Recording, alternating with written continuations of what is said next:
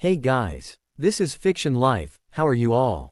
Please support to subscribe this channel for watching new interesting stories. So in this video we will see, what if Harry Potter and Hermione were sent back by the goddess of. But before we start, if you want more stuff like this, then be sure to subscribe and like this video. And if possible share this video with your friends. Now let's start the story.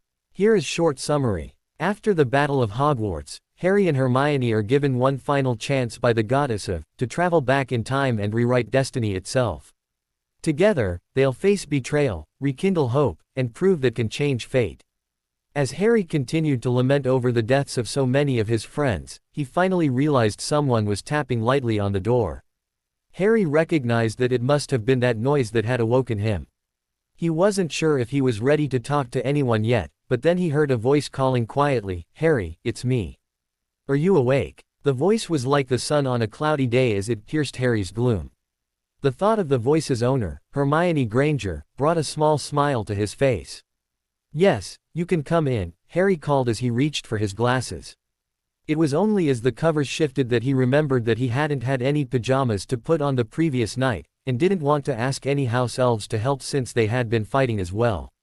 After Harry had showered, he had gone to bed wearing nothing. He quickly pulled the covers up higher as Hermione made her way to his bedside and sat down next to him. "Hello, Harry," Hermione said, looking at one of her two best friends. "How are you feeling? Happy, sad, tired? I don't really know," Harry replied honestly. "Too much, too fast, I guess." "Yes, I know what you mean," she said. "I can't believe it's finally over. Have you been downstairs yet?" "A little bit ago," Hermione replied. "It's strange. People want to sell it, but with all the deaths it just doesn't seem right." "Did you see the Weasleys?" Harry asked. Hermione nodded. "They were just getting ready to take to go back to the burrow." The remembrance of Fred Weasley dying the night before flashed into Harry's mind, and he had to choke back the wetness that tried to invade his eyes. The thought of Fred brought his mind to their other friend.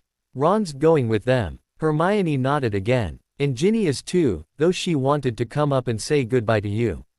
"I'll see her soon enough, just not ready yet," Harry replied as he remembered passing Ginny on his way to meet Voldemort. "I'm sure she'll understand," Hermione replied. Harry remembered something from the previous evening. "So you and Ron, I guess, maybe," Hermione said hesitantly. She then blushed and looked away as she continued, "He asked me to be his girlfriend this morning."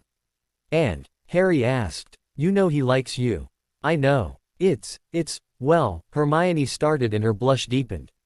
"I really shouldn't bother you." She got up from the bed. "It's really not that important. I'll see you downstairs soon." Harry's hand shot out from his side and grabbed her wrist as she turned. "What is it, Hermione? What's bothering you? You know there's nothing you can't talk to me about," Harry said as his emerald green eyes bore into Hermione's almond ones. "We've been through too much over too long of a time. Not this, not now. It's personal and it concerns." "Well, never mind," Hermione replied. "Let's talk about something else." "Hermione, please," Harry begged. Hermione hesitated for a couple of seconds, but then sat back down on the bed. "You tell me something personal first then, Harry. Are you getting back with Ginny?" Harry's thoughts returned to the youngest Weasley. Again he remembered his solitary walk toward the forest, and passing her in the dark as he went to face Voldemort. He remembered thinking of her as Voldemort cast the killing curse, and remembered her fighting Bellatrix with Hermione and Luna's help, but this morning something was different. "I don't know," he answered truthfully. "So right now she isn't your girlfriend?" Hermione asked with a questioning look in her eyes. "I guess not." "Well, technically speaking," Harry answered, trying to figure out where this was going. "Then I want a single favor from you, Harry," Hermione said. "You know I'd do anything for you, Hermione. This you might have a problem with, so I want you to promise me you'll do it before I tell you what it is."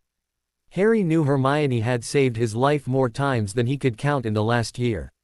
That they had escaped from the wedding, from Bathilda Bagshot's home, and the Goods' home, all were because of her.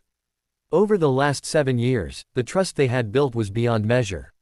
Looking at his friend, he nodded. "No, Harry, I want you to tell me that you'll do it," Hermione insisted. "Okay, Hermione. Whatever favor you request, if it is in my power to grant, I shall," Harry agreed. Hermione gave a small smile, but still hesitated. Finally, she continued. First you have to promise not to laugh at me. I would never laugh at you, Hermione. I'm not. Harry was about to say Ron, but realized insulting her boyfriend might not be the best choice of words.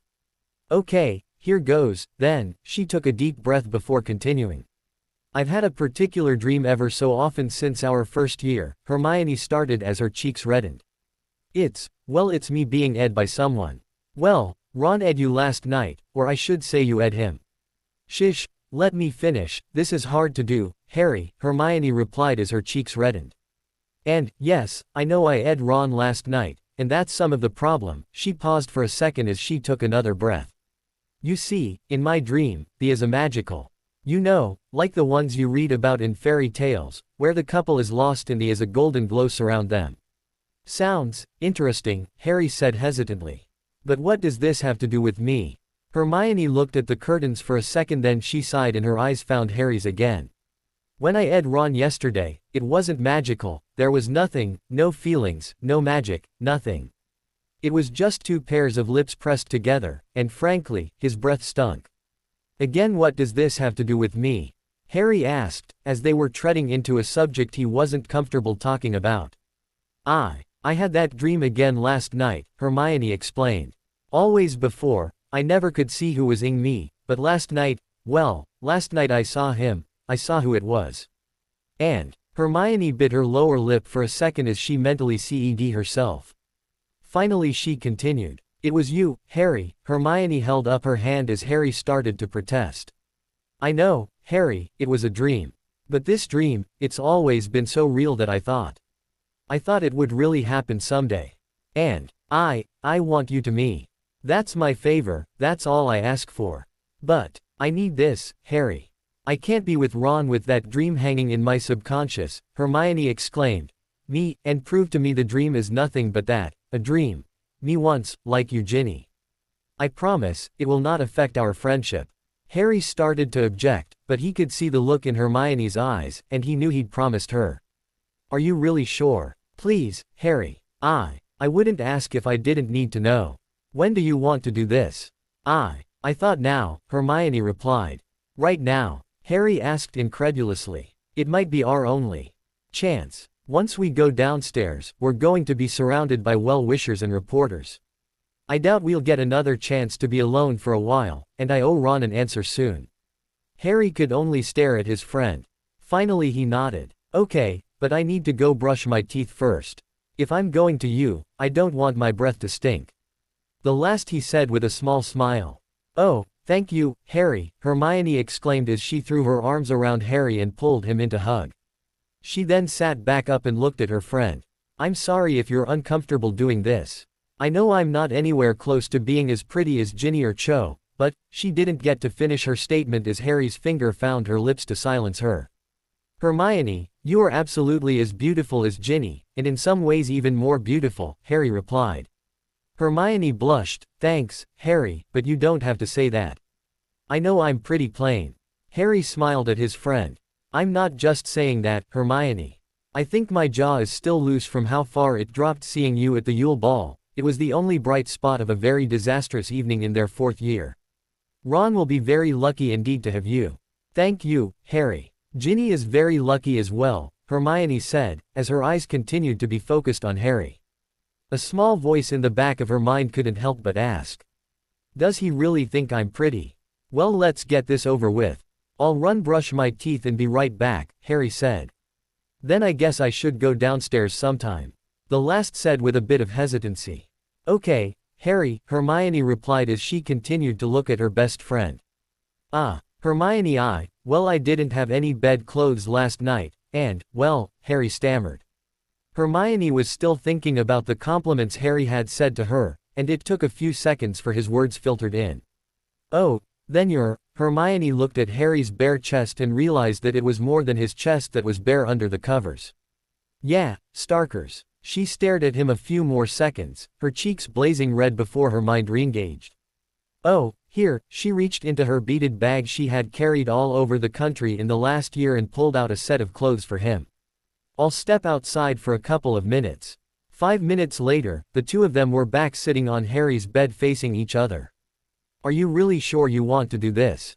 Harry asked again, sighing heavily. Yes, Harry. Just one and we go back to being best friends and get on with our lives. Okay, well here goes. Harry saw Hermione's eyes close as he leaned closer to her. He hesitated briefly when his lips were only an inch away from hers, but then he closed final distance. As their lips touched, a pure sound seemed to emerge from the very air around them, a sound that reminded both of them of the song of a phoenix.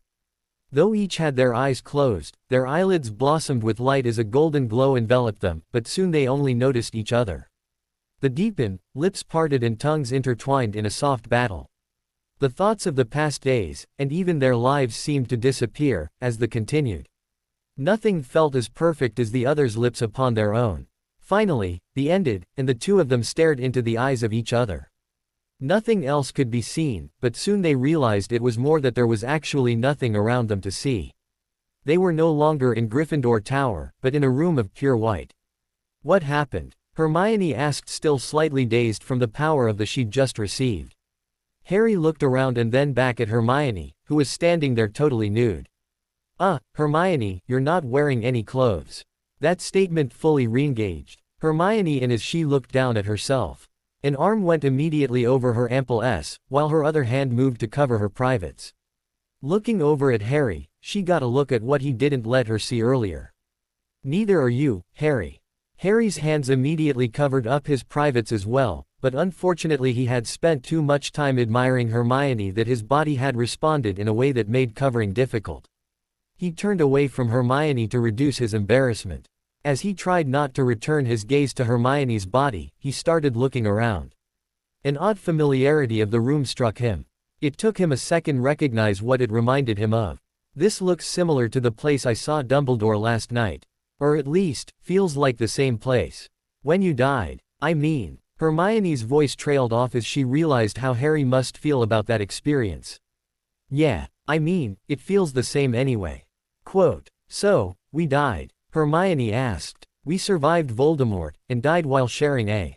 I don't know. Dumbledore said there was another step, a way to go on if you're dead, Harry explained. As he contemplated the experience from the previous night, he remembered something else. He quickly thought of having clothes to wear, and sighed in relief when a bundle appeared.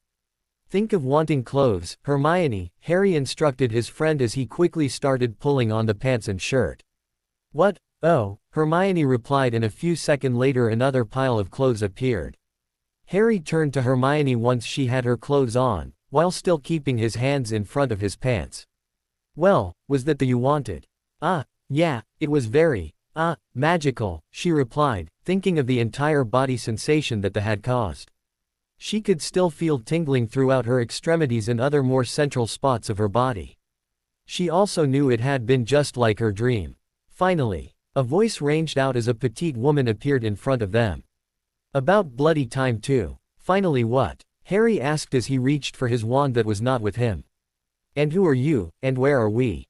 Finally, you two ed and sealed your soul bond, the woman answered. I have been trying to get that out of you two for almost 7 years. The woman's hands went to her temples as if trying to massage a headache away. 7 long years. Soul bond. What's that? Hermione asked. First things first, I am Miranda, goddess of, the petite woman said. Goddess of. You're joking, right? Even if you were a goddess, the goddess of is Aphrodite, or Venus, or even Hathor, Hermione replied. HMMP. Though I do like to kid from time to time, I am most certainly not joking now. Yes, I am the goddess of. As for my name, do you think I don't know it? It's Miranda. Want me to spell it for you? I can't help it if the poets of your societies didn't like Miranda. Hard to rhyme Miranda with anything, they said, we'll just call her, Venus. Bloody stupid minstrels. As for where you are, she turned to Harry, you were correct when you said it reminded you of where you met that old goat, Dumbledore. Idiot shouldn't have been there last night, anyway. It was supposed to have been your mother. Conniving, manipulative bastard got those twinkling eyes onto his guardian angel and wham, he gets to greet you. Got the entire guardian angel department in an uproar. My mother? Harry asked. Yes, Lily Evans Potter, Miranda replied, obviously still annoyed. And as to where you are, this is like an antechamber to our realm, I guess what you would call heaven. So we are dead? Hermione asked. Oh no, you're not dead, but we gods, and those who have passed on, cannot go back to the physical world. We can only interact in this place between the two, Miranda explained. Of course I've been tempted to kill the both of you for the last 5 years. Do you know how many times I've had to regrow my hair because you caused me to pull it out by the roots? No, Harry replied nervously. How did we do that? By not giving each other a on the lips and getting your souls bonded many years ago as it was supposed to have been. I mean really, every year, year after year. It really has been very annoying. What do you mean? Harry asked. And what is this soul bond? I mean, I've set you two up time and again too. Your first year, I know, 11 and 12 is a little young, but when it comes to soul bonds the earlier the better you know, gives you time to grow into it, Miranda explained. Now where was I? Oh yeah, your first year, Hermione, you had your arms around him. Miranda mimicked with her arms outstretched. All you had to do was say the words I gave you. Do you remember them? Friendship, and very, and. Why didn't you finish it? Harry would have ed you at that moment. Well, I thought it would embarrass him, Hermione said, remembering the words she was going to say to him all those years ago. He would have ed me. Miranda mumbled to herself for a couple of seconds before replying. Yes, he would have. Harry had never been told he was D. At least, he doesn't remember it anyway. His mother and father said it quite often. Miranda shook her head before she glared at Hermione again. If you had brought that word out, he would have given you a small. Oh, I didn't know. The goddess of rolled her eyes. They never know. I can hit them with a stick with the word written on it, and they still never know, she muttered. She then looked back at Harry and Hermione, and that second year. Harry had opened his mouth to say something. No, ing someone when they are petrified does not count, Miranda said to him. They have to know they're being ed. Hermione whirled around to face Harry. You ed me when I was petrified. Harry blushed as he nodded. Well, all the fairy tales said if you the beautiful girl she wakes up, so. I thought maybe if I ed you. Harry shrugged as his blush grew deeper, remembering that time when he was so young. I know it was stupid but. I shouldn't have. I'm sorry. Hermione smiled at Harry. Don't be. I just wished I had known. What good would that have done? Miranda asked. A month later you rushed into his arms when you were unpetrified, and I thought for sure that was coming, but no, not a single bloody. We were in front of Ron and the whole great hall, Harry exclaimed. Oh, don't get me started on the redheads, either of them. Just don't go there, Miranda said with a glare.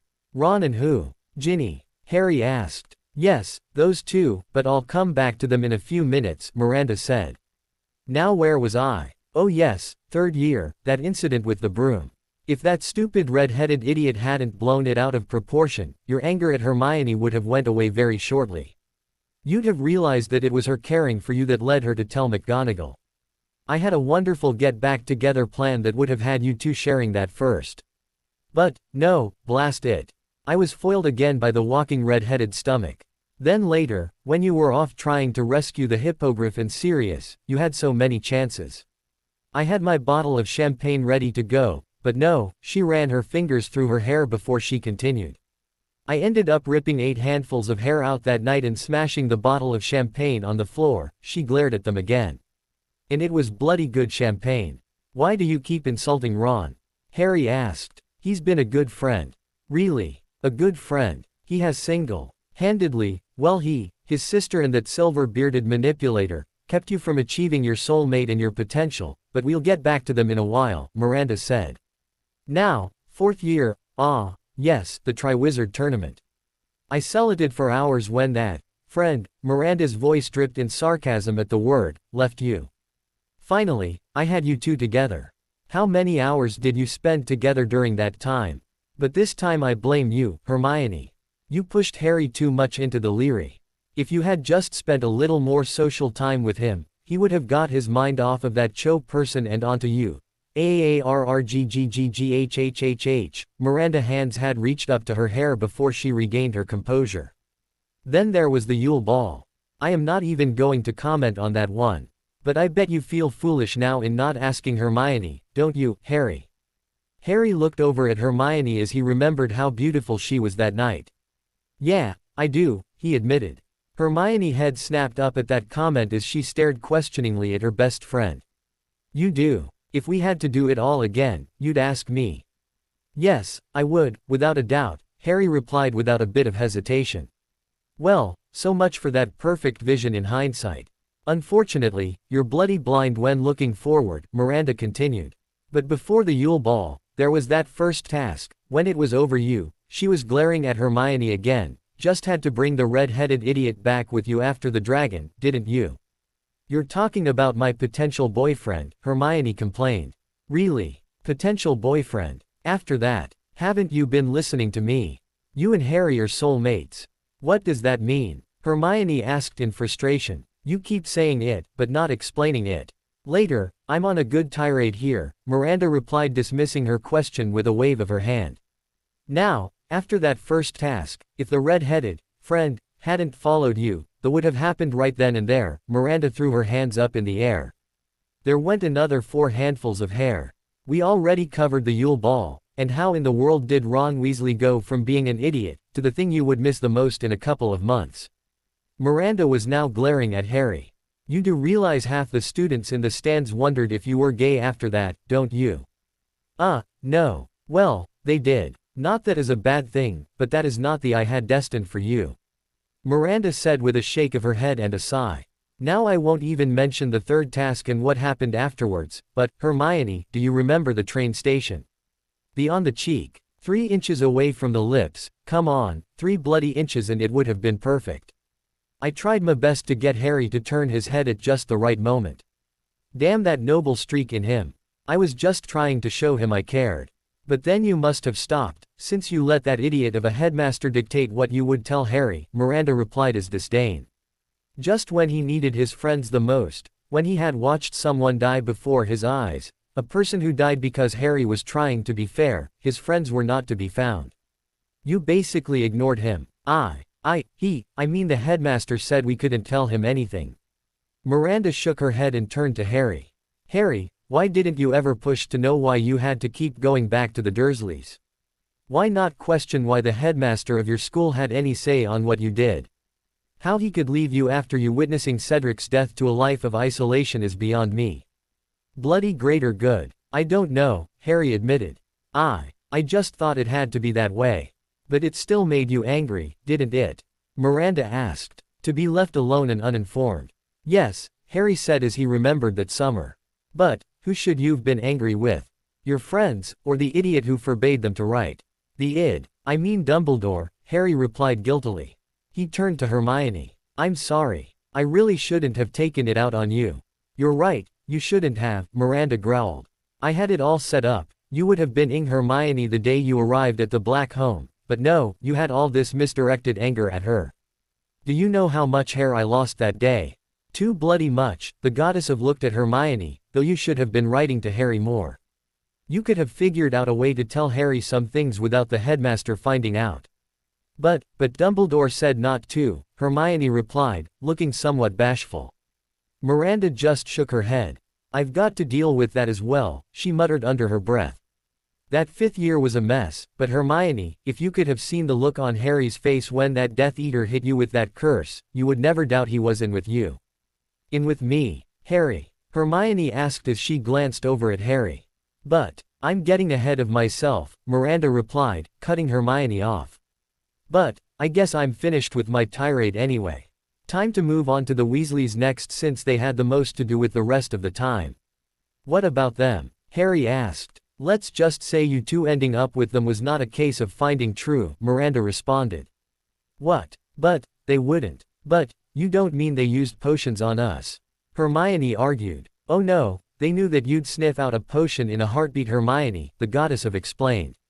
But they gave you something far worse, something that almost cost you two more than your soul bond. It almost cost you your friendship. Our friendship? Hermione asked as she glanced at Harry. Tell me, why would you have been jealous of Lavender Brown? Because I fancied Ron, Hermione answered. And, you fancied a young man who always argued with you about things that are at the core of your beliefs. A young man who made it habit of calling you mental when you disagreed with him. Well yeah, I mean, he is nice, in a way. Hermione was struggling to figure out exactly what she saw in Ron. Nice in the way he belittles what you, Miranda asked, tries to cut you down so his ineptitude seems impressive to himself. Well, Hermione answered very weakly. No, what you suffered from was a jealousy potion, keyed to the red head, Miranda said. You obviously must have had a reason to be jealous of Miss Brown, right? So your logical mind figured out you must like Ron Weasley. Rather a good plan too. They used the potion for a while, stopped using it, and let your mind take over. Of course, Ronald didn't come up with it. That was, the goddess looked at Harry, your girlfriend. Who? Ginny. But why? Because she wanted you, and you were way too close to Hermione for her comfort. Of course you got your own dose of jealousy potion, keyed to her. What? That monster that kept cropping up in your chest when you saw Ginny with someone else? Miranda asked. You didn't think that was, did you? Is wanting someone to be happy no matter what it costs you? No, that feeling you felt was jealousy, and artificial jealousy at that. But you said it almost cost Hermione and me our friendship, Harry said. The book, Hermione said softly. That bloody Half-Blood Prince book. You were jealous of it, weren't you? Miranda asked. Harry finally starts doing well in a potions class, and you get jealous.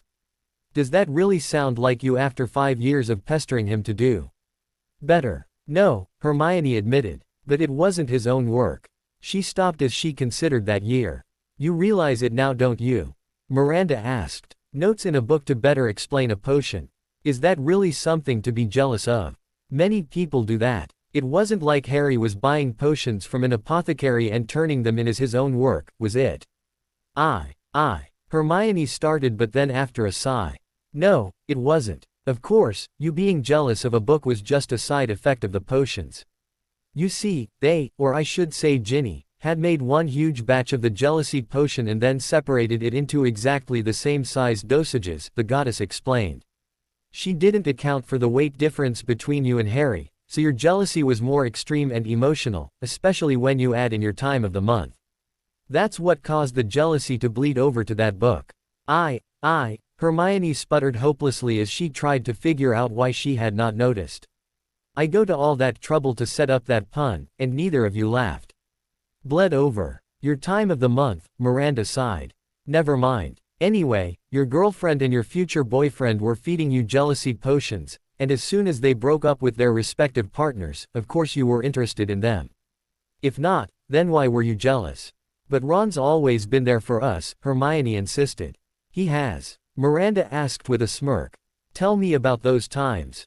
Just a few months ago he saved my life, Harry exploded in defense of his first friend.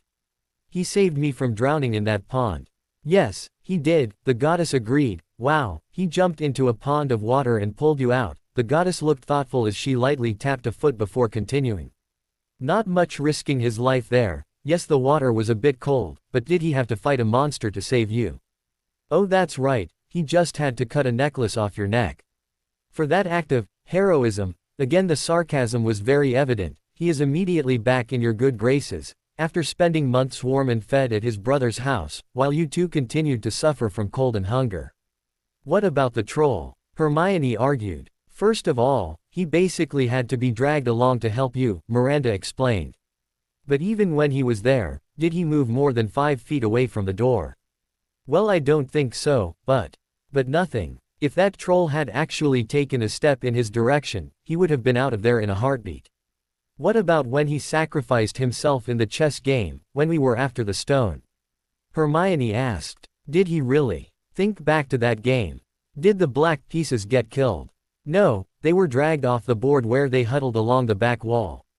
They weren't dead. Ron knew that. Remember, he's been playing wizard's chess all of his life. He knew the pieces never die. So was it truly a sacrifice on his part, or his way of getting out of the adventure in one piece? Did either of you check on him at the time? In the book, which I write from, the White Queen drags Ron away and Harry and Hermione go on without checking on him, unlike the movie. He was unconscious when I went back for him, Hermione insisted. Cuts. Blood. Lump on the head? Miranda asked. No, Hermione admitted as she searched her mind. I don't think so, and Madame Pomfrey didn't find anything. But it took a while for me to get him to wake up. I'll let you in on a secret, he was faking it. He was afraid you had come back to convince him to follow you. He only woke up once you mentioned going back for help.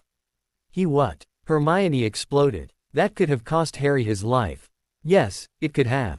And if it had, you'd have been down your soulmate, and the world down its chosen one, Miranda replied. She turned her gaze back to Harry.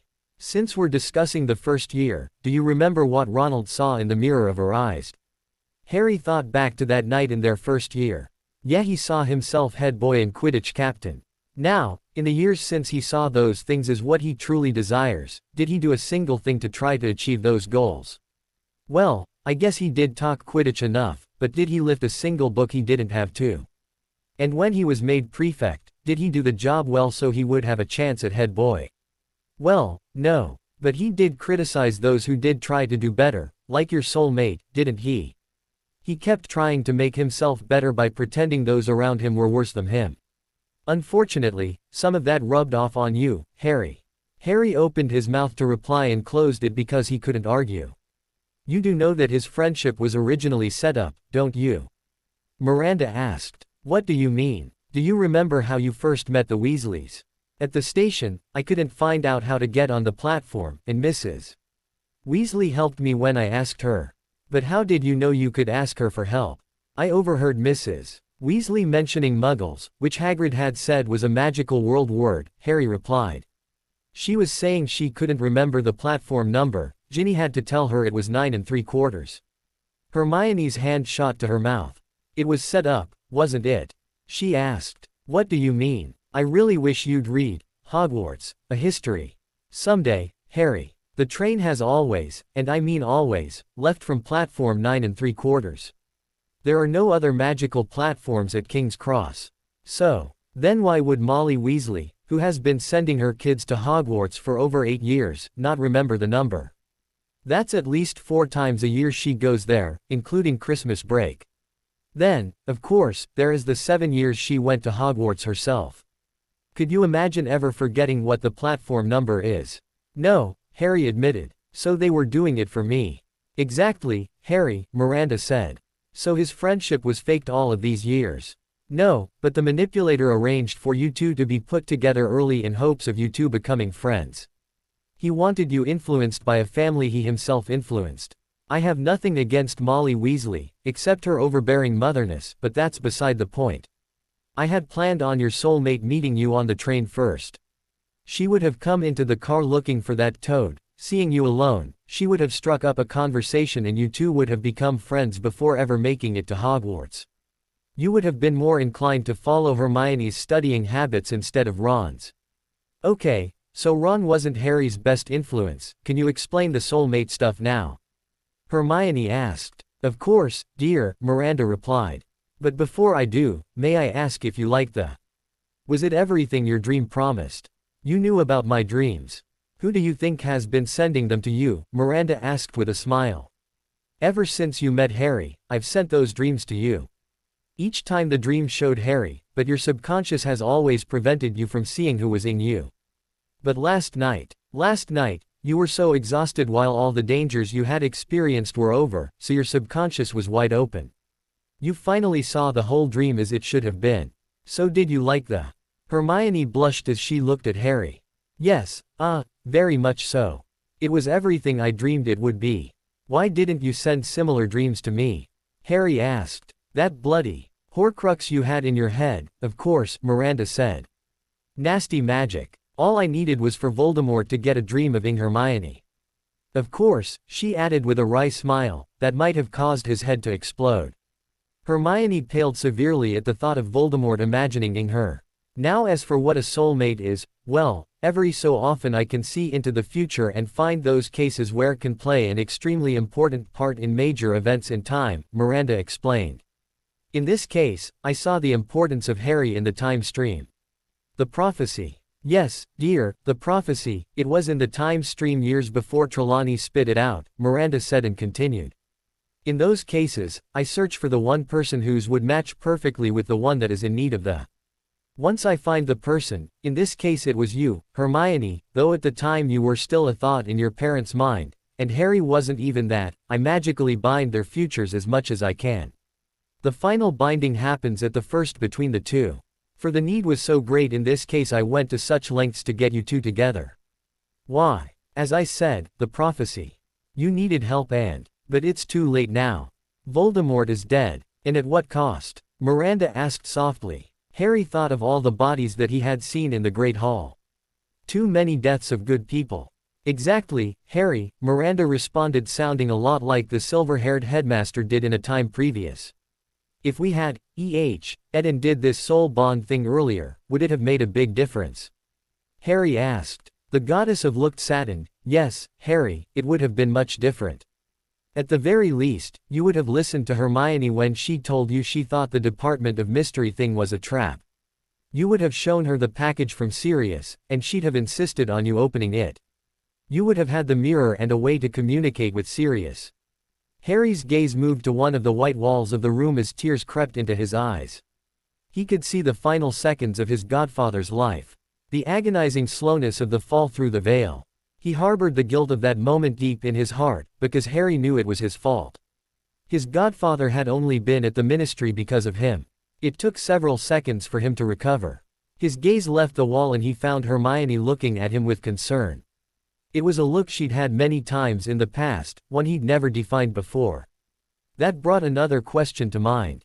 Harry turned back to the petite goddess. So, if Hermione and I were destined to be together, why did I see her as my sister, if ours was so compatible? Tell me, Harry, when you sat in front of the mirror of Arised, what did you see? The goddess of asked gently. The family. And family is what you most desperately desired. But what was family to you at the age of 11?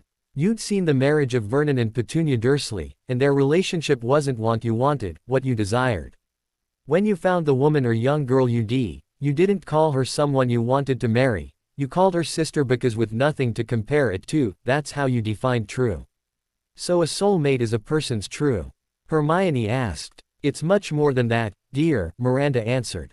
It's so deep that it binds the two people together in heart, in mind, and in soul. If you two had carried on and married other people, you would have always found yourself feeling incomplete. Hermione turned to Harry. How are we going to explain this to Ron or Ginny? With Fred dead it's going to devastate the Weasleys. I just wish there hadn't been so much loss of life, Harry said. I could spend my life with you, Hermione, and be truly happy, but how can I ever be happy when I know I was the cause of so much death? You were the cause, Hermione asked forcefully. Rubbish. You saved more lives than you can imagine. You were willing to die so others could live. And that brings us to the final point, Miranda said. Harry, your sacrifice was made in the name of your willingness to die so that so many deaths would end purely out of gives me a chance to help you. What do you mean? How can you help me? Harry asked suddenly with a glimmer of hope. Can you bring those people back? Fred, Sirius, Tonks, everyone. In a way, yes, Miranda said. But not as you're thinking. If you both could go back in time, to relive your lives knowing what you do now, would you? You would have to fight Voldemort again, but you would already know his secrets. You could save many of the lives lost recently, and you might be able to save your friendship with the Weasleys. How far back? Far enough to save Cedric and Sirius. Harry asked. I can just do Sirius, but I can't give you back Cedric, Miranda explained. The events that transpired that night are too far dissipated into the fabric of reality to unwind. What about the Horcrux that was in me? Harry asked. I can either leave it out, or put it in. I would recommend having it in your head. What? Why? Harry sputtered. Considered it a get-out-of-a-killing curse-free permit, Miranda replied. Remember, it is your blood in Voldemort that links you. As long as the killing curse has something to destroy, you will be tethered to life. But I will need you to be able to keep your secrets of the future, well, secret, so I will offer you occlumency protection. You will feel no pain from your scar and can block Voldemort from projecting to you or take over your mind. Harry looked over at Hermione then back at Miranda. Can we talk about it? Of course. It's an important decision. It is possible to lose someone else while saving someone you. Harry turned to Hermione. What do you think? Hermione looked at Harry. Before I answer that, I would like to talk about us, Harry. While we are here, while we have time, and before we make any kind of life-changing decisions, I want to know about us. Are we really in? Do we have a future together? I came to you just a few minutes ago so you could dispel a dream, and then I was going to go tell Ron I would be his girlfriend. But now, well, it can't happen that way, can it? And I was going to go talk to Ginny, but do we presume Miranda is telling us the truth? Harry asked. If she is, we were tricked into those relationships. You have any reason to doubt her? No, but I also have no reason to believe her either, Hermione responded. If we agree to have her send us back, and she does, would that be proof enough? It would take a deity to put us back in the same bodies in the past, especially with us able to keep our memories. But Harry, that was real, which means the dream was real. Maybe you are my soulmate. If I am, are you sorry for it? Sorry to be the soulmate of the kindest, most loving, handsome but stubborn beyond belief man. I think I could live with it. Especially if you keeping me like the way you did earlier, Hermione replied with a smile. What about you? I'm not Ginny or Cho. I'm just a bookworm who has bossed you around for 7 years. You're right, you're not Ginny or Cho. I think I've already addressed that issue, but I don't mind repeating it. You, Hermione Granger, are as beautiful if not more so, than they are. You are also not just a bookworm. Do you think just a bookworm could have saved me from Nagini? Or those Death Eaters at the goods? Harry's face broke out in a crooked grin. Now as for being my soulmate, I guess I could deal with the smartest witch around. Can you do me one favor though? What favor, Harry? Hermione asked. I asked for a simple one, and now our entire lives have been changed. True, but this one is far easier.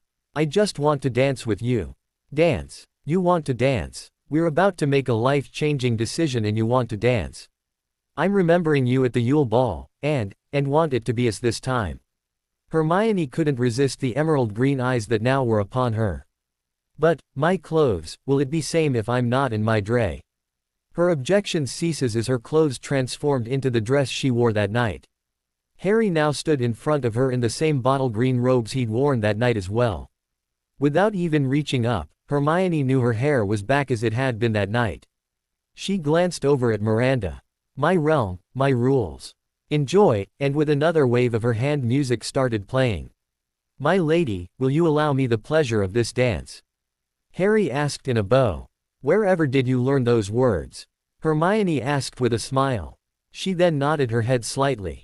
Certainly, kind sir, as she felt Harry's arm encircle her waist, she was surprised at how pleasant it felt. They didn't move very far or fast, but more have swayed to the music. One song ended, and another began and still they danced. In Harry's arms, Hermione felt safe and secure, something she hadn't felt in a long time. As her eyes found his, she was entranced by the depth she found in them. Even as their bodies moved to the music, their lips came together again. As the deepened, all sense of time and place disappeared from Hermione's consciousness. In Harry's arms, she had found her perfection. She knew, without a doubt, that it really was Harry Potter she. Harry was coming to the same conclusions in his own mind. As they danced, he tried to imagine Ginny or Cho as his partner and each of the thoughts vanished as quickly as they came. He knew without a doubt the woman in his arms was who belonged there.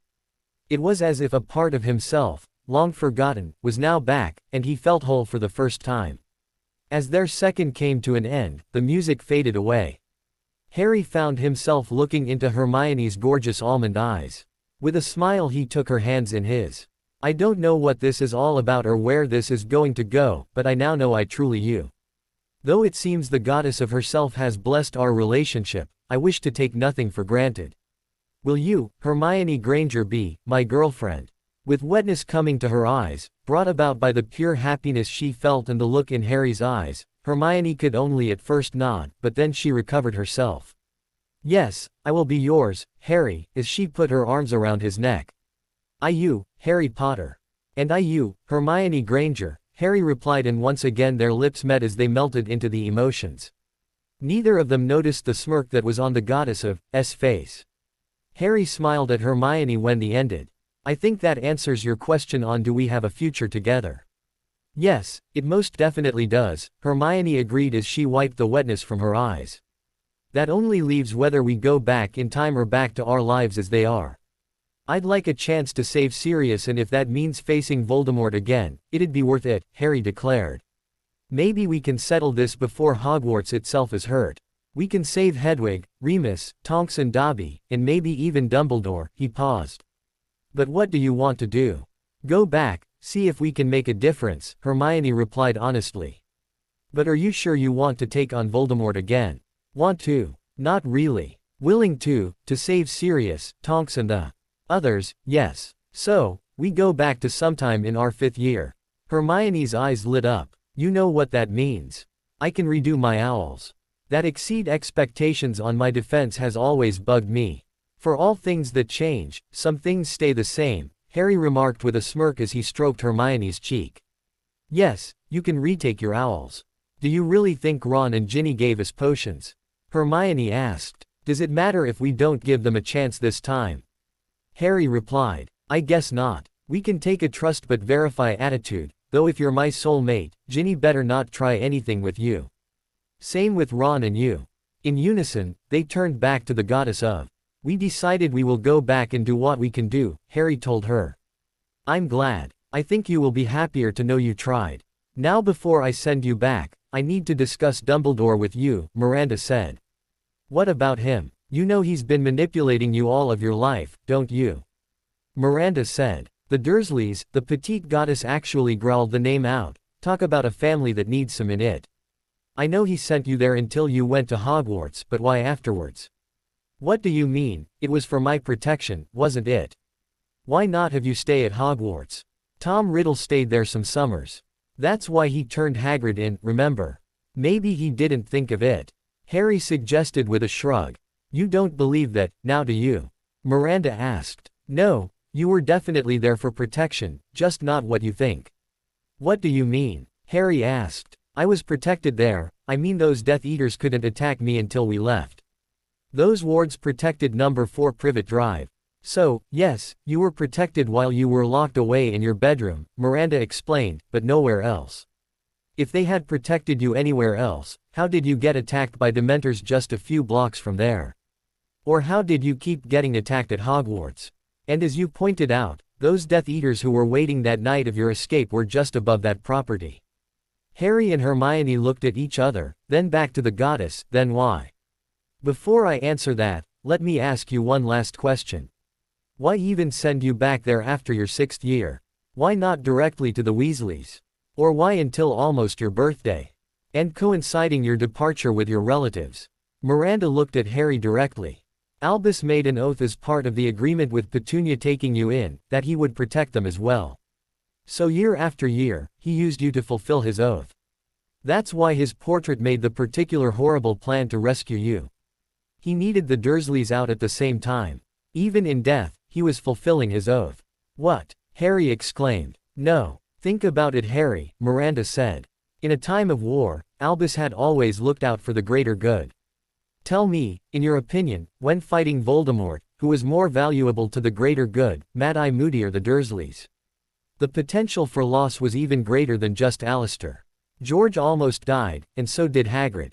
Harry just stared at the petite goddess. I hadn't thought of that. Just be careful when you go back. Keep a very open mind when it comes to Albus. You know he has a weakness for power, so do not give it to him. Knowledge of the future is power. Do not let him know your secrets, and for heaven's sake, listen to your soulmate. Oh, that reminds me. I need to give you your occlumency and another gift. One I think you really need. What do we need? Hermione asked. Something neither of you will like in the beginning, but something I think you each need to understand the other better. Miranda looked at the two soulmates in the eyes and each felt a wave of nausea sweep over them as memories poured into their minds. After what felt like an eternity, but really was only a few seconds, the onslaught ended and they were able to regain their focus.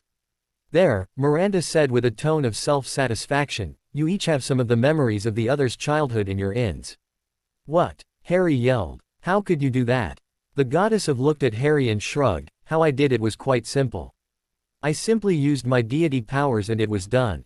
Now as your soulmate will tell you, the question should have been, why did I do it? Well, why did you do it then?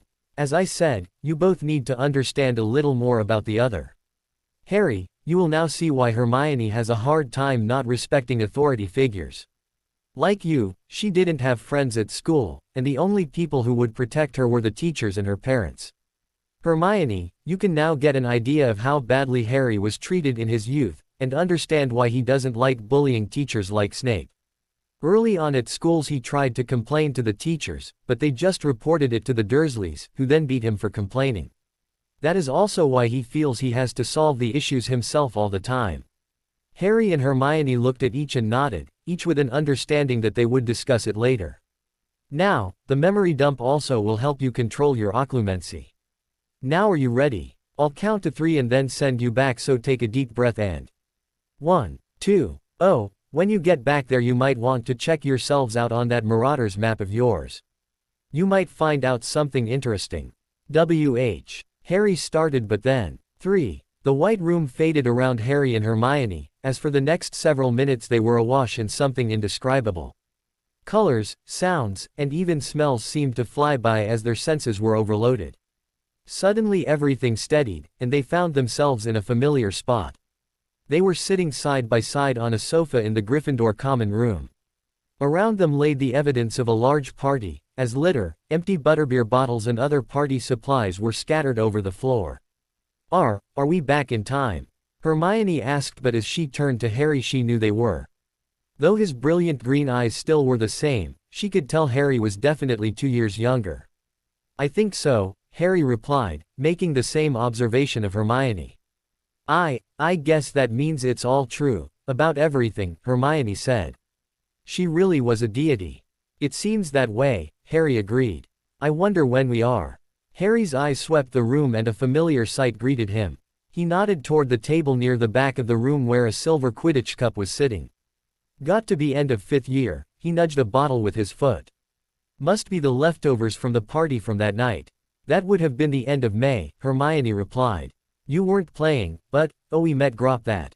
I mean today. So, Harry looked at Hermione. Where do we begin? Well, first we have to remember that we can't do magic outside of Hogwarts, Hermione reminded him.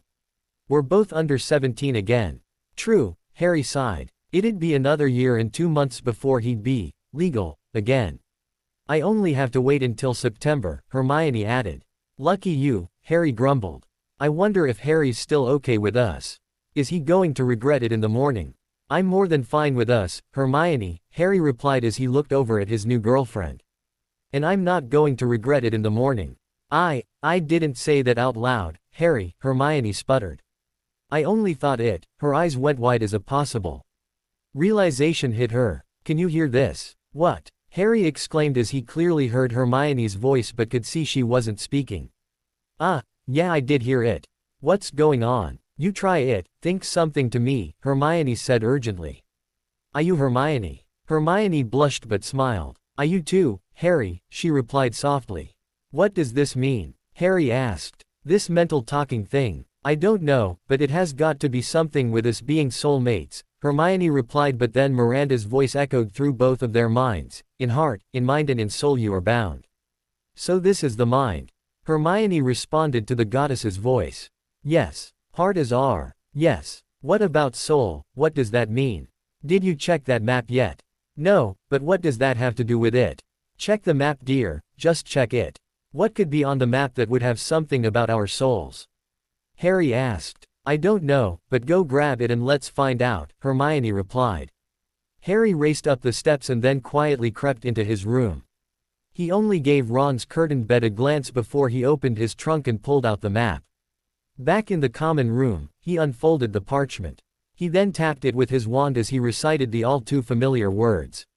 I solemnly swear I am up to no good. As he finished, lines and dots spread out of the parchment, until the entire school was drawn.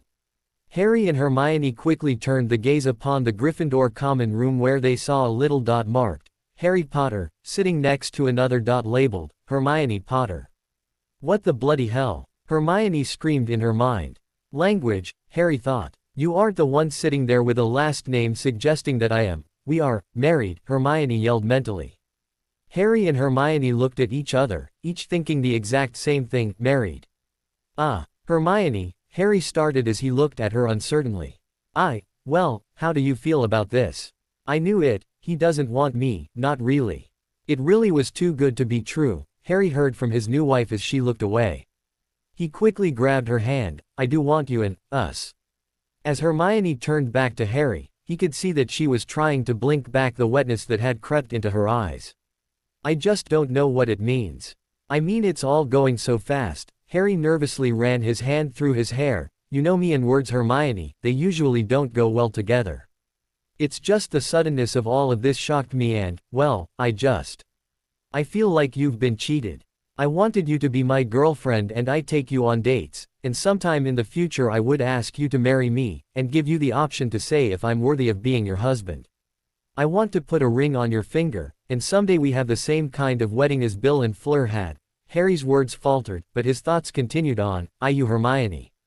I want to make up for the things I didn't do in the past, because I want you to be my future, especially now that I know I have a future. The sincerity that blazed in Harry's eyes amazed Hermione. It's one thing to be told by Miranda that the two of them were soulmates, but to see that look in Harry's eyes, the look Hermione knew from many years of past experience, carried more meaning than even the words of a goddess. You really do me, don't you, Harry? And you think I'm pretty? Not just pretty, Hermione, I think you are beautiful, and yes, I really do you. When you were in my arms in there, it felt so right. I know Miranda says we are soulmates, and this mental talking stuff is confusing, but I just don't want to think you're stuck with me because of destiny or whatever. Hermione smiled at her husband. I think I like this destiny much more than what you had to deal with, and I guess deal with again. She squeezed his hand as she continued, Harry, you are more than worthy of being my husband. I just can't believe you would ever want me for a wife. She put a finger to his lips to prevent the protest she heard in her mind. I can see it in your eyes, though, and I know it's true. She leaned in and ed Harry lightly on the lips before continuing, I would have the romance and dates. I hate to admit it, but I would have a big wedding in that special dress, having my father Her voice stopped abruptly and voice rose to a higher volume. Harry, my parents, they aren't in Australia. I haven't done what I had to do to them. I get to see them in just a few weeks. She couldn't contain the glee in her voice, then a look of sadness enveloped her eyes and looking at Harry. Please let's do our best not to get to that point this time. I can't do it again. I never want you to have to. We will do it better this time, Harry replied. He took a deep breath and released it before he continued. Are we going to tell them about our marriage? I guess we better, Hermione replied somewhat hesitantly, as she looked into Harry's eyes. It's just a document at the ministry that says we are married, well, that and the giggling goddess. Hey, I resemble that, Miranda giggled. Did I mention how much I champagne? We can pretend the document doesn't exist for now, Harry continued after the interruption. Let's go on those dates, let's get comfortable with being boyfriend and girlfriend. I don't think I can surprise you with the ring, but I will ask your father when it's time. I can at least surprise him, and if he doesn't kill me, I'll take you to pick out the ring. We can then have that wonderful wedding you want. As for us already being married, well, we can deal with it at a later time if it does become an issue. Is that what you want, Harry? Hermione asked with a questioning look in her eyes. I want you to be happy, Harry said sincerely. He grinned at a recollection of something Miranda had said. I guess she was right, wasn't she? Who? Miranda, Harry replied. She said as wanting the one you to be happy no matter what it costs you. Well, I am the goddess of, Miranda said. Of course I am right. You're almost as bad as some of those minstrels, and don't get me started about those guys. Are you going to be with us forever? Hermione questioned. Probably not forever, but after so much work to get you two together I've grown quite attached to you. Even if my hair became detached because of you. Now you two get back to that chat, it's very touching. So glad you're enjoying it, Hermione replied, and she heard a giggling in her mind as she returned her gaze back to Harry, searching his eyes for answers. What's it costing you, Harry? For me to be happy. The images of her 18-year-old self standing nude in the antechamber and other images a married couple would be engaged in flashed into her head, causing Hermione to blush. Oh, please don't tell me you saw that, Harry exclaimed as his face turned red. Well, look, I'm 17, I guess now 15, and still never. I mean, I can't help but think, he sputtered helplessly to a stop. Harry, I'm 18 and have never, either, Hermione said as she looked at Harry's hand, which was still holding hers. That you find me desirable like that is, her eyes returned to Harry's, very flattering. I never thought that anyone would ever, well, think of me that way. She couldn't help but think about Harry's 17-year-old body, and what he had been trying to hide before the clothes had appeared, and how much she had enjoyed the sight, causing more blushing between the two of them. I would like the dating and romance, Harry. I would like to feel I'm more than a walking book of knowledge. She once again silenced his reply with a finger to his lips. It's more of how I see myself sometimes. I was always the bookworm, lost in my books. She smiled. I don't know if I can give up my books, but when I do look up from one, I would to see someone there looking at me with in their eyes and in their here, and know it's for me and only me. I know that probably sounds silly. No it doesn't, but you won't even have to look up to know my is there and only for you. Don't let me ignore you either, Harry. No book in this world is more important than you, Hermione replied. Not even Hogwarts, a history. Not even Hogwarts, a history, Hermione replied, as she continued to gaze into Harry's eyes. But I am serious. Tell me if I'm not paying enough attention to you, or if you get annoyed. I guess at least I'll know if you get frustrated at my constant reading, but I hope you'll tell me before that happens. Your happiness is just as important to me as mine is to you. Hermione let out a little laugh as she continued out loud, I want romance and I was going to date Ron. There's definitely humor in that, somewhere. She looked back down at the Marauders map that still showed Hermione Potter and smiled as she realized she was getting more comfortable with the idea. How long ago was it that I knocked on Harry's door? How can things change so fast? My heart, my life and my future all because of a single. But it was a magical, remember? Harry replied. It was, at that, Hermione said, as she remembered her dream really coming true. She smiled at her husband and then leaned toward him, offering her lips for a repeat performance. Oh Merlin, I'm magic, was the last thought she had as Harry's lips touched her in accommodating her desire. I want you to have all the romance you want Hermione. Just please, not Madame Puddifoot's, Harry said pleadingly to his wife when the finally ended. I can't step back into that place. Hermione giggled as she remembered the Valentine date Harry had with Cho 2 years ago, or several months depending on what reference she was using. Okay, no Madame Puddifoot's, but Quidditch games don't count as dates either. Deal, Harry replied, though I would have never considered that a date. What do you consider an appropriate date then, Harry? I was hoping you'd tell me. I really don't have that much experience. In just how many dates have you seen me out on? Hermione asked with a questioning glance. But you have parents and read a lot. I mean I know we can go to Hogsmeade and maybe to the Three Broomsticks, but what does Mrs. Potter think of when she thinks of being romanced? Well, in the Muggle world it would be dinner and a movie or the theater, maybe dancing sometimes, but please don't think I want that all the time, just occasionally it would be nice. I'll see what I can do if we ever can get out safely in the Muggle world. There is that problem. Just another reason to make sure we succeed in what we need to do, Hermione said.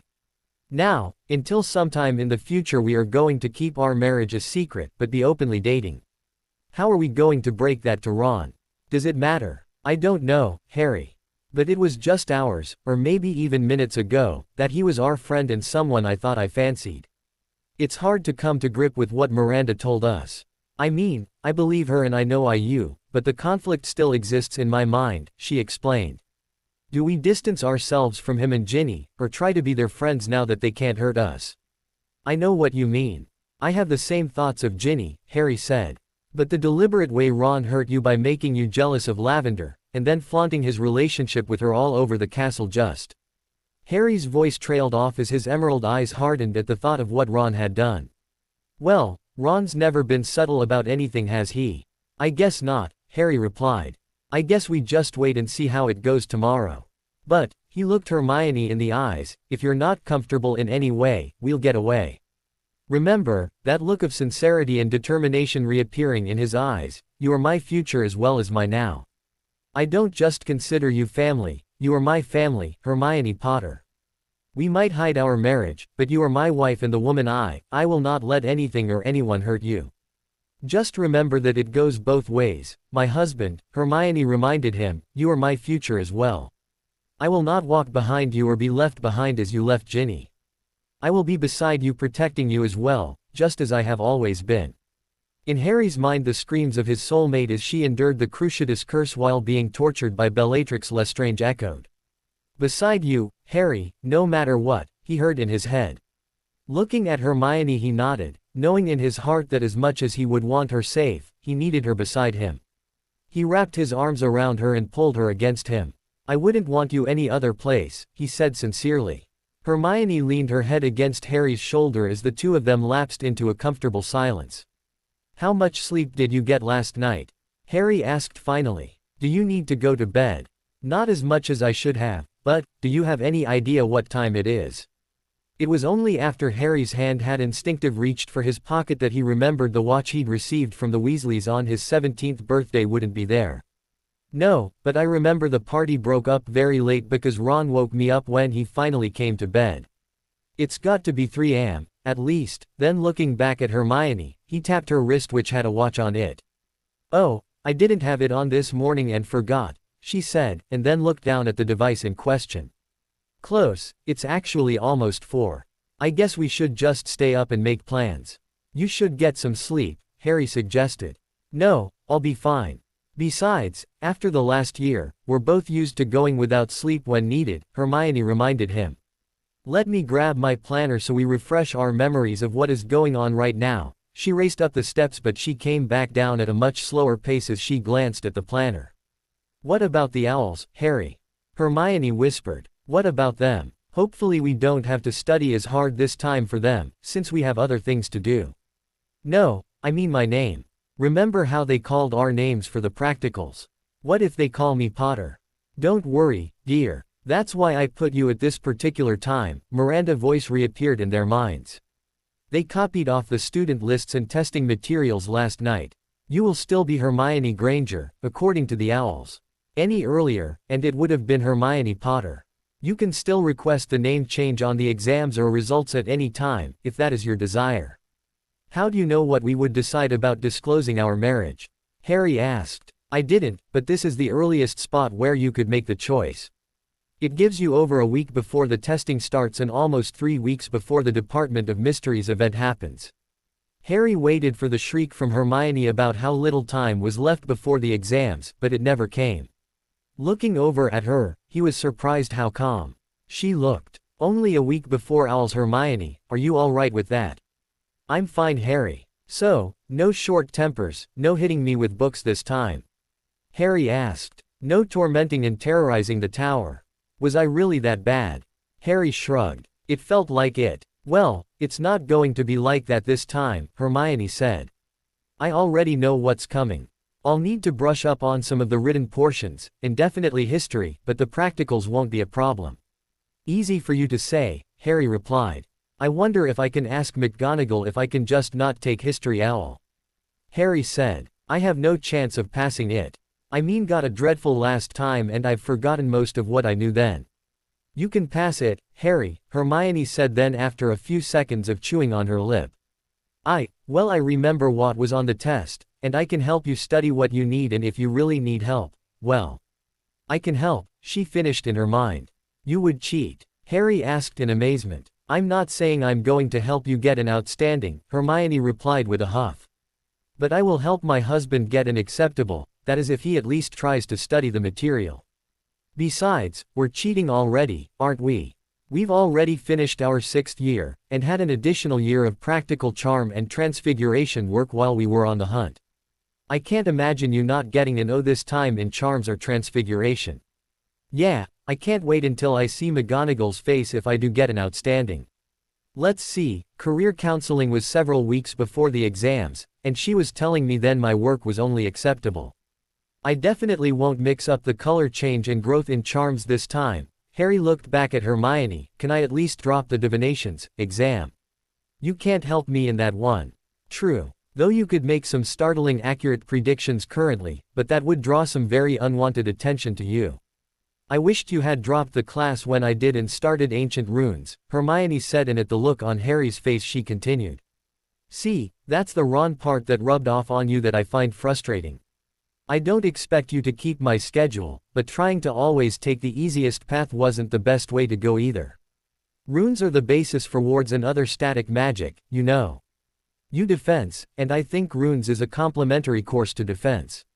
But yes, talk to Professor McGonagall and say you would prefer to concentrate on the tests you feel you have a chance in.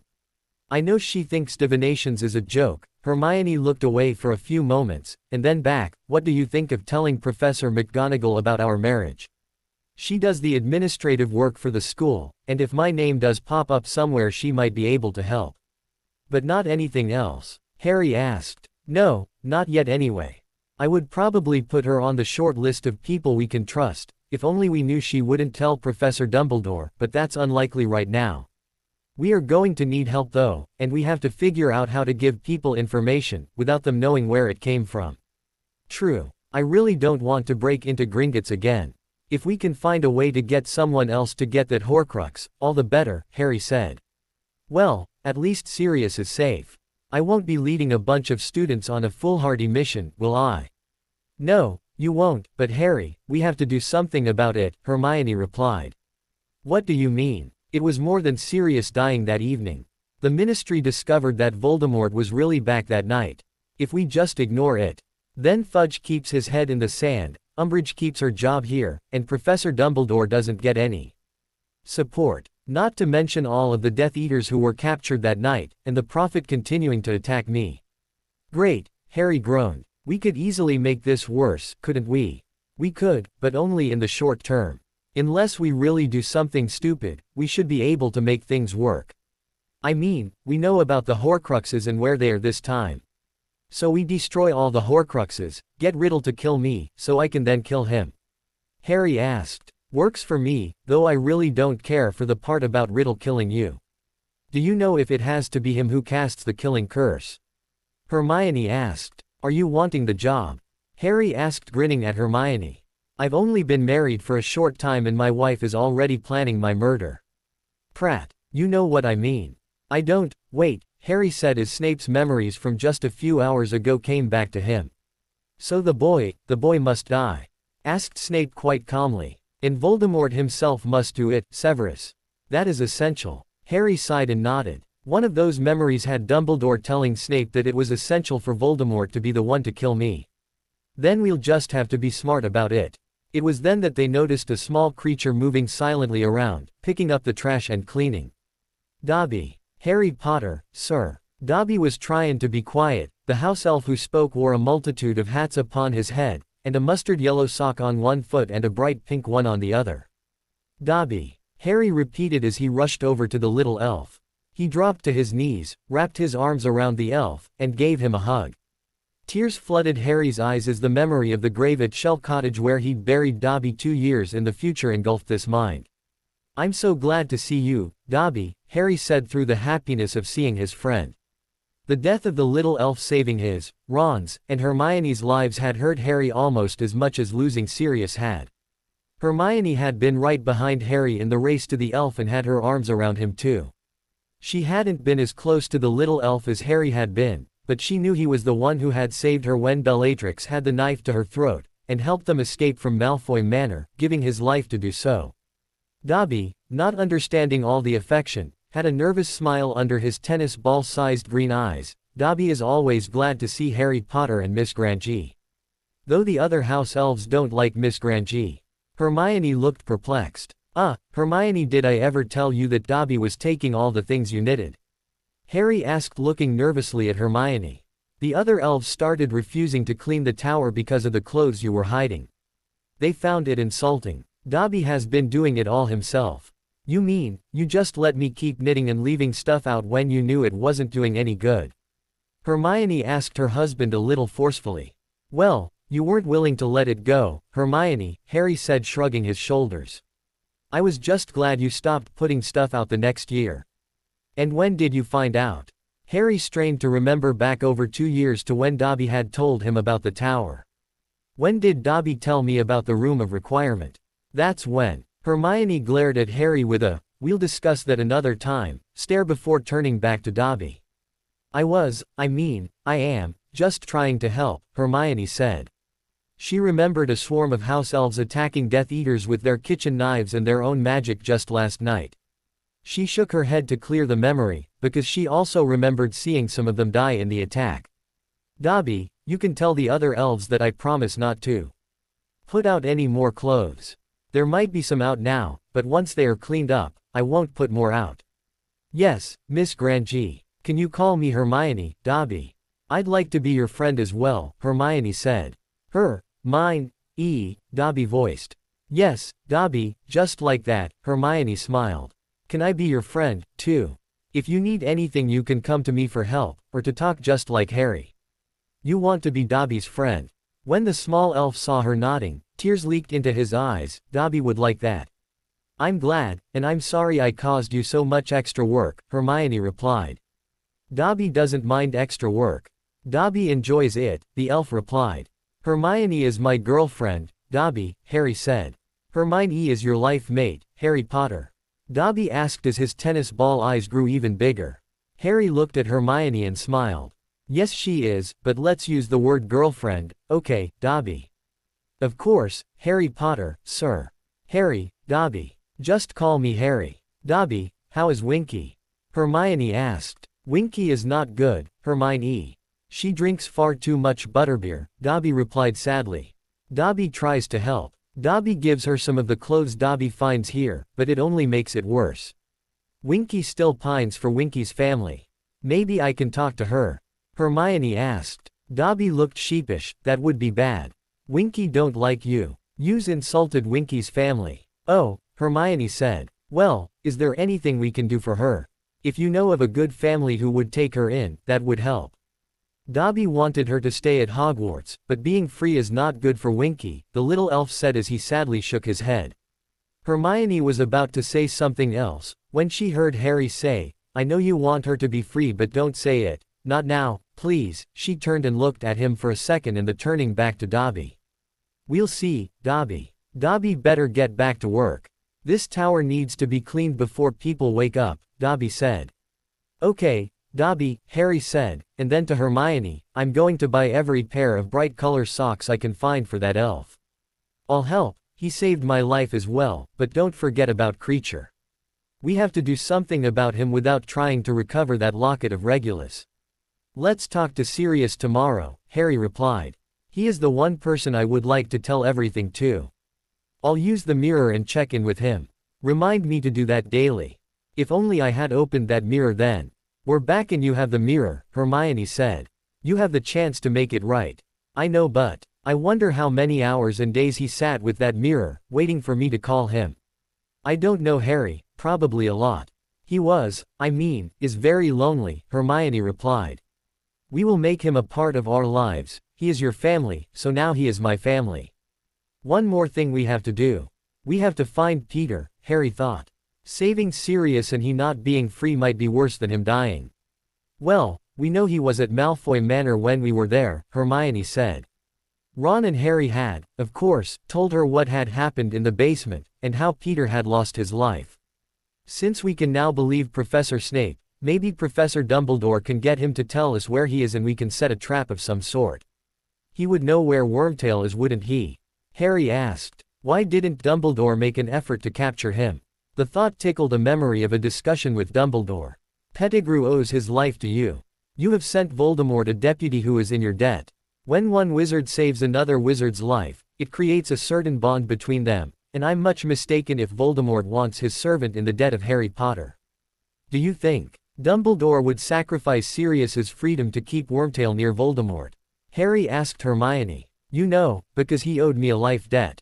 Possible, Harry, but it might have been just impossible to get to him, Hermione replied, and then thinking of what Miranda has said about the headmaster.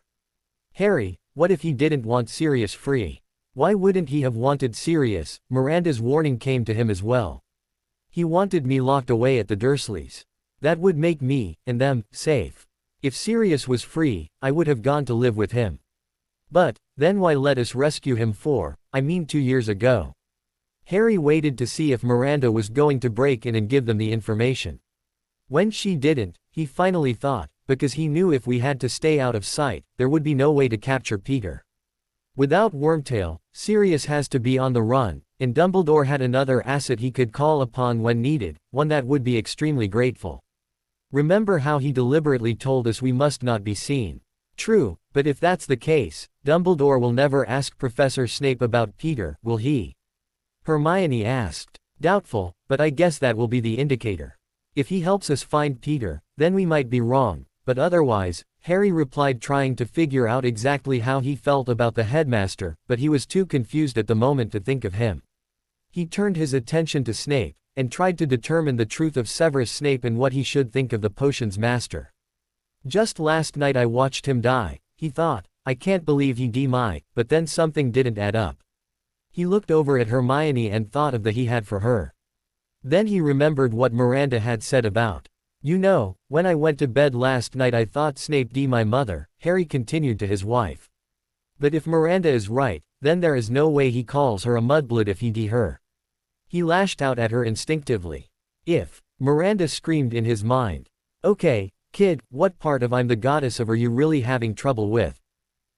Sorry. I didn't mean it that way, Harry thought meekly, can you tell me? Did Snape my mother? Harry and Hermione could hear the sigh in the goddess' voice before she answered. Severus Snape thought he'd d your mother, but there are some people who can't let go of themselves enough to truly another. He unfortunately falls into that category. If your mother had lived, Harry, how would she have liked how Severus has treated you? Would she have been happy? Answer that question and you have your answer. But he cared for her, didn't he? Harry asked. They were best friends when they arrived at Hogwarts, Miranda replied. She was almost the only happy memories he had in his childhood. It is that Lily Evans he cherished, the one who talked to him when he was a child, the one who boarded the train with him, the one who stalked away with him when your father insulted him. Though for some time to come, they told themselves they were friends, their paths began to separate almost the instant they removed the sorting hat from their heads. Miranda paused for a beat and then continued. Remember what he asked you to do right before he died? He wanted me to look at him. He wanted to see your eyes, or actually, Lily's eyes. He didn't want to see the sun that had brought your mother so much happiness, he only wanted to remember his own. Thank you. I think I understand now, Harry said, as an explanation penetrated into his mind. That explains his Patronus, doesn't it? His only happiness came from memories of my mother, but the Patronus comes from happiness felt, not given. He can learn, Hermione. There is hope, Miranda said to person who had been just listening. Correct, Harry, the Patronus only suggests his happiness came from memories of your mother, not that he d her. He thought he did, but as I said, he was one of the people who could never understand what truly is.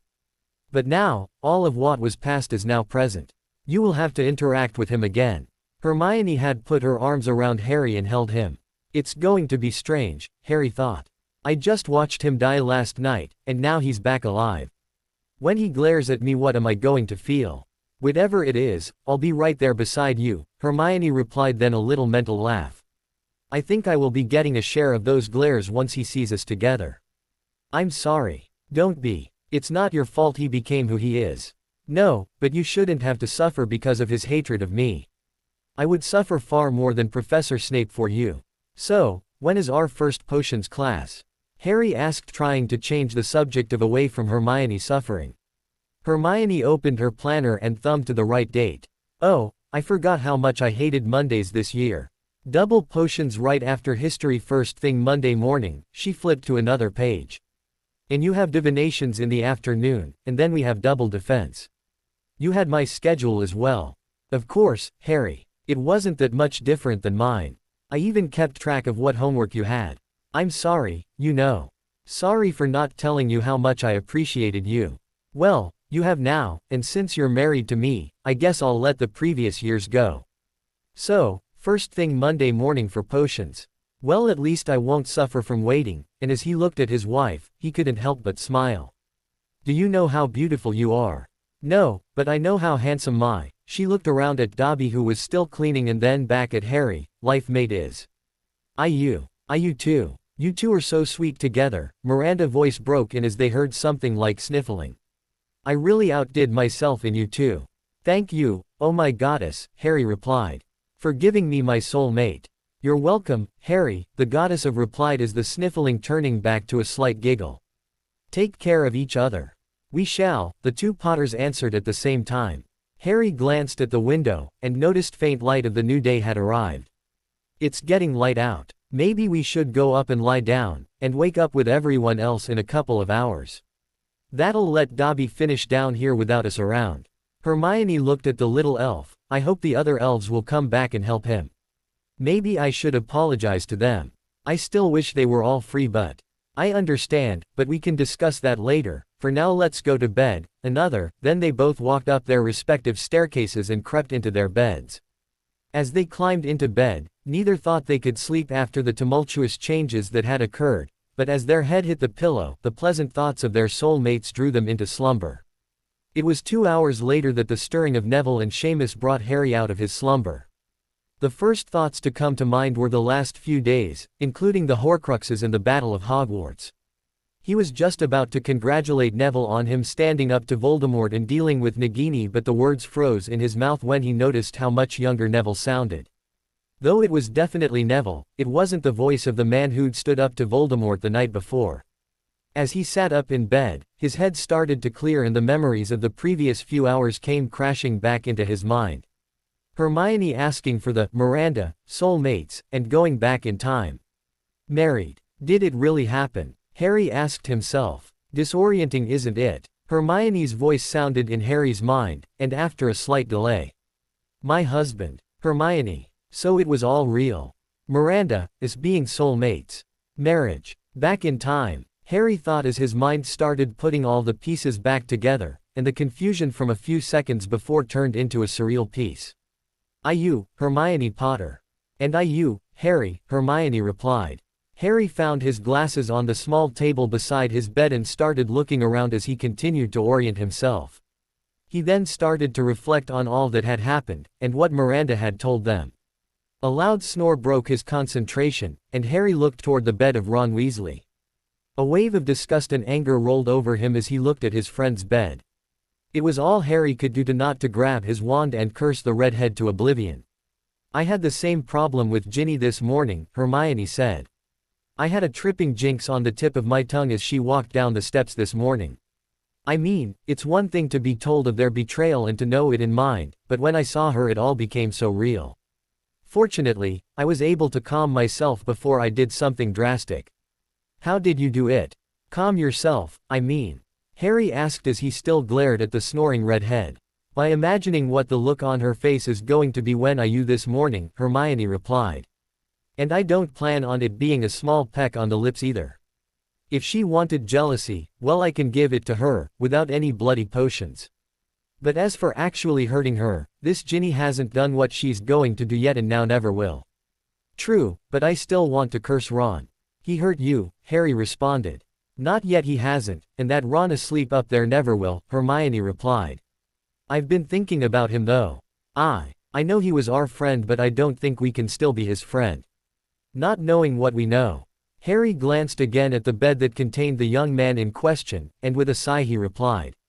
I agree. Besides, I already said if you were uncomfortable, we'd move away from them. Wouldn't mind him seeing us this morning, but he won't be awake for quite some time, since he was up being the hero of the match last night, Hermione said. Maybe I should see if I can set him up with Lavender again. Without being jealous, hearing her call him 1-1 again would be hilarious. Harry snickered mentally, sounds like a great idea. So, I'm not allowed to curse him, nor can we just ignore him altogether this morning, since that sudden of an attitude change might be suspicious. True, but if he and Ginny already have ideas about us, I think just you and me being together might drive them to do something that will give us reason to move away from them. Most likely, but we have to be careful as well. Their jealousy might cause them to do something against us. I'd be wary of them anyway, Hermione replied. She glanced across the common room at the red-headed girl who she'd considered to be a friend. How long have you been awake? An hour or so. Lavender isn't the quietest person in the castle, and once I woke, and started thinking about everything we have to do pretty soon. What else did you come up with? Harry asked. Hagrid, for one. We need to warn him about Umbridge. He already knows it's coming, but maybe when it gets closer to that night we try to let him know it is happening then. Hopefully that would keep Professor McGonagall from getting stunned, Hermione replied. Why not suggest he get out now? Harry said. Do you want to teach Grop English? Yeah, right, there is that, Harry replied. We did promise, didn't we? 2 years ago, but, yes, we did. Do we spend time with Ron today and tell him about Grop like the last time? Until we find a reason to stop being friends with him, we have to act like we did, Hermione replied. Besides, what if Hagrid mentions it to him? I didn't think of that, Harry replied. Oh Merlin, he's going to talk about that bloody match, isn't he? Every single goal he saved. Probably, Harry agreed, and could hear the mental sigh that occurred in his wife's mind. Ron let out another loud snore, causing Harry to look over at Neville as he rolled his eyes. Are you already in the common room? Waiting for you, but take your time, I've got a book. And your favorite husband to chat with anyway? Harry asked cheekily. Favorite one. Since you're my only one, it also means you're my least favorite as well, Hermione reminded him. Ouch. Shall we go see Professor McGonagall this morning before breakfast?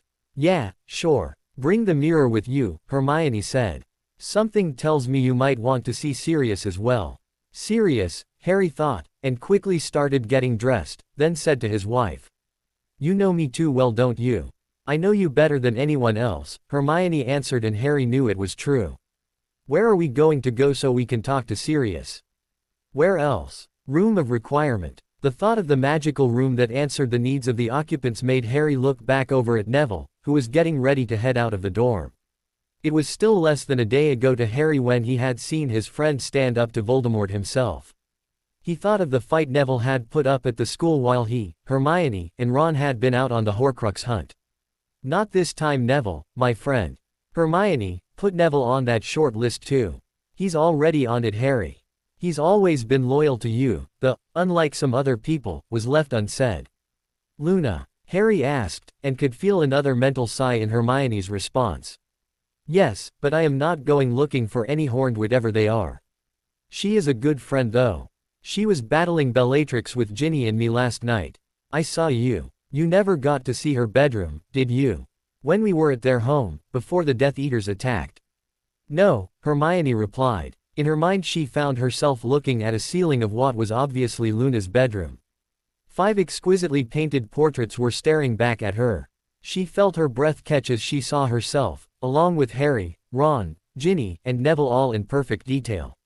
Fine gold chains linked the portraits together in a delicate pattern. Look closer, Harry's voice said, and the image zoomed in on a section of chain. A wave of tenderness washed over her for the young girl as she realized the chain was actually a single word, friends, repeated over and over. It's beautiful, Hermione exclaimed. She must have spent an entire summer creating that. It is very touching, isn't it? Yes, now a bit of sadness touched Hermione, as she remembered the way she'd treated Luna on occasion. I think what we did at the ministry gave her confidence, like it did Neville, Harry said. I'm not sure how to give them that this time. Hopefully we'll think of something. I feel we can trust her. With everything? Harry asked. I really don't know, Hermione thought. I'm not sure how to get anyone to believe us even if we did tell them. You're already being called crazy by the prophet in this time. What happens if you tell someone that you're from the future and know everything? It very well might be Luna is the only one who would believe us. Sirius will believe us. Are you sure? Hermione asked. Or will he think we're trying to prank him? Or be concerned about you and tell Dumbledore? He might think your connection to Voldemort has caused you to lose touch with reality. But I have you, Harry said. Hopefully he believes the both of us. We have to try. I know, Harry. Just be careful with what you say and how you say it. We can talk about this later. I'm dressed and headed down. Don't forget to brush your teeth. Channeling your parents now. We haven't even been to breakfast yet.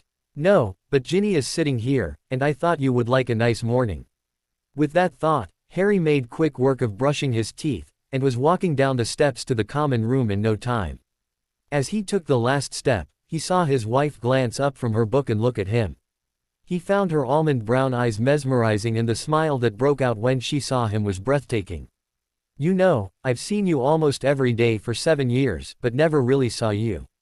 Now, well, you really are beautiful, Hermione. I'm glad you think so. Harry glanced around and saw there were at least a dozen people currently about. Several of them were getting an early start on revising, while others were either playing games, reading, or just chatting. Harry noticed Ginny sitting in another chair. She also had a book open, but Harry could see her eyes kept darting from the pages to look over at him. As Harry started in that direction, he could see an expectant smile appear on the redhead's lips, a smile that disappeared when Harry stopped at his soulmate's chair. He pulled Hermione up from her seat and in a voice everyone could hear said, "Good morning, gorgeous. How's my girlfriend this morning?" He then pulled Hermione into his arms, and his lips once again found hers. Between Harry's words and the every sound in the common ceased immediately. Not a single foot shuffled nor parchment moved, it even sounded like the other people in the room had stopped breathing for the length of the. Harry finally heard a book close sharply and steps moving away. He knew that if he looked over at the chair Ginny Weasley had been sitting in, it would be empty. "Harry," Neville's voice said from behind him. "You and Hermione." Harry turned to look at his friend. "Yeah, Hermione and I are now a couple." "When did that happen?" Last night, after the selection. Hermione and I found ourselves down here alone and, well," Harry looked into Hermione's eyes, "we realized how much we each other." "That we did," Hermione agreed. "I'm glad for you, mate," Neville said. "I know it's been a tough time for you." "Thanks, Neville," Harry replied, and then to Hermione, "Want to invite him to study with us today. The whole week, starting tomorrow, would be better. I think we will need some more time today to sort things out." "True," then out loud to Neville. "Hey, Neville, want to join us to study for the owls during the week?" "Are you sure?" Neville looked hopeful. "I don't want to be a bother. I mean I'm probably not going to do well." "We'd be glad to have you, Neville," Hermione assured the nervous young man. "Thanks," Neville replied looking like Christmas had come early. A short time later, Harry and Hermione were closing in on Professor McGonagall's office, holding hands. "Should we be concerned about Umbridge or the Inquisitorial Squad finding out about us?"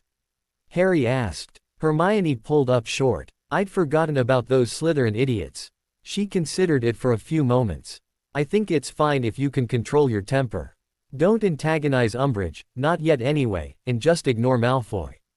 "I'll try," Harry replied as they continued on their trek. Eventually, they were in front of the Transfiguration Professor's office. They rapped a couple of times on the door. "Enter," came the Scottish burr of Hermione's favorite professor. Harry looked at Hermione. "Ready?" "No," Hermione admitted. "But we have to do it." Professor McGonagall glanced up from the paperwork in front of her when they entered. "Mr. Potter, Miss Granger, what brings you out before breakfast on a Sunday morning, especially after the selection last night? Do you need help with your homework?" "No, Professor," Hermione started. "We have an issue, we think." McGonagall's eyes flickered between the two of them. "What kind of issue, may I ask?"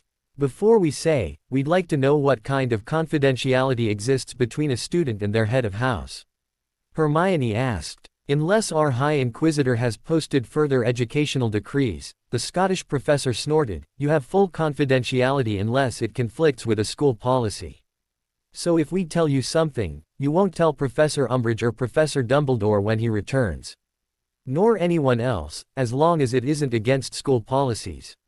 "That's correct." "Okay, then what's the school's policy on marriage between students?" That statement caused a sharp focus of Minerva McGonagall's eyes upon the pair of students in front of her. "It is discouraged, of course. It can be highly disruptive to the house system, but it is allowed. If requested, the students may request married quarters, but aren't you two a little young to be considering such a thing, unless—" A hint of sadness passed over the normally stern face of McGonagall at the thought that her prized pupil might have acted carelessly. Hermione blushed when she realized what the professor was asking.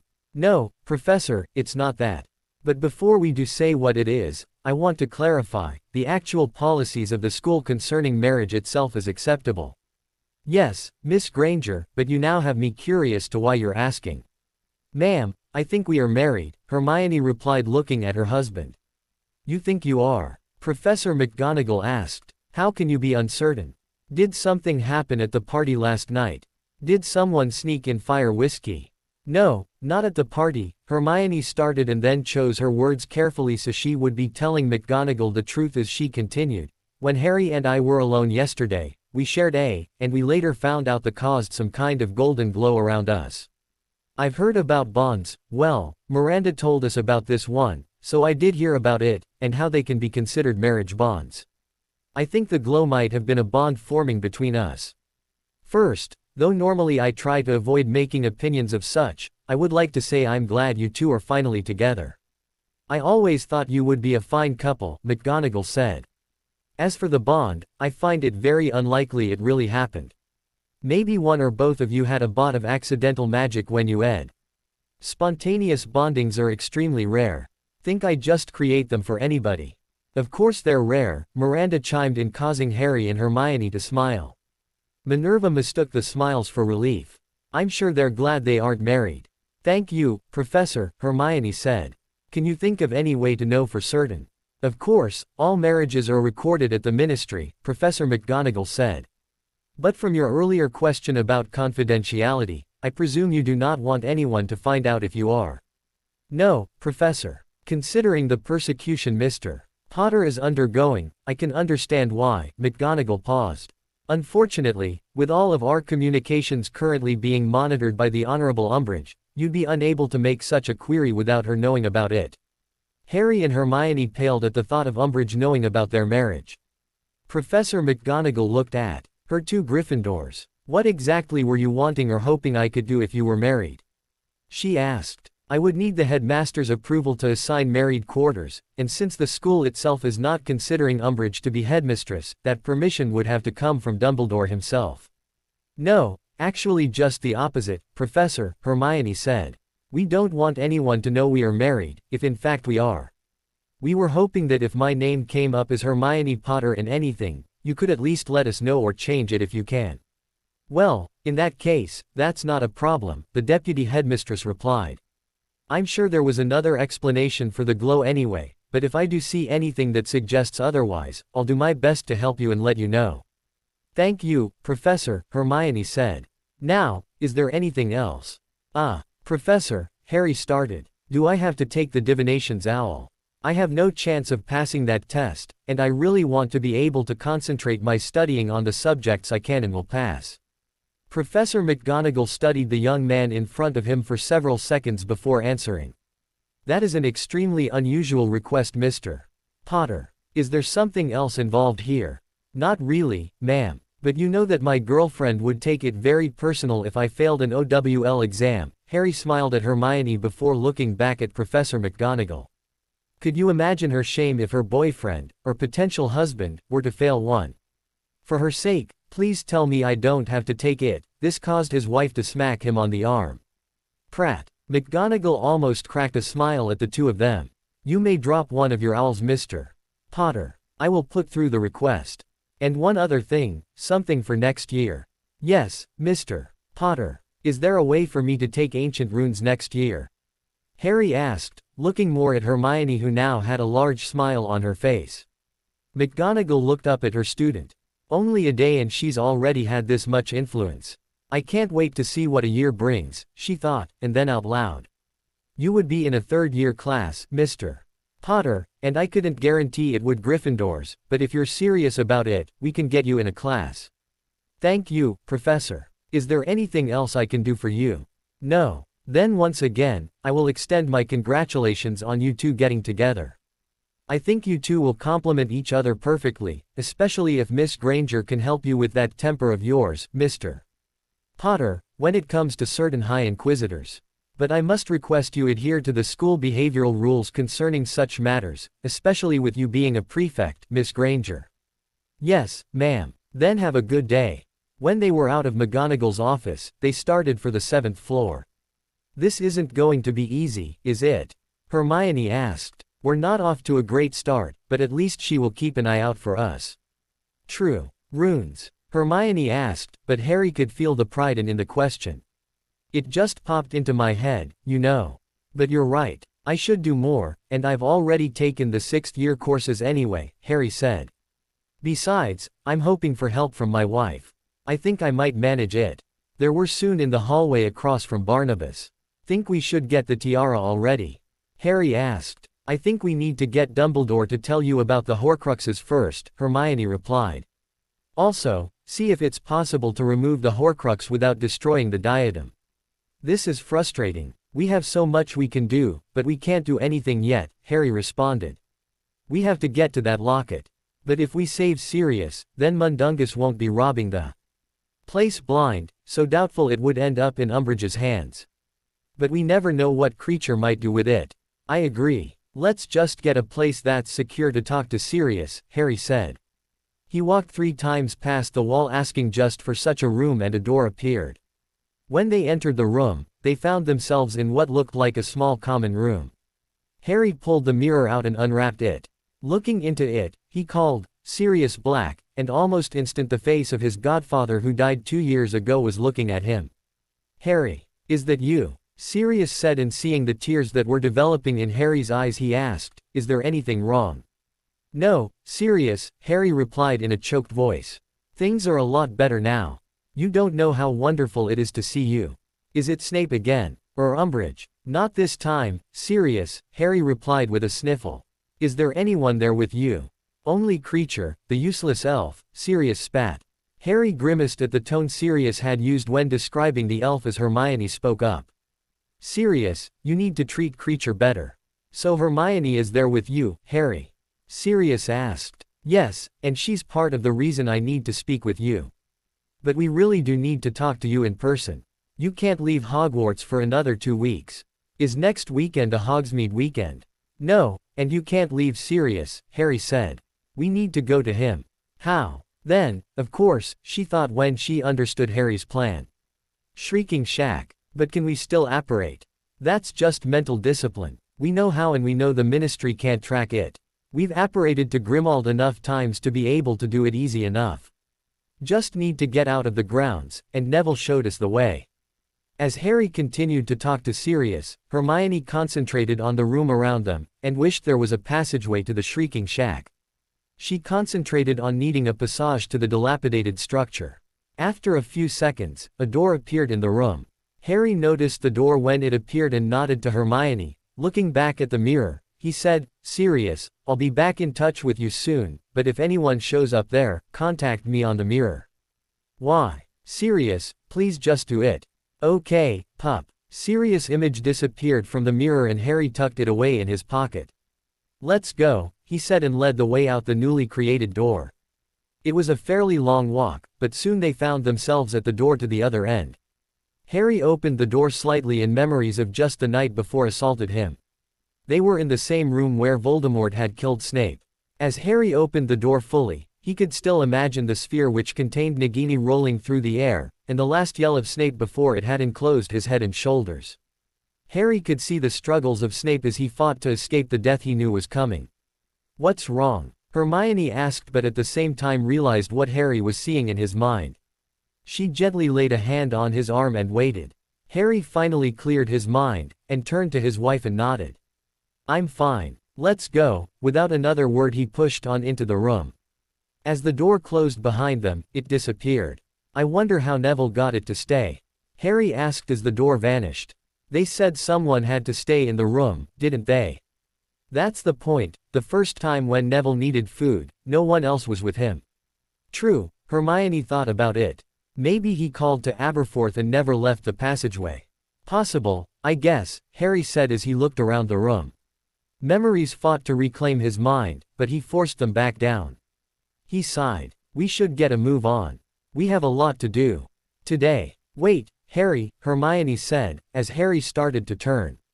"It's a long way to apparate. We have to make sure we don't splinch ourselves. The worst thing in the world that could happen would be having Ministry people, especially Umbridge, finding us.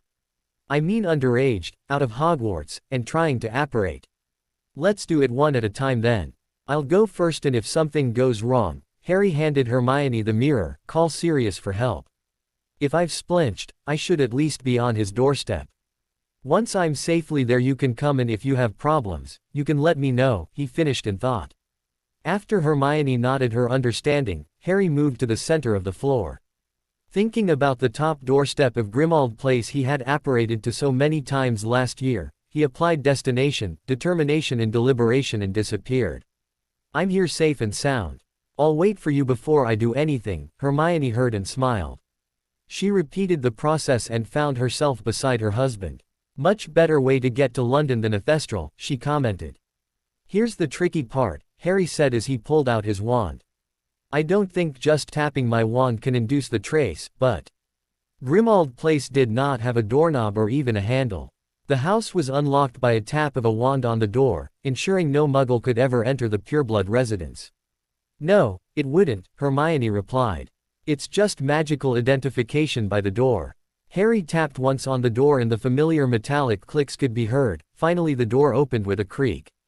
As they crossed the threshold, he half expected the challenge by Mad-Eye Moody's tongue-tying curse, but realized that was from a time yet to come. They breathed a sigh of relief as they made it past the painting of Sirius' mother without waking it. Harry looked at Hermione. Hand me the mirror. And when she did so, he called, Sirius Black. Pup, I was just calling you. I just felt the wards trip, so someone is here. The same voice that was coming over the mirror was echoing down the steps. Harry and Hermione looked up and into the face of Sirius Black. When Harry saw his godfather, he asked, wouldn't want company for breakfast, would you? Sirius froze in mid-stride, looking fairly ridiculous with one hand holding the mirror, one foot in the air, and a look of utter confusion on his face. His eyes moved from the teens to the mirror in his hand and back again. Words like, how, and, where, materialized on his lips, but the sounds never made it out. Finally he gathered himself and asked, what's going on, Harry? What are you doing here? Let's go to the kitchen and talk serious, but let us know if anyone else shows up, Harry said. No one else can know we are here. I presume this is important then. Not just wanting to know more about that memory of Snape's concerning your father. Harry had almost forgotten about that. It was too long ago and it was so minor considering what he had seen since, but he remembered how important it had been 2 years ago. No, it's not that. When they were all seated around the table, Harry asked, where's Creature? Upstairs somewhere, Sirius muttered. Can you call him down? Harry said. He glanced over at Hermione. I think that might be the best place to start. We can give provable knowledge first. What do you need with the elf? Sirius asked. All he does is wander around muttering to himself all day. I think you will find it very important. Please call him. Creature, Sirius yelled out, and with a pop the elf materialized next to his master. You called Creature? The elf asked and then continued in an overly loud whisper. Useless spawn of my mistress, talking to a mudblood. I thought she was gone, and now. She back befouling my mistress' house. Sirius, ask Creature if he has been visiting any other of your relatives recently, Harry said quietly. But do not threaten him when he answers.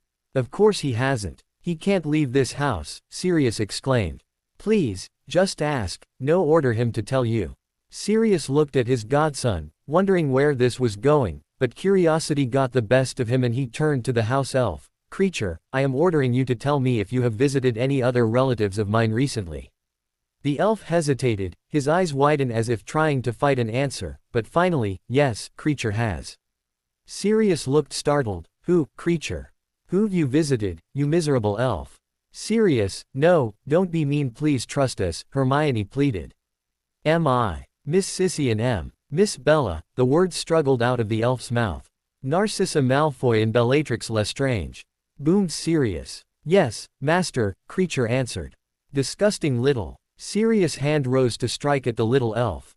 Sirius, no. Harry yelled, stopping his godfather in his tracks. Don't hurt him. Sirius turned to the teens as he stood from his chair. Look, you don't understand what this means. You need to get out of here so I can contact Dumbledore. We have to know exactly where Creature has been and what he has told them. Harry raised a hand to stop his godfather. Not yet, Sirius. Sit down, please. There is a lot more we need to deal with. Stuff that we need you to promise not to tell Dumbledore about. But I have too, Harry. The Order has to know. We have plans, Sirius argued.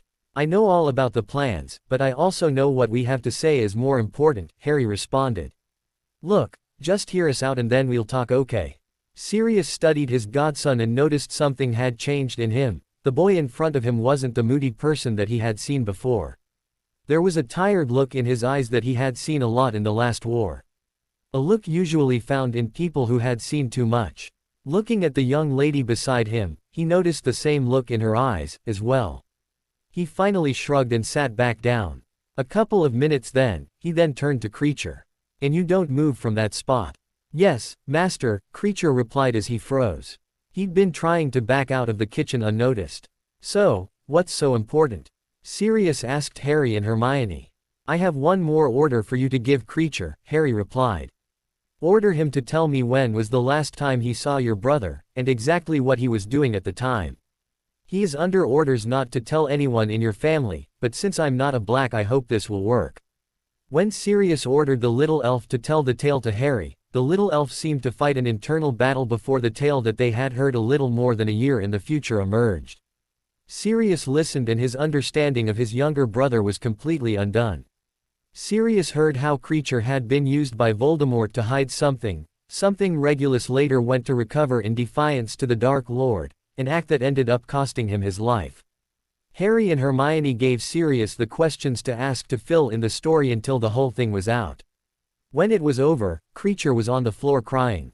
It had taken a direct order from Sirius, at Hermione's insistence, for Creature to not hurt himself when he admitted he'd failed Regulus in not destroying the locket. Tears were in Sirius' eyes as he looked at Harry and Hermione. Regulus had turned against Voldemort. Creature, Hermione explained, causing Sirius to look at the elf.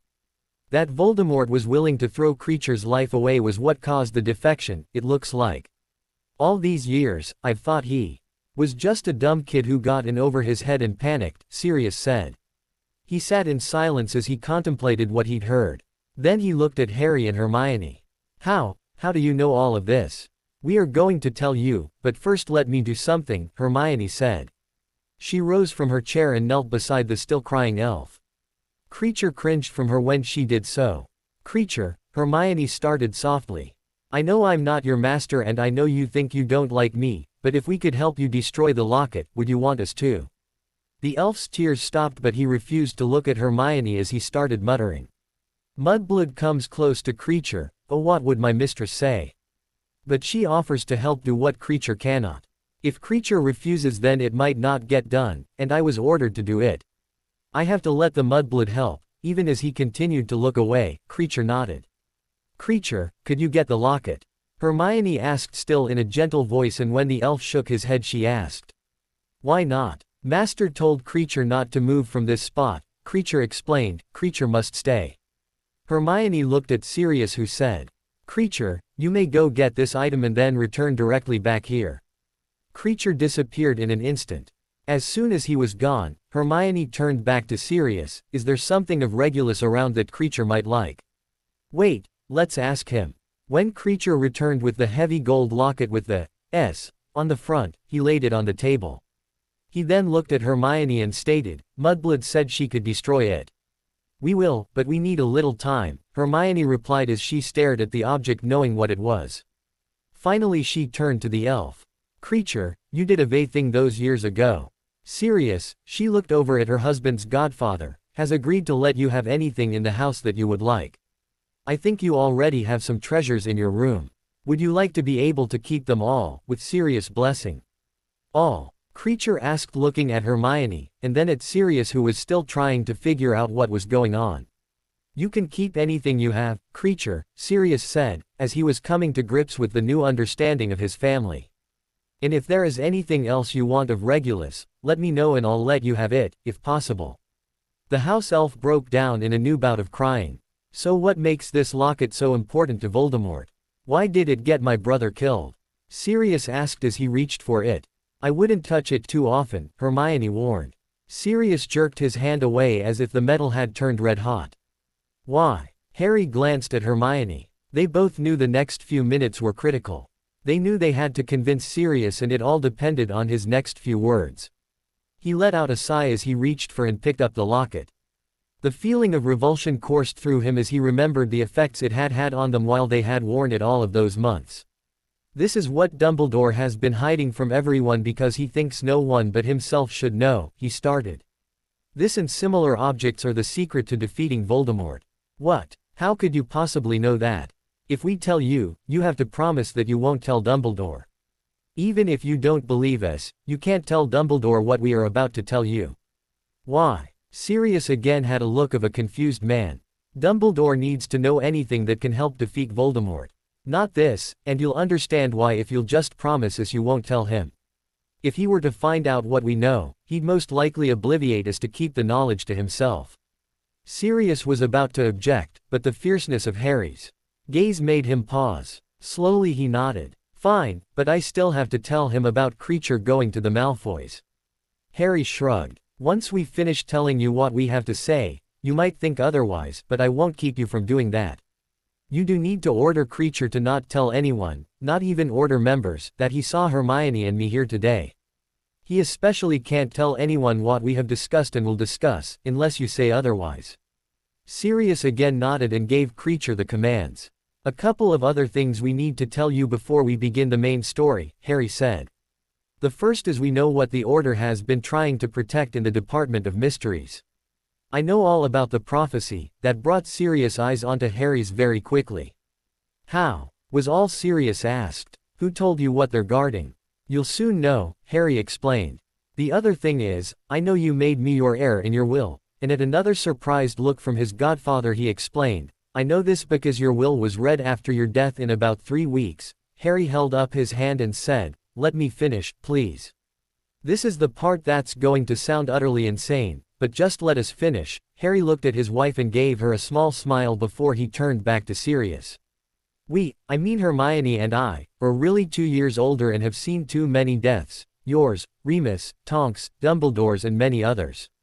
We were given the chance to come back to our bodies in this time and try to fix the mistakes mostly caused by one man, Albus Dumbledore. Sirius had a look of disbelief on his face, but before he could say anything, Harry continued.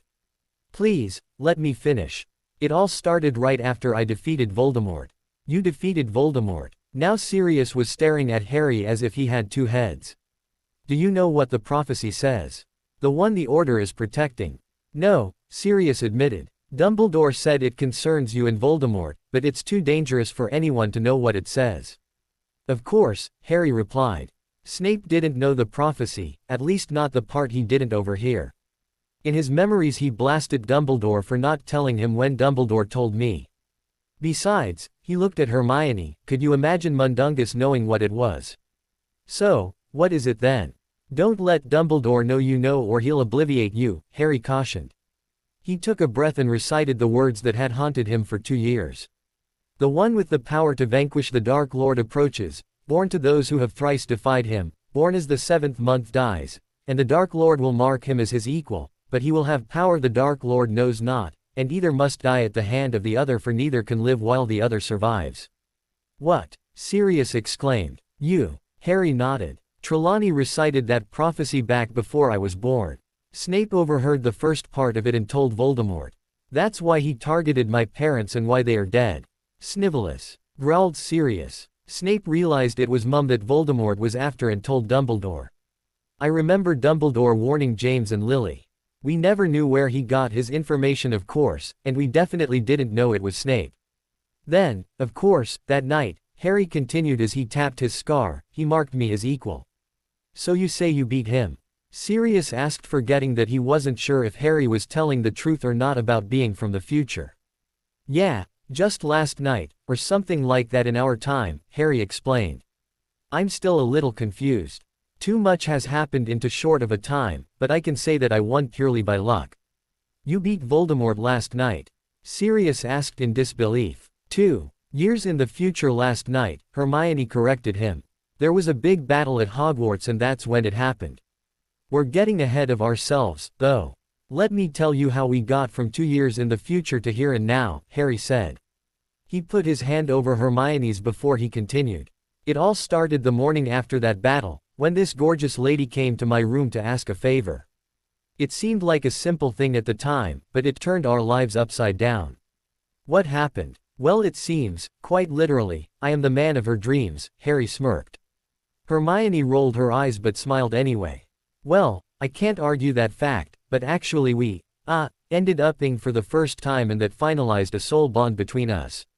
Soul bond? What do you mean? Sirius asked. Harry and Hermione launched into exactly what happened after the meeting with the goddess of, the revelations about their friends who had betrayed them, and about Dumbledore. How they were given a choice to come back and try to fix what went wrong. Even my original meeting with the Weasleys was staged, Harry said as they ended the explanation. So this Miranda is a goddess. That's a bit far-fetched, isn't it? Are you sure you didn't just have a shared dream? Or maybe someone pranked you with polyjuice or something? Want me to tell you everything we learned in our 6th year? Hermione asked. Potions with Professor Slughorn was much better than Professor Snape, but… Slughorn. How do you know about him? He was my potions professor. I know. He remembered my mother, Harry replied. We knew him because in the last timeline, Hermione added. Snape became the defense professor and Dumbledore brought Slughorn back to teach potions. Besides, how you do think we knew about Regulus and Creature? Harry asked with his voice rising, how do I know about the prophecy? Or that you put me in you will. Okay, say I believe you, and, as crazy as it sounds, I'm actually starting to, why can't we tell Dumbledore? You know I have again, a connection with Voldemort, right? The reason I knew about Mr. Weasley. When Sirius nodded, Harry continued. Did Dumbledore ever explain exactly what it was? I am presuming not, since no one knew about those things. Harry nodded at the locket. When he died. Dumbledore died? Sirius asked incredulously. He remembered them mentioning it earlier, but he hadn't really believed them at the time. Yeah, end of next year, Harry said. No one knew it, but he was dying anyway. This summer, he ended being cursed and only had a year left. He set it up so Snape would kill him to better his position with Voldemort. He then turned to Hermione. You know, that's something else on Dumbledore's shoulders.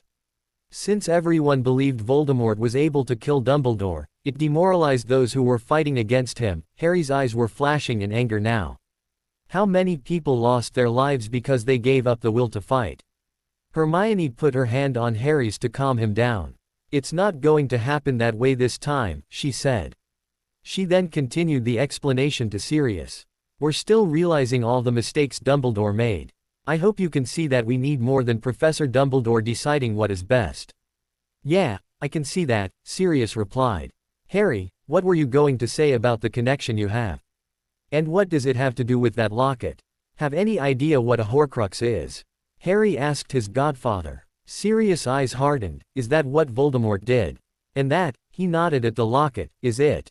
Yes, that is a Horcrux, but he made far more than just that one. He made 6 of them, or actually 7, but the last was by accident and he never realized it, Hermione explained. 7, Sirius whispered. Yes, 7, and so far only 1 has been destroyed. The 7th one, Harry said, and tapping his scar, is here. At the look of horror on Sirius's face, Harry explained further. When Voldemort tried to kill me all those years ago, a piece of his soul broke off and lodged in me. That is the link we share. How did I get rid of it in the future? Voldemort killed me again. Dumbledore's grand plan had me walk out and take a killing curse, voluntarily, without knowing there was a chance I would live. I thought I was going out to die. Sirius, tears had come back to Harry's eyes as he remembered the walk into the Forbidden Forest. Hermione's arms reached around him and he heard, not this time, Harry. You will not leave me, and I will not leave you. Basically, Dumbledore's plan consisted of 3 teenagers wandering around a countryside looking for Horcruxes, with no clue where they were. If we found them all, I was to go get myself killed by Voldemort on purpose. Harry took a breath to calm down and then continued. Did he even bother to tell me that part of it? Of course not. He left that bit of information with Snape. Only by pure luck was I able to get that knowledge from Snape as he was dying. Even then he left out the part about I had a chance to live through it. Last night I stood in front of Voldemort and let him kill me without raising my wand because that was what Dumbledore said I had to do. The horror had returned to Sirius' face. Again, I hope you understand why Dumbledore cannot know what we have to say. We know where all of the Horcruxes are and we will eventually figure out how to get them destroyed, but it will not be his way. Yeah, I can see why, Sirius replied in a shaky voice. So, what about the locket? How do we destroy it? Harry, Hermione said, I have an idea that might work. She turned to Sirius. Will Dumbledore be here anytime soon? He stops by every few days. Why? Sirius asked. You can tell him that you asked Creature about Regulus, and give him the story he just told you. Then give Dumbledore the locket, Hermione explained. See if he mentions to you what it is. If nothing else, he'll destroy it for us. He can't without my help to open it, Harry said. Why? Sirius asked. This is Salazar Slytherin's locket, Harry explained. It'll only open to a Parseltongue command. Will he realize what it is and how it opens? He'll recognize it immediately. He has the memory of a house elf who served the Lady Riddle stole it from. Hez, something or another Smith. How do you know all of that? Sirius asked, but then held up his hands. Never mind. Obviously a lot has happened. So, will Dumbledore ask for your help? He might try to trick me in helping him, but he's desperate for those Horcruxes, so he'll definitely come to me.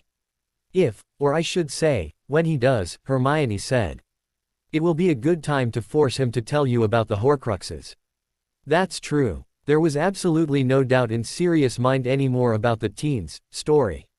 He then thought of something. Harry, the connection to Voldemort was the reason Snape was giving you occlumency lessons.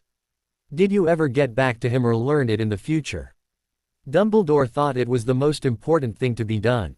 Miranda gave it as a gift when I agreed to have the Horcrux put back in. Harry sighed. I don't know if I was just incapable of learning it from Snape, or if our mutual hatred was causing a problem with the lessons, but I seemed to be more open to the manipulations the night after a lesson than other times.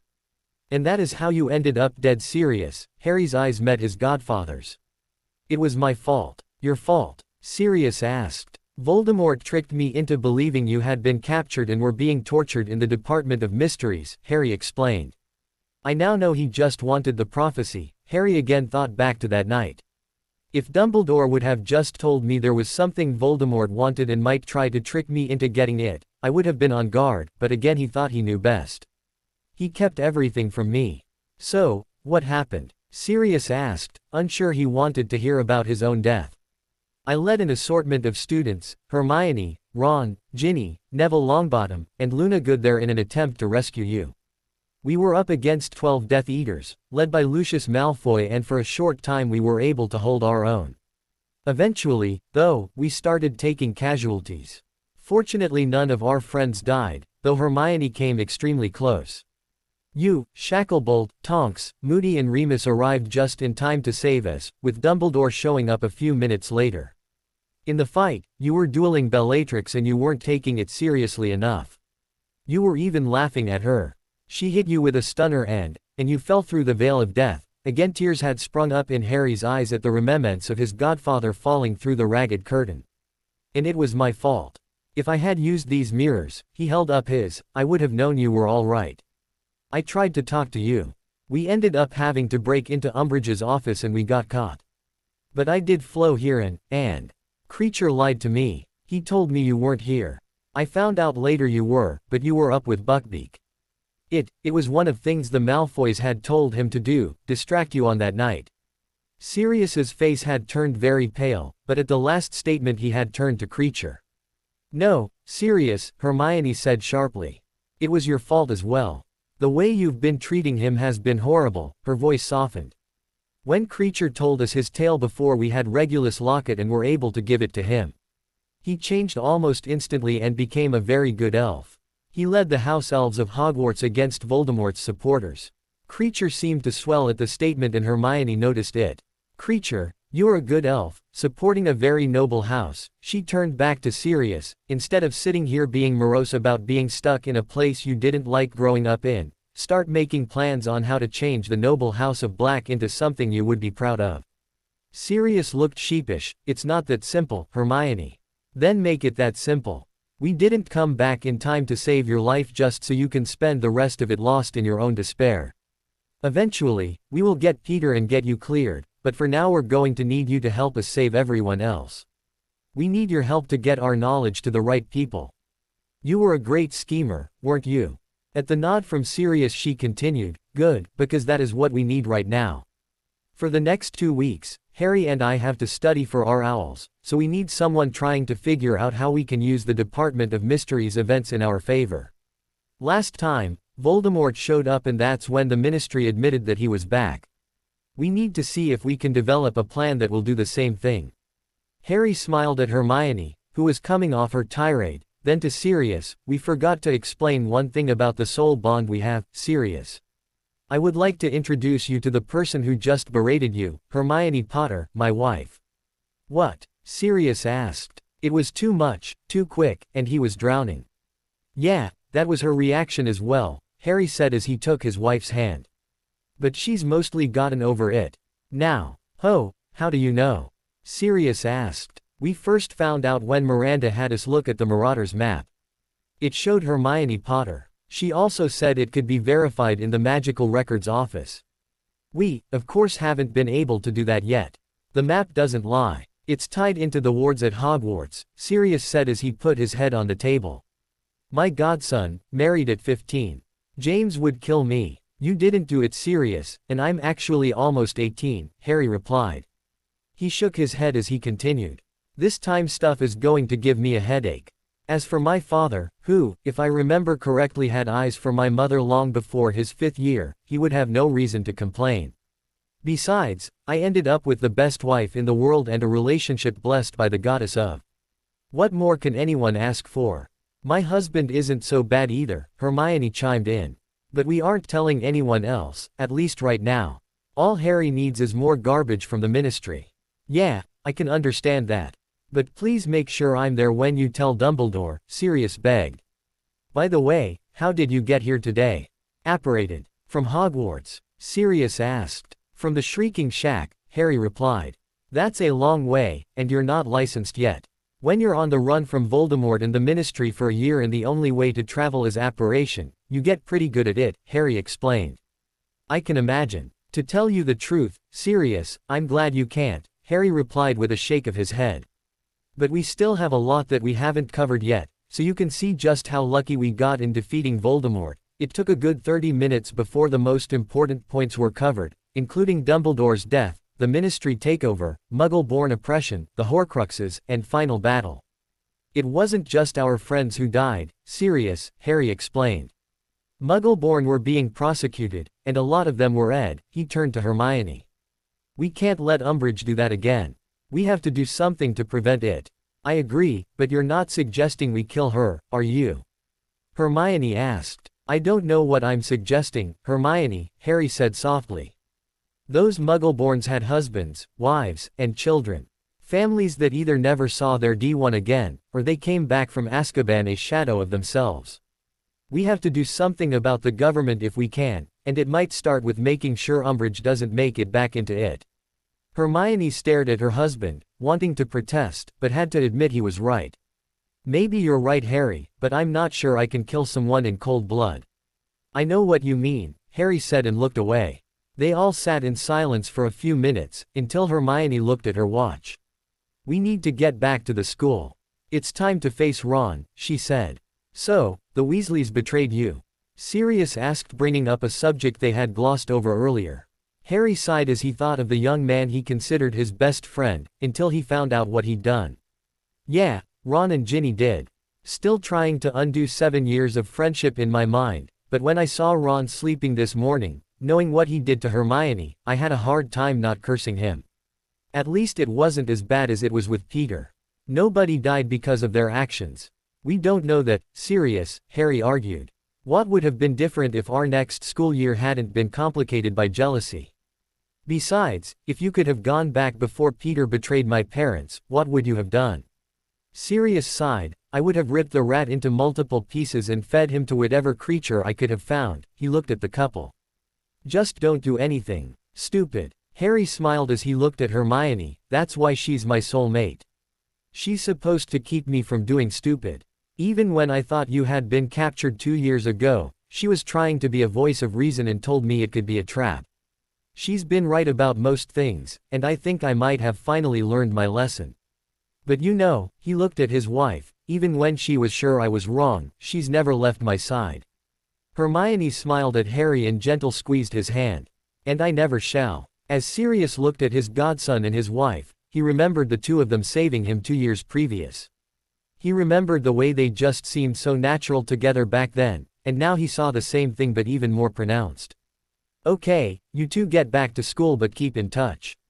I'll let you know what Dumbledore says. Sirius looked around the kitchen and at the house elf. Hermione, if my godson can listen to you, maybe I can as well. He turned to the elf that was still standing where Sirius had commanded him to stay. Creature, would you like to help rebuild this noble house into something Regulus would be proud of? A house that fights against Voldemort, just like Regulus was trying to do at the end. Creature would like that, Master, the little elf said. When that locket is destroyed, Harry said pointing to the golden Horcrux. I will make sure you get to see it, he promised the house elf. And someday, when Voldemort is destroyed and the evil that protects Regulus' locket is removed, I will do my very best to make sure that locket is recovered and given to you. Creature would like that very much, Creature replied. I have one request, though, Harry said to the elf. The day the locket is destroyed and is shown to you, I want you to promise never to call Hermione a mudblood ever again. She fights against Voldemort, too. She's risked her life to fight him, just as Regulus did. Creature hesitated but his eyes flickered up to Hermione. The day the locket is destroyed, he said with a nod. We'll be in touch, Harry said to Sirius and gave the man a hug. A short time later the two Potters found themselves back in the Shrieking Shack. They exited out the passageway under the Whomping Willow, only having to wait short time for a passing couple to clear the area before dashing out. We never did get breakfast, Harry grumbled. Are you starting to channel Ron now? Hermione asked with a raised eyebrow. No, but I am hungry. Hermione looked at her watch. We can go see if breakfast is still available. If it isn't, we can go to the kitchen and grab something. When they entered the Great Hall, there were still a small amount of people at every table eating. At the Gryffindor table a redhead looked in their direction. When he saw who it was he came scurrying over to them. Hey guys, you'll never guess what rumor was started this morning, Ron said when he came up to them.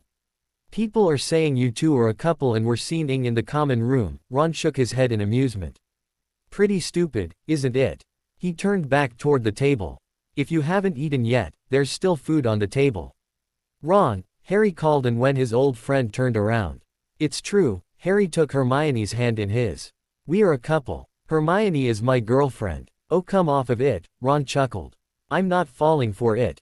I've lived with my brothers for too long to fall for something like that. Shall we prove it to him? Most definitely. Is there a rule about ing in the Great Hall? Nope. Harry and Hermione demonstrated to Ron that without a doubt the rumors were true. As Harry and Hermione ended there, they turned and looked at the person they had considered their best friend. His face was distorted in a mask of confusion and disbelief. Now do you believe us, Ron? Harry asked as his hand slid into his pocket where he grasped the handle of his wand. It took several seconds before recognition appeared on the face of the youngest male Weasley, but it can't. I mean I gave you the perfume, Ron stammered as he looked at Hermione. What? Hermione asked in obvious confusion. Perfume. For Christmas, I gave you the perfume and Ginny said you wou. Ron started and then stopped as his eyes went wide in panic. To say Ginny Weasley was angry would be like saying there is water in the ocean or her brother snored. It would be seriously understating the feelings of the redhead. What should have been the best weekend of her life had turned into a nightmare. She had snatched the snitch right out from under that Chang's nose. That had shown Harry who the better Quidditch player was. Even the idiot corner had played his part perfectly. He had whined about Ginny stealing the victory from Ravenclaw and Ginny had quite loudly split up with him. She had known Harry would be around and hear the breakup. Even better was that corner had ended up comforting Chong. Everything had fallen into place perfectly. Last night should have been it. Harry was going to appreciate her Quidditch skills. No, she wasn't going out with anyone and there was a party to sell at the Quidditch Cup. Everything had been perfect. When the party started she could already feel Harry's lips on hers. But during the party Harry had stayed near Hermione discussing something called Grop. Even when she had tried to talk to her Harry, he hadn't mentioned the snitch or Cho or he. Breakup. When both Harry and Hermione had left the party early to go to bed, Ginny had been extremely annoyed. Then this morning, Ginny reflected as she put another small bite of food in her mouth. I put on my special perfume and he was looking at me, I saw it, but he goes to her and s her and calls her his girlfriend. What did that bookworm do to my Harry? A commotion near the doors of the Great Hall snapped Ginny out of her Hermione hatred thoughts. As she looked up, she saw the end of the between her Harry and her anger flared again. The hatred was replaced by panic as she heard her brother mention the perfume he had given her at Christmas. Oh crap, she thought as she raced over to her brother, thinking the whole way. If she finds out about that perfume, Ron will tell her who gave it to him to give to her. Hermione was trying to remember back over 2 years previous to that Christmas. It was the year Ron's father was bitten by the S. Oh, he did give me a bottle of perfume that year, horrible smelling cheap stuff, she told Harry. So, what does you giving me perfume have to do with me and Harry? She asked Ron. Ginny said. I said that it would let you know he does think of you as a girl. Ginny finished Ron's sentence as she appeared at her brother's side. Seeing her eyebrow shoot up in question, she continued, remember last year before the Yule Ball, Ron stuck his foot in his mouth about you being a girl. Ron turned to Ginny, but you said it would. He never finished that sentence either as Ginny glare silenced him. I think I need to examine that bottle of perfume, Hermione said to her husband. Speaking of perfume, what do you think of mine this morning, Harry? Ginny said with a slight shake of her head that caused her sleek hair to move seductively. The advertisement said after I put one of my true S hairs in the bottle, one whiff and he would be mine, and I got one of Harry's hairs last night. Hermione's grip on Harry's arm tightened, but they both heard the voice of their favorite goddess of, "Well, let him sniff," she said in a voice filled with mirth. She got ripped off buying that stuff. Nothing even close to a potion in the bottle.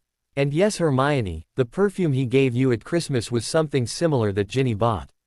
Supposed to intoxicate you with the essence of the young man and have you fall in with him over time. She found an ad in the back of Witch Weekly for the products. Nice advertisement, but a rip-off for gullible young witches. Essence of Ron, Hermione thought. No wonder it smelled horrible, and it was at that moment she realized the conflict she had felt about Ron was gone. Seeing him there with her husband, I am really starting to like that phrase, she thought.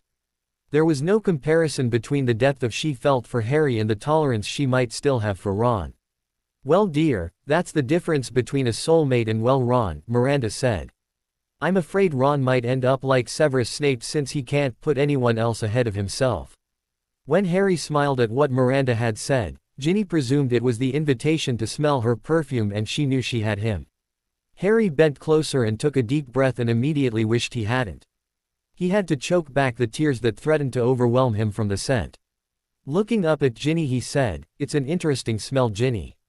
"It's definitely you." Then to his wife, "Well, it does smell very unpleasant." Ginny smiled knowingly. She gave a quick glance and smirk at Hermione before returning her eyes back to Harry. "Thank you, Harry. Would you like to have breakfast with me? We can talk all about how my ex-boyfriend is now seeing your ex-girlfriend. I mean, Michael and Cho are an item now." "Thanks for the invitation, Ginny, but my girlfriend and I," Harry started as his arms slipped around Hermione's waist, "will be having breakfast together." Ginny's ire flared again, and it took a minute to choke it back down. It didn't work, she thought irritably. Maybe I didn't wear enough. Ron was still trying to figure out what had happened. Yesterday he was on top of the world. He was the Gryffindor Quidditch hero, and he was sure Hermione would see how important Quidditch was compared to books. Especially since Ginny had said the perfume would make her fall for me, he thought.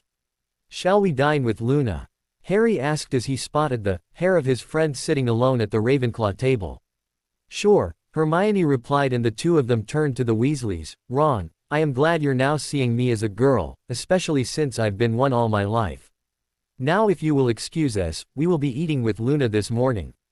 "Loony?" Ron asked. "Why would you eat with?" His voice trailed off as Harry and Hermione had turned and started walking toward the Ravenclaw table. Ron's jealousy flared and he grabbed Harry's arm. "Just had to steal my girl, didn't you, Harry?" "Your girl?" Hermione asked as she whirled back to face Ron while her eyes flashed dangerously. "Since when have I ever been your girl?" Ron's attention was still on Harry as he ignored Hermione. "You knew I fancied her." Harry couldn't even bring himself to be angry at his friend.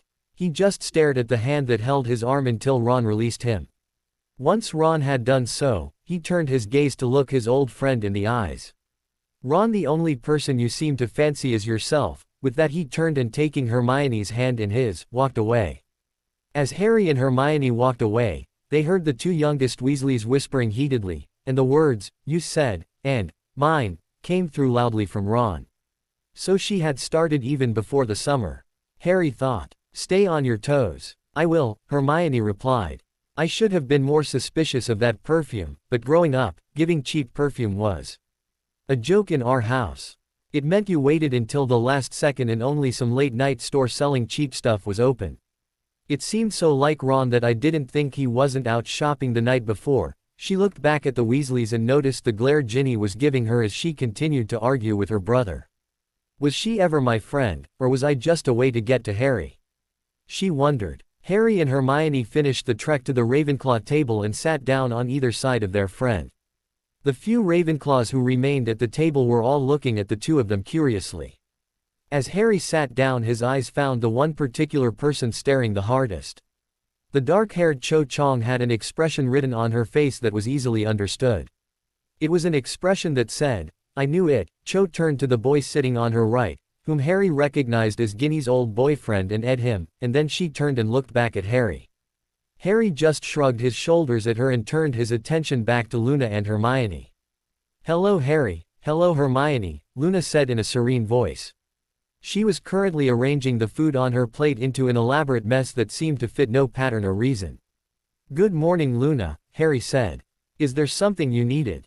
Luna asked as she positioned a slice of bacon diagonally across her plate and then put strawberries on either end of it. "We just wanted to eat with a friend," Hermione replied, smiling. "Friends are nice, but isn't Ronald your friend? Shouldn't you be eating with him? We prefer your company this morning Luna. He is having trouble accepting that Harry and I are together," Hermione replied. "He thinks I belong to him." "Ah, well, it was obvious that you two are together. Why else would you have ed earlier unless Raxperts have invaded your minds?" Luna said. "Daddy showed me how to make a Raxpert draining funnel if you need one." "No, I'm pretty sure that we don't have Raxperts Luna," Hermione said, remembering her promise to herself not to comment on the imaginary creatures Luna mentioned. "But thank you. Why would Ronald think you are his?" Luna asked. "Owning people isn't allowed. I mean, he thinks because he fancies me, I automatically should fancy him back." "Oh well, that is silly," Luna replied. "Seems he is suffering from Raxperts. Maybe I should offer a funnel to him. He and his sister just need to accept that we are together." "Ginny fancies you too Hermione?" Luna asked with dreamy voice. No. She likes Harry," Hermione replied. "Yes, that is more likely. A real friend would be happy for us," Harry said. "They would accept our relationship." "Friends accept you for who you are Luna," Hermione said while internally grimacing at the same time as she remembered that it had taken the battle at the Department of Mysteries to start accepting Luna, and even then she hadn't appreciated the friendship as much as she should have. "And don't presume they own you." "That's true I suppose. I've never had friends," Luna said. "Yes you have Luna, for several months now," Hermione said, "and for a couple of years. If you ever need company or anything Luna," Harry started, "we're here for you. We are your friends." Luna felt a sense of warmth overcome her as she thought of the word, friends. "Now I heard," Harry's voice dropped to a whisper, "that people have been taking and hiding your belongings. Is there anything we can do to help?" "No, it'll show up before the end of school," Luna replied. "It always does. It still doesn't give people the right to take your belongings Luna," Hermione said. "They just think I'm odd," Luna explained as she looked at Hermione with those misty eyes. "They call me loony. Sometimes. Not to us they won't," Harry declared. "Well, if you need to borrow anything to wear because something you need is missing, let me know," Hermione said. "That's the nicest thing anyone has ever said to me," Luna said, and all through breakfast Luna's smile increased in size as she occasionally glanced at Harry and Hermione. After breakfast, Harry and Hermione decided to spend some time under their favorite beech tree near the lake studying like normal students. Hermione brought out her study guides she had made 2 years or just days before and started going over what they needed for the tests and what they didn't. She trimmed the actual material that was going to be covered on the owls down to a much more manageable amount. For the next couple of hours, they were rereading their old textbooks and notes. Harry sat with his back to the tree while Hermione was lying on the ground beside him. Harry kept getting distracted by looking down at his wife watching her chew on her bottom lip as she was deep in thought. "You know you drive me nuts when you do that, don't you?" Harry asked. "Do what?" "Chew on your lip when you're thinking. You don't like it?" Hermione asked, looking up at Harry. "On the contrary, it makes me want to snog you senseless," Harry replied. "Well, what's stopping you?" Hermione asked as she started chewing on her lip intentionally while gazing into Harry's eyes. It was an invitation he couldn't refuse. With the perfect weather, the perfect location and the perfect person to be with, Harry and Hermione spent the next couple of hours just being a couple of teenagers in They even had Dobby bring them a basket of food for a small picnic lunch. Their sense of serenity was interrupted when Harry felt his mirror get warm. It had taken him a few seconds to realize it was the mirror and not the closeness of Hermione that was causing the heat. "Sirius is calling," Harry said. "Hand me the mirror," Hermione replied as she pulled out her wand and performed the Muffaliato charm. Harry handed over the mirror and she put it inside of an open book and they both pretended to be studying it. Looking down, they saw the mug of Harry's godfather looking back. "Hey pup," he said. "Been thinking about what you want me to do, and what you want me to do also, Hermione. I'm going to need more information about that night at the Ministry to put together some kind of plan. It would help if you can tell me how many Death Eaters, where they were positioned when you first met them, what their reactions were, things like that. I'm planning on getting a couple of the Order members involved." "You can't," Hermione started. "Of course I'm not going to tell them anything," Sirius said, cutting off the objection, "but I'm going to suggest since the Order is guarding the prophecy, we should have a plan to react if Voldemort makes an attempt to take it by force. You said only a few of us showed up that night. I think I can be there with a lot more this time." "I like that plan, but what about Dumbledore?" Harry asked. "If Voldemort shows up again, we'll need him getting there. Also don't forget to make sure you have a way out of there yourself. We need Aurors to show to see Voldemort, but I don't want you captured." "I'll think of something," Sirius assured him.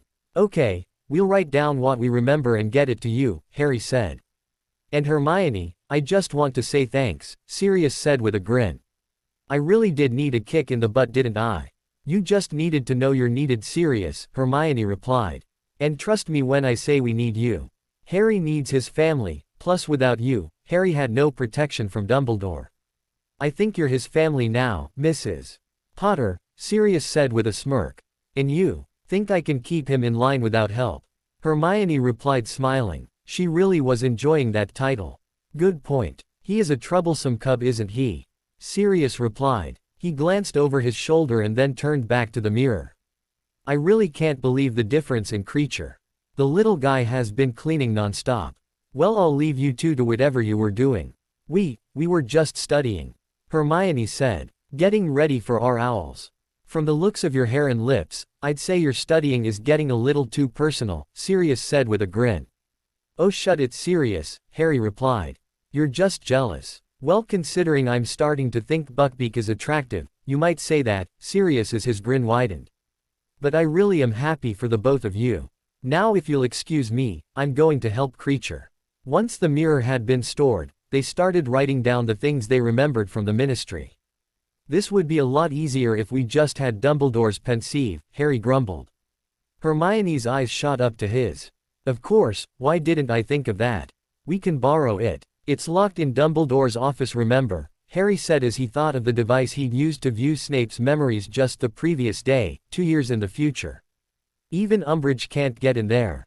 "But it's not Harry. Professor Snape has it. Remember your occlumency lessons," Hermione reminded him. "Even if he has stopped giving you lessons at this time, he couldn't have returned it to Professor Dumbledore's office." "You're right. So I just have to steal it from his office," Harry said. "No, I have to steal it from his office, while you are in sight of him," Hermione corrected him. "You will be his primary suspect and we need you to have the perfect alibi, Professor Snape himself." "Have I mentioned how brilliant you are?" "You might have mentioned it once or twice along the way," Hermione replied. "How about how beautiful you are?" "You're a little behind with that considering we have been soulmates for so long," Hermione said. "I better start catching up then," Harry murmured as he pulled Hermione back into his arms. Their plan to get the pensieve was very straightforward. At dinner that evening, Harry would make sure he got close enough to Malfoy to ensure the ferret would say something about Harry and Hermione being together in a derogatory fashion. If he didn't, they were sure Ron would say something stupid. Either way, Harry would make sure the argument was loud and lasted for a few minutes. In the meantime, Hermione, after being seen in the Great Hall, would slip away and under the invisibility cloak sneak into Snape's office and hopefully make off with the pensieve.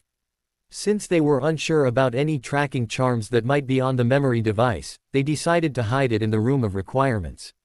Harry almost smiled when he heard a familiar sneer of a voice as he walked from the Gryffindor table to talk to Luna, since the Ravenclaw table was right next to the Slytherin table.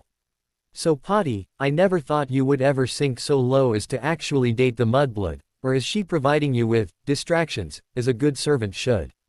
It's on Hermione. Ferret Boy never could keep his mouth shut. Harry thought to Hermione, who was near the entrance to the dungeons under the cloak, I will have everyone's attention shortly and Snape is at the head table. Just don't overdo it, Hermione replied. Remember he has Umbridge on his side. Raising his voice to make sure the people around them could hear him, I guess your father knows all about being a servant, doesn't he? Harry replied evenly to Draco. Tell me, does your mother kneel before the Dark Lord also? Leave my mother out of this. Scarhead. You mean she doesn't offer, what was the word you used, distractions, to Voldemort? Maybe it's your father then, is that the reason he spends so much time on his knees in front of Voldemort? All eyes were now turned toward the pair. Draco's face had turned as he bolted from his seat. His hand dove into his pocket for his wand, but before he pulled it out a sneer crossed his face as he looked past Harry. From behind him, Harry heard a sound he never wished to hear again. Hem hem, came the sickly sweet cough of Professor Umbridge. Whatever is going on here, Mr. Potter? Is Snape still there? His door was locked and I had to unlock it, Hermione asked. I want to make sure he didn't have wards he can detect. Harry glanced toward the head table where he saw Snape was still sitting there staring at him with a greasy smirk on his face. Harry could also see Professor McGonagall looking at him, her eyes clearly pleading for him to not make it worse. He's still here, Harry replied to Hermione before he turned to face Umbridge. His eyes locked on her beady-toed eyes. Nothing, Professor. That is Headmistress Umbridge to you, Mr. Potter, Umbridge said as she swelled in her own imagined importance. Even that effect seemed to imitate a toad breathing. Now I clearly heard you refer to a certain dark wizard. Are you telling your lies again, Mr. Potter? I was only responding to an insult by Ferret, I mean Malfoy here, to a friend of mine, Harry replied. Unless you think someone of his, Harry mimicked the sneer Malfoy always used, breeding, would listen to my lies, as you call them. That will be 30 points from Gryffindor for the insult to a member of my inquisitorial squad, Umbridge said quickly. I can personally attest to young Malfoy's family, as they are good friends with the minister and myself. Now anything further from you, Mr. Potter, and you will be serving detention. Got it, Hermione said. And back out of his office. Harry forced himself not to smile. His eyes flickered up to the staff table where he made certain that Professor Snape was still in his seat, and then again at Professor McGonagall, who seemed to be holding her breath. Yes, Professor. With an air of superiority, Umbridge said. Very well then. Harry strolled past Umbridge to a chair next to Luna, who again sat alone. As he took the chair to Luna's left, he allowed himself a quick look at the head table once more. When he did, he found McGonagall looking back at him. The goblet in her hand dipped slightly in his direction. Harry returned a small nod and turned to greet Luna. 5 minutes later Hermione joined them, apologizing for being delayed in the bathroom so the people nearby would hear. They made sure that neither of them left the Great Hall again before Professor Snape did. To continue providing themselves with an alibi, Harry and Hermione went to the Leary immediately after dinner. Hermione asked Madame Pants several questions unique enough to stand out in her memories, but not enough to seem suspicious. They then sat at a table near the Lyrian's desk and studied for their owls. Do you know how to work it? Hermione asked. Both Snape and Dumbledore just put their memories in it and it worked. Same as with Snape's memories, Harry explained. The question is how to get the memories out of our minds. Any ideas on that? Not really. Maybe Sirius knows, Harry suggested. Maybe, Hermione replied as she scanned the Leary, wanting to go grab books on the subject of memories. An urge she had to battle with. I'd better not get books on it yet, or it could be suspicious. You said I have divinations and defense tomorrow afternoon? Harry asked. Hermione looked at her planner again. Yes. Well, I'm not taking divination owl anymore, so there is no need to go to that class, and we could skive off defense and have the whole afternoon to figure out how to work it, Harry said. What would Umbridge do? Hermione asked. Who cares? History of Magic the next morning was more boring than Harry ever remembered it being. He forced himself to stay awake for Hermione's sake as Professor Binns reviewed for the owls. Some of it he remembered on the test from 2 years earlier, and some from Hermione's notes they had reviewed the previous day, but most of it he never remembered. Hermione would say things like, "This isn't on the test," or, The owl has an essay requirement on this topic, allowing Harry to focus on what was important. Harry had no trouble staying awake in the double potions class that followed.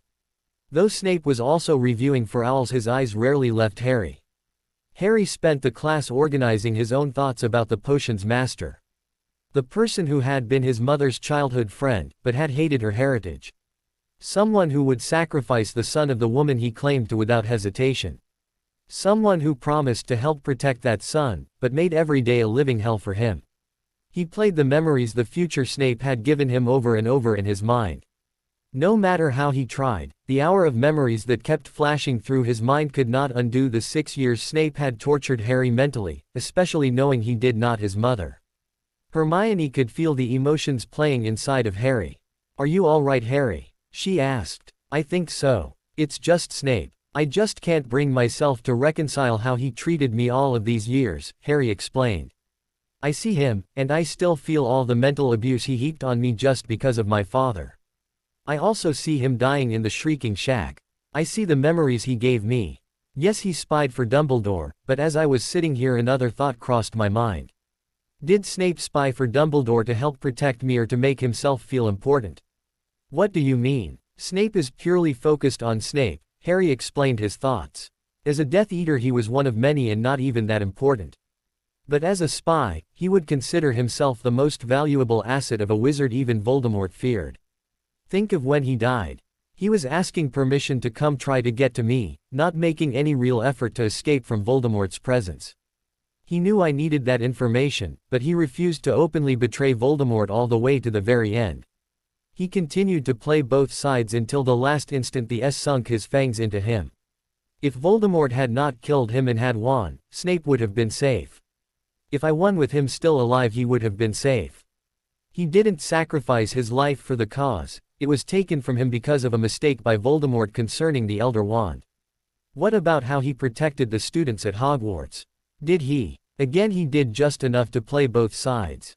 He knew I fancied Ginny so he couldn't let her be tortured, but what about all of the students who did suffer the Cruciatus curses as punishments?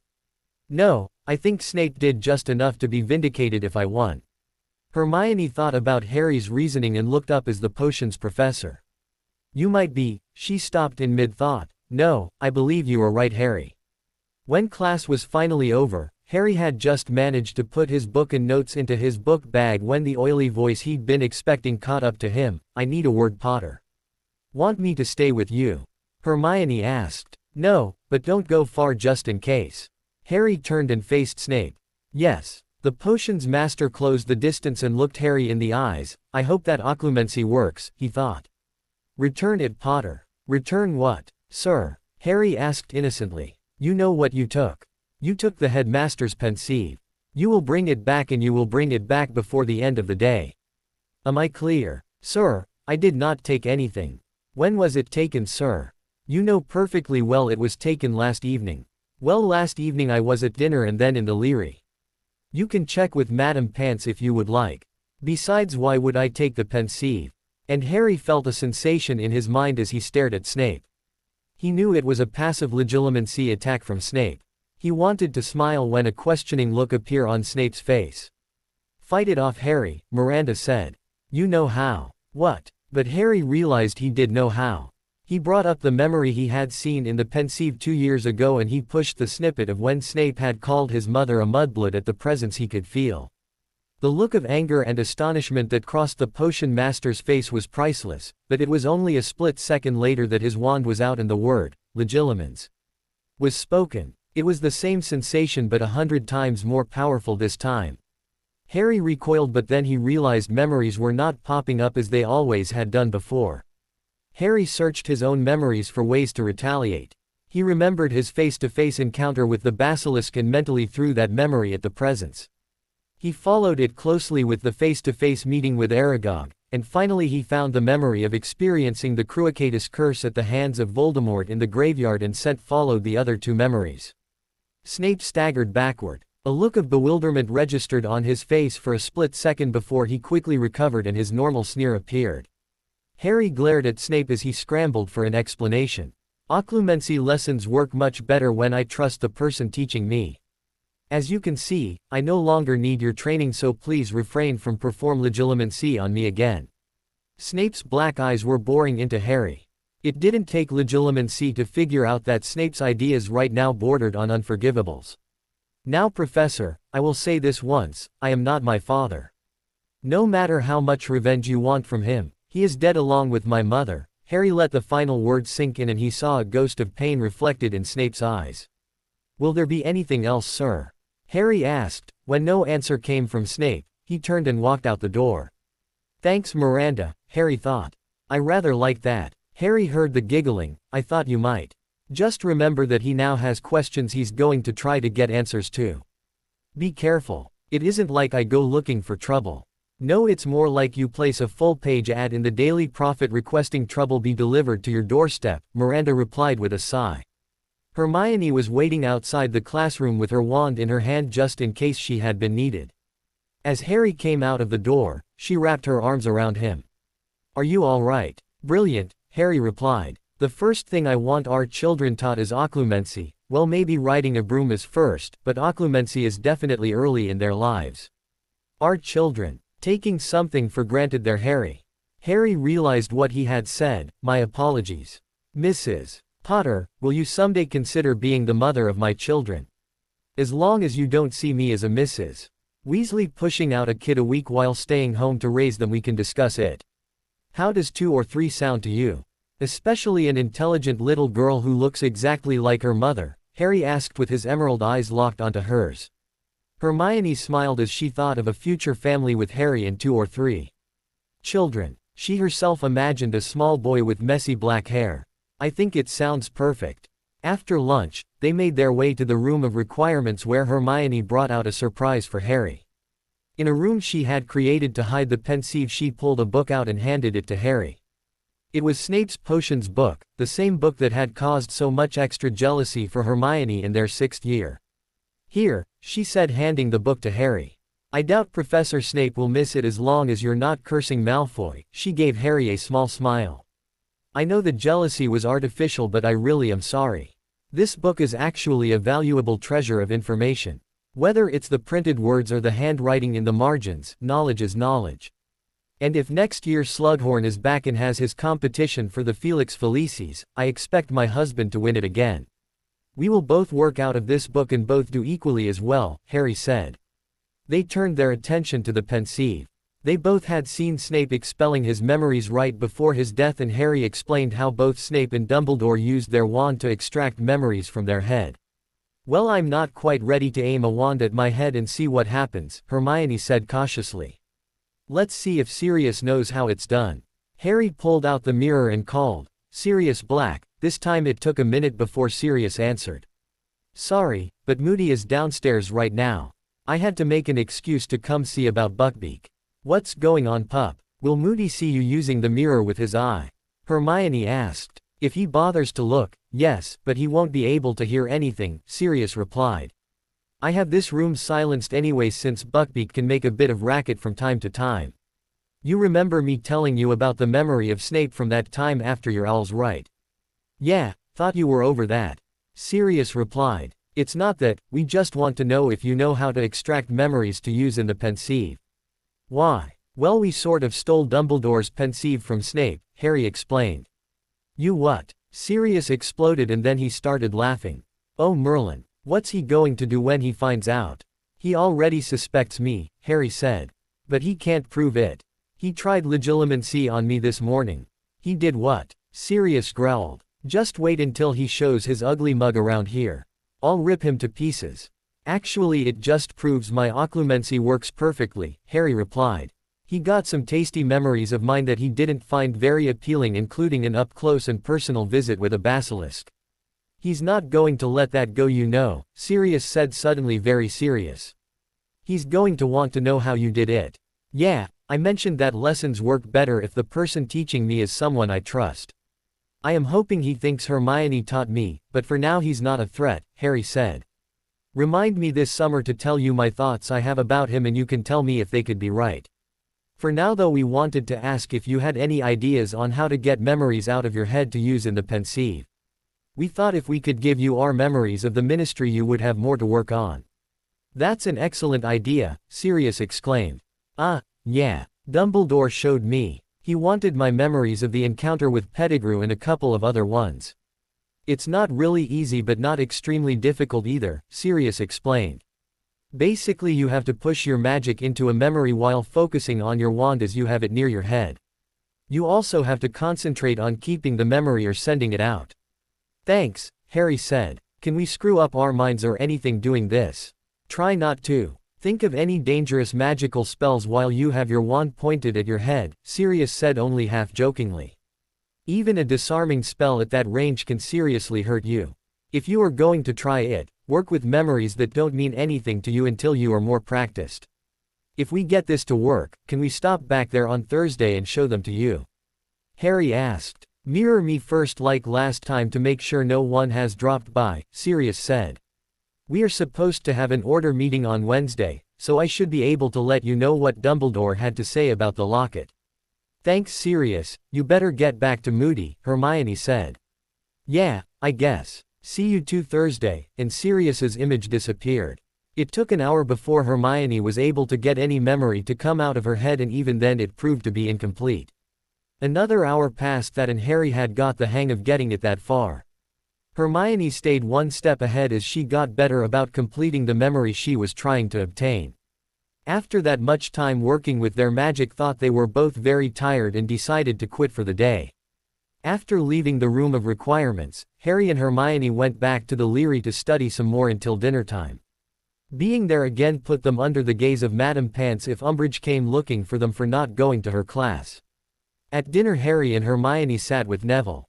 He told them that Professor Umbridge had asked everyone in the class where the two of them were when they hadn't shown up for class. She's going to suspect we're up to something. Either we'll be called to her office or she'll have one of the inquisitorial squad start following us, Hermione predicted. We'll keep an eye out for any followers, Harry said. After dinner, Hermione, Harry and Neville sat down at one of the tables in the Gryffindor common room and studied. Hermione carefully guided Neville into working on the parts she knew he needed for the test. Neville was getting frustrated when he couldn't get the switching spell to work properly. I'm lousy at this guys, he complained. I'm going to fail everything. No you're not Neville, Harry said. You're a great wizard, all you need is confidence in yourself. Believe in your magic, Hermione said. Believe in your magic and believe in yourself. Harry and I believe in you. I wish I could, Neville sighed but picked up his wand to try again. And I wish we could tell him, Hermione thought to her husband. Maybe, Miranda are you there? Harry called to the goddess. Of course, and the answer is no, I cannot give Neville occlumency, Miranda said. Bonded soulmates are my dominion and I have more ability to interact with them like I do with you too. It does not mean you can't tell Neville, it's just a risk if you do. I can tell you that Neville has rudimentary occlumency already. All the years of not believing in himself caused walls to build in his mind as he separated himself from the world. He couldn't protect himself from a full legilimency attack, but only 2 people you're in contact with can do that. Snape and Dumbledore. Correct. What about Luna? Hermione asked. Miranda giggled, she has her own unique perspective and is in no danger of mental attacks. What do you mean? Do you remember how Voldemort could not stand to possess you? How it caused him pain to try to do so? Yes, Harry replied confused at what that might have to do with Luna's mind. Snape had something similar happen when he tried passive legilimency on her, Miranda replied. Why? To answer your question, I'll ask one of my own. Hermione, what is the natural state of the universe? Hermione pondered that question. It could be interpreted in various ways, but one seemed to rise above the others.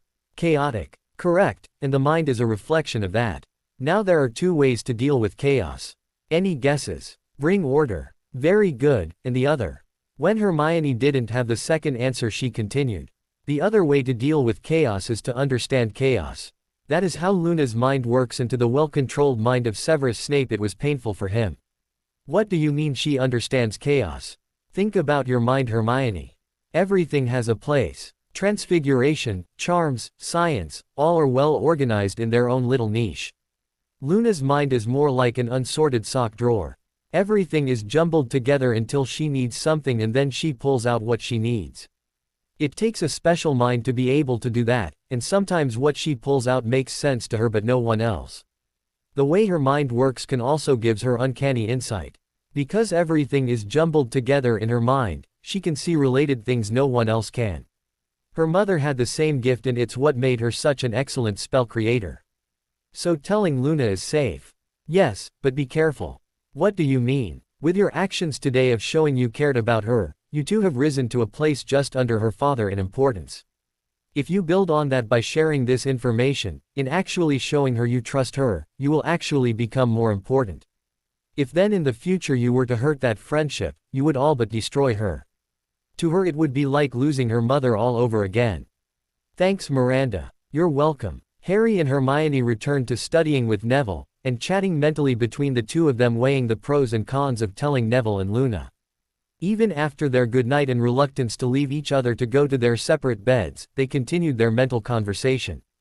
Finally they decided on discussing it again tomorrow before drifting off to sleep. Ginny Weasley was still fuming about the previous day as she laid in bed scratching a rash on her neck. She had put on 3 times the amount of perfume today and walked slowly past Harry numerous times and nothing. Now everywhere she had put the perfume on herself had developed a nasty rash. I'll see madam, that itches. Pomfrey tomorrow, she thought. Then I'm going to get my Harry out of that know-it-all's clutches. Ron Weasley was still sulking as he climbed into bed. Harry just has to have everything, he thought bitterly. He knew I fancied Hermione. His thoughts about his friend hadn't kept him from sleeping through History of Magic, and he didn't dare look in Harry's direction in potions, not with the glare Snape had focused on him. Then he skips divination. Ron continued to fume. Ron had actually enjoyed divination. Lavender Brown had continually made comments about Ron and the Quidditch final while at the same time, looking at him with an expression he couldn't identify. In defense as well, Ron muttered to himself. Probably off snogging Hermione while I had to deal with Professor Umbridge. Of course, dealing with Professor Umbridge consisted of answering, I don't know ma'am, all 3 times she'd pestered him about where Harry and Hermione were. Ron had noticed Harry, Hermione and Neville studying earlier as well. He'd pulled out his own books to show them he didn't need their help, but quickly grew bored and after not finding anyone to play chess with, started a game against himself. The next morning Harry once again woke to a feeling of disorientation, but he immediately felt the presence of Hermione. Good morning my wife, he said. Good morning my husband, Hermione replied, and Harry could feel a happy laughter coming from her. Who would ever have thought a few days ago I would be saying that, or thinking it in this case? Happy with thinking it. You can't even imagine Harry, Hermione replied. After what we've been through, I never thought I could be this happy. Even knowing what is still out there, knowing I have you makes it all so much better. Just wished we had had each other like this the first time around. Together we would have been so much better. Let's not think of the past timeline. It no longer exists. Let's do it right this time and have our happily ever after, Hermione replied. Any thoughts on Neville and Luna? I want to tell them, Harry replied. I think Miranda was hinting it was the correct thing to do. Besides, we need help and this might be the way to give them their confidence. Harry could hear the mental sigh. I agree. I just hope it's the right thing to do, but if we start second-guessing ourselves, we'll never get anything done. Tonight, after dinner. Yes, we need to start thinking of a way to tell them without them thinking we have lost our minds. True. Are you in the common room? Not yet. Been lying here thinking about a certain husband of mine and how wonderful he is and how much better life can be this time around. Hermione paused for a few seconds and then continued. I was thinking about the look in your eyes yesterday when you mentioned children. Harry, I don't think I have ever seen you that happy before. Of course I'm happy, I have the perfect wife and I now know I have future with her and the possibility of a family. Then we need to do this right and get it over with. I want to say get it over quickly, but we need to be careful as well and not make mistakes. Any additional ideas? We need Dumbledore to stay alive. Riddle is scared of him and didn't move openly against the Ministry until Dumbledore died. Once we lost the Ministry it became much worse. Of course there is the Ministry itself. We really need to do something if we can. Fudge needs to go, and if Sirius can come up with a good plan, that should start in a couple of weeks. But do we want Scrimgeour? He didn't betray us when the Ministry fell, Harry reminded her.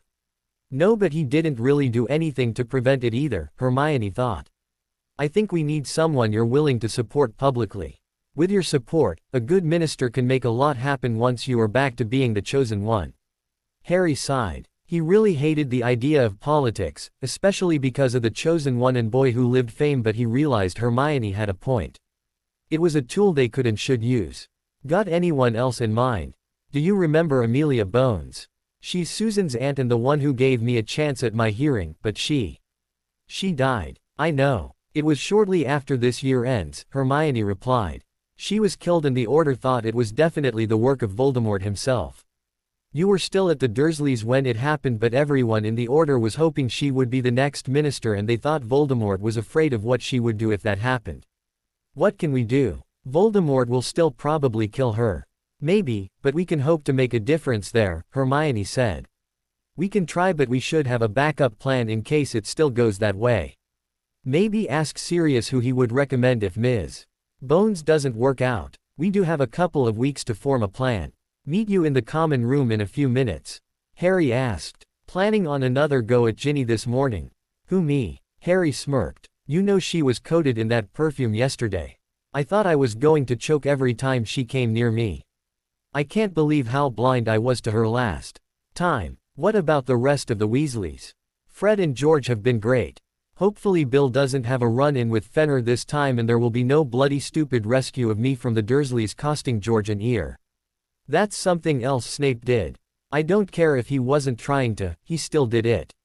His and Dumbledore's great rescue plan, Harry snorted. All because of the Dursleys. As for Mrs. Weasley, she always treated me well even if the original meeting was staged. But if she has a problem with us distancing ourselves from Ginny and Ron, I can live with it. You're much more important than they are. As you are to me, Harry. You, Hermione said, and then she gave another little mental laugh. When I was at the mall several years ago with Mum, I saw a sign that said, "Happiness is being married to your best friend." I can't believe it's so true. Well, if you had taken it to heart back then when I nudged you into that shop, you could have believed it a long time ago, the voice of their favorite goddess broke in. But no, just another one of my lesser plans trampled into oblivion by one of you two. Are you going to keep reminding of us that for the rest of our lives?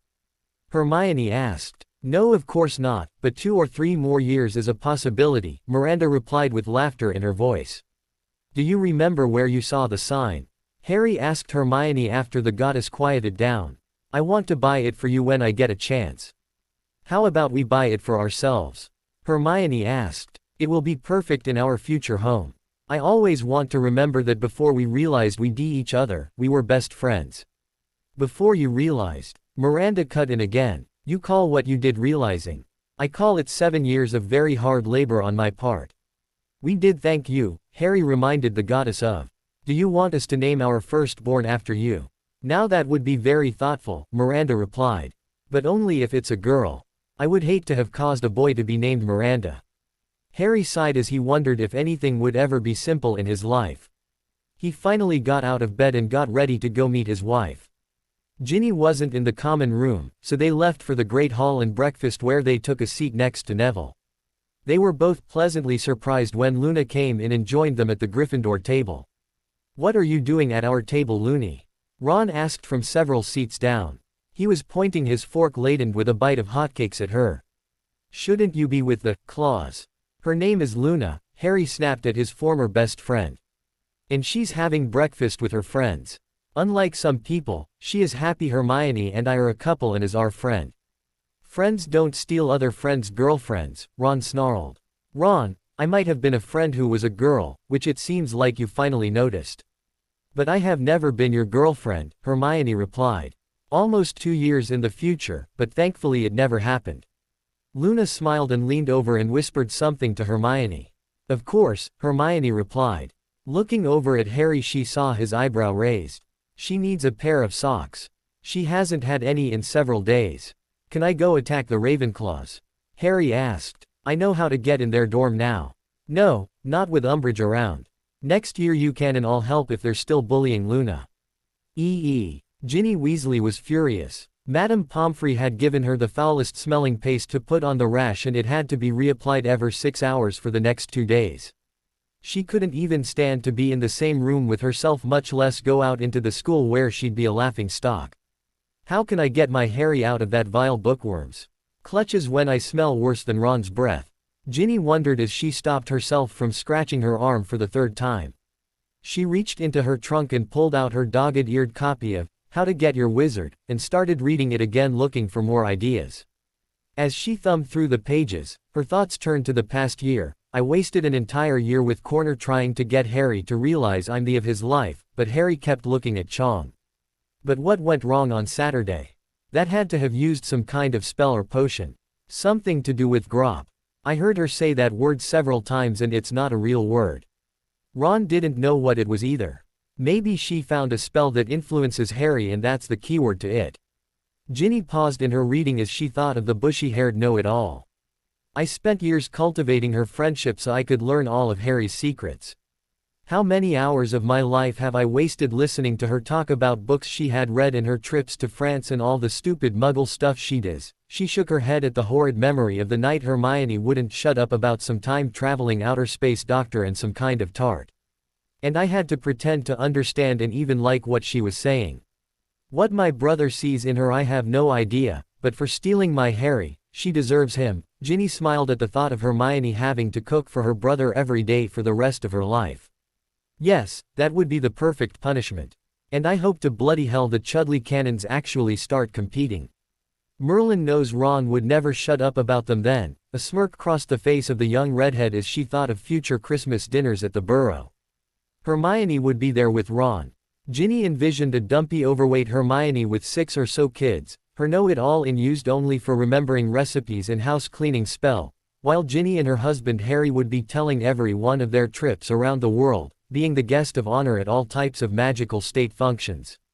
So maybe I should work on getting those two together first, and I'll be there to comfort Harry when she breaks up with him.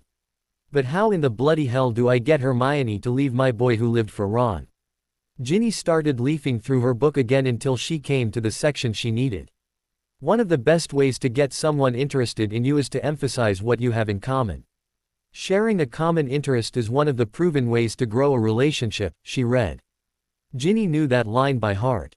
That's why she had practiced so much at Quidditch and flying, why she was at every single DA meeting doing her best, why she ate treacle tart every time Harry was around, all to make sure her Harry knew she liked what he liked. So I need to make sure I emphasize to Ron and Hermione what they have in common. Ginny leaned back and went over what each of them liked and came to a horrible conclusion. Bloody hell, nothing. They have absolutely nothing they like in common. Her eyes unfocused as she had another spasm of Hermione hatred course through her, and when she looked again at the book she saw another line. One of the most powerful emotions to influence relationships is jealousy. It is one of the most common reasons for a couple to grow apart and separate. Avoiding jealousy in a relationship is crucial to long-term happiness, but for that witch in pursuit of the heart of that special wizard, jealousy can be used as a weapon. Having him become jealous of what he doesn't have, you the witch, will only make him want to have you for his own. Ginny thought as she considered that line. Is there anything I can do to make Harry and Hermione jealous of each other? What could Harry be jealous of in that know-it-all? Nothing, of course. My Harry is perfect. Why would Hermione be jealous of Harry? She's lucky he's even friends with her with the way she always nags him to do his school work, Ginny thought. Can I get Hermione jealous of Ron so much she would leave my Harry? Not bloody likely. What about Harry jealous of me? It should have happened with Corner, but somehow that bookworm stole my Harry. I'll just have to figure out how to make him jealous of me, Ginny thought after some considerable time. It shouldn't be that difficult since I am perfect for him. She flipped to another section of the book, and read, Potions have been used by many witches to ensnare their wizard. Would a potion work? Ginny asked herself. No, she answered herself with a heavy sigh. Hermione would figure it out pretty quickly if I gave Harry something to eat and he started finally admitting he's me. Her mind kept turning over possibilities. She knew Harry was meant to be hers. It was inevitable. He risked his life to save me, so of course that means he's me. He just hasn't realized it yet. Though Ginny knew Harry was hers, she knew a lot of other witches wanted him too. Every day she heard the other girls in her dorm talk about how they would to have Harry. That's it, Ginny thought. What if I give Harry a potion key to another witch? If Hermione figures it out, I'm safe since she'll blame the other witch, but if not, the two of them break up, and then I tell Harry about the potion and give him the antidote. He'll be so appreciative he'll finally realize it's been me all along. I just need to keep Hermione out of the picture, so I need Ron there to comfort her when Harry leaves her." In a different realm, Miranda was shaking her head at the plans of the youngest Weasley. "I'm tempted to make her the soulmate of Vincent Crabbe." The goddess of enjoyed a good laugh at the thought of people seeing those two together and commenting, "I see Ginny has crabs now," but the goddess knew she wouldn't sullen the institution of soulmates to ever use it on the likes of those two. "Should I let Harry and Hermione know?" she pondered. "No, they're safe, and I'm curious to what they might do."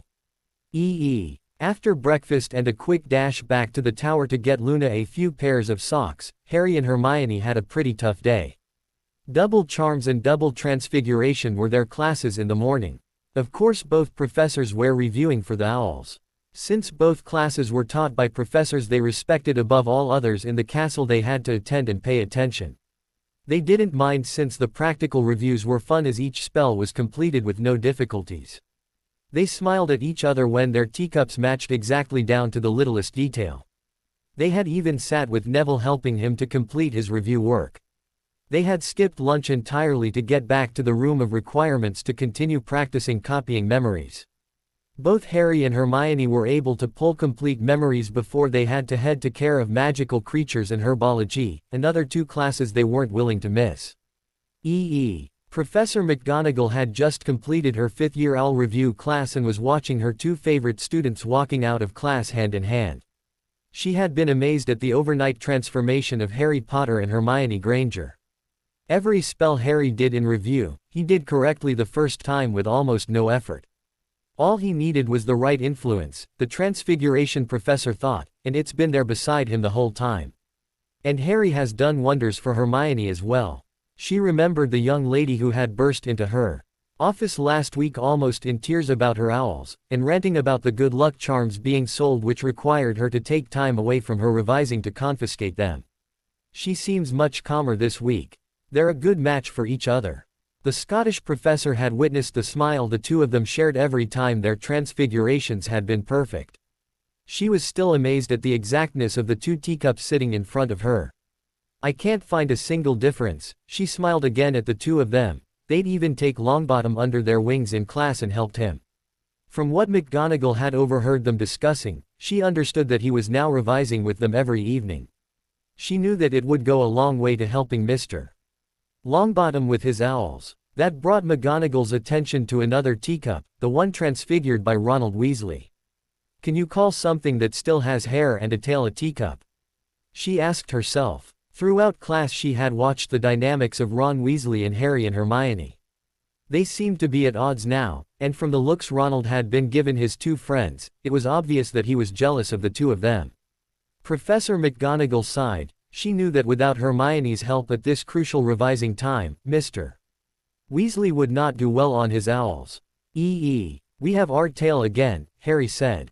It was after their last class but before dinner and they were walking in an empty corridor. They had seen members of the Inquisitorial Squad on more than one occasion following them. Fortunately for Harry and Hermione, most of the Slytherins didn't have a clue on how to be discreet, much less their current follower, Vincent Crabbe. "Okay, I've still got the cloak," Hermione said. "Split on the next hallway. What do you have in mind?" "Just a stinging hex. Like the one I had to use on you in the tent," Hermione replied. "I think Crabbe needs it on his rear.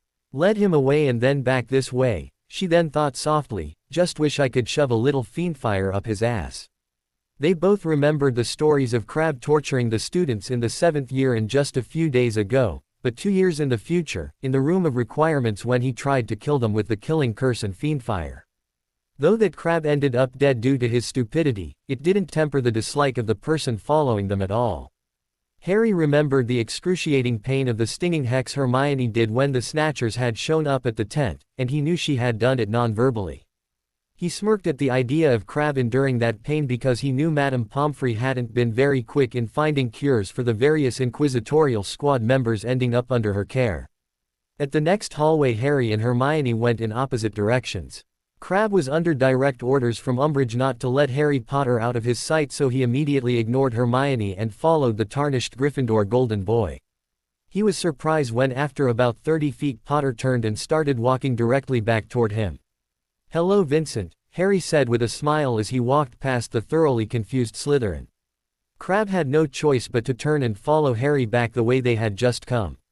He, of course, didn't see the wand come out from behind the invisibility cloak nor the white light that connected with his rear. He did feel the pain that erupted almost immediately and swung around to find out who had hexed him. Hermione had immediately moved down the hallway just in case Crabbe tripped over her trying to find who did it. All Crabbe saw was empty hallway. Tears filled the Slytherin's eyes as he forgot all about Harry Potter. Gingerly he made his way to the hospital wing. Every step brought excruciating pain as his pants chafed over the swelling stings. Madame Pomfrey spent several hours compounding his problems by finding the most painful way to diagnose his ailment. At one point she gave him a potion which resulted in him having diarrhea. Crabbe spent over an hour of pure agony sitting on a toilet with his ass covered in painful stings. Finally Pomfrey gave him a jar of yellow cream that had to be reapplied several times a day. Unfortunately for Crabbe, there wasn't a single person in the Slytherin house willing to help him. As they walked away after disposing of Crabbe, Harry turned to Hermione. "What are we going to do about those jerks? The older they get, the more dangerous they'll become." "I don't know Harry," Hermione said. "What can we do? They haven't done anything yet." At dinner that evening, Harry and Hermione asked Neville and Luna to meet them in the room of requirements at 7 because they wanted to share a secret with them. That gave them enough time to get there first and start extracting the memories they needed to show the two. Shortly before 7, after making sure Neville and Luna weren't being followed by checking the Marauders' map, Hermione escorted the two of them into the room. When Neville and Luna were seated on the chairs that were there for them, Hermione began. "We wanted you two to come this evening because we have something we want to tell you. But first we need to get you to agree to not tell anyone what that is. The information we are going to tell you can't go beyond this room," Harry said. "You can't even make a tiny slip-up." He looked at the two of them. "If Dumbledore comes to you and asked you for the information, you can't tell him." Neville and Luna both got a curious look on their face. "Why wouldn't we tell Professor Dumbledore?" Neville asked. "We think you'll understand once we explain it to you." Hermione looked at both of them. "Harry and I know you too. We might even know you two better than you know yourselves. We know that if you promise us that you'll not tell anyone, you won't." Luna stared at the two of them for several seconds before replying. "You're my friends. I would never tell something you didn't want me to." "Luna, be very careful about saying that," Harry said. "You're going to find out things that you're going to want to tell your father and you can't." "What kind of things?" "We can't say, but it'll be something you'll probably not be happy with, though we think you will understand," Hermione replied. "Gran has always believed in Professor Dumbledore, Harry," Neville said nervously. "You're not going to put me at odds with her, are you?" Harry looked at Hermione, who shrugged. He turned back to Neville and thought about what he could say. "I can honestly say that I think if you know what we'll tell you, it will go a long way to helping her believe in you like we believe in you." Neville pondered that information before replying. "I'll make the promise not to tell anyone as long as it doesn't put me against Gran's." "I'll make the same pledge," Luna said. "As long as it doesn't put me in direct conflict with Daddy, I promise not to say anything." Harry again looked at Hermione. "I think once they find out what we have to tell them it will be fine," she said. "I'd trust either of them with my life." "True," Harry agreed and turned back to their two friends. "Okay, do either of you know what a pensieve is?" he asked. When both Neville and Luna shook their heads, he continued. "That thing," he nodded at the basin, "will allow you to see our memories. It belongs to Professor Dumbledore, but since he doesn't need it right now, we borrowed it." "You can view memories?" Luna asked with her eyes protruding. "Even further. I wonder if Daddy knows about them. He would to see Fudge's memories about his dealing with the goblins." "Well, the person has to be willing to give the memory before you can view it," Hermione explained. "Oh," Luna replied with obvious disappointment. "Well, that wouldn't work. I'm sorry. But it will let us explain something to you, something that you're probably going to think is unbelievable," Harry explained. "We're hoping with our memories, you'll find it easier to accept." "Now we want to start with memories you can remember with us," Hermione said. Neville, do you remember our first year when you stood up to Ron, Harry and me when we were headed out of the common room to go after the stone? Yeah, I've got my memory of that night in the bowl, Hermione said. I want to get you comfortable using the pensieve. Go with Harry and take a look. In the pensieve, Harry and Neville appeared in the Gryffindor common looking at themselves as they were during their first year. What are you doing? The memory, Neville said as he appeared from behind an armchair, clutching Trevor the Toad. Nothing, Neville, nothing, said memory Harry, putting something behind his back. Neville stared at their guilty faces. You're going out again, he said. No, no, no, lied the memory Hermione. No, we're not. Why don't you go to bed, Neville? Harry looked at the grandfather clock by the door. You can't go out, said Neville, you'll be caught again. Gryffindor will be in even more trouble. You don't understand, said Harry, this is important. But Neville was clearly steeling himself to do something desperate.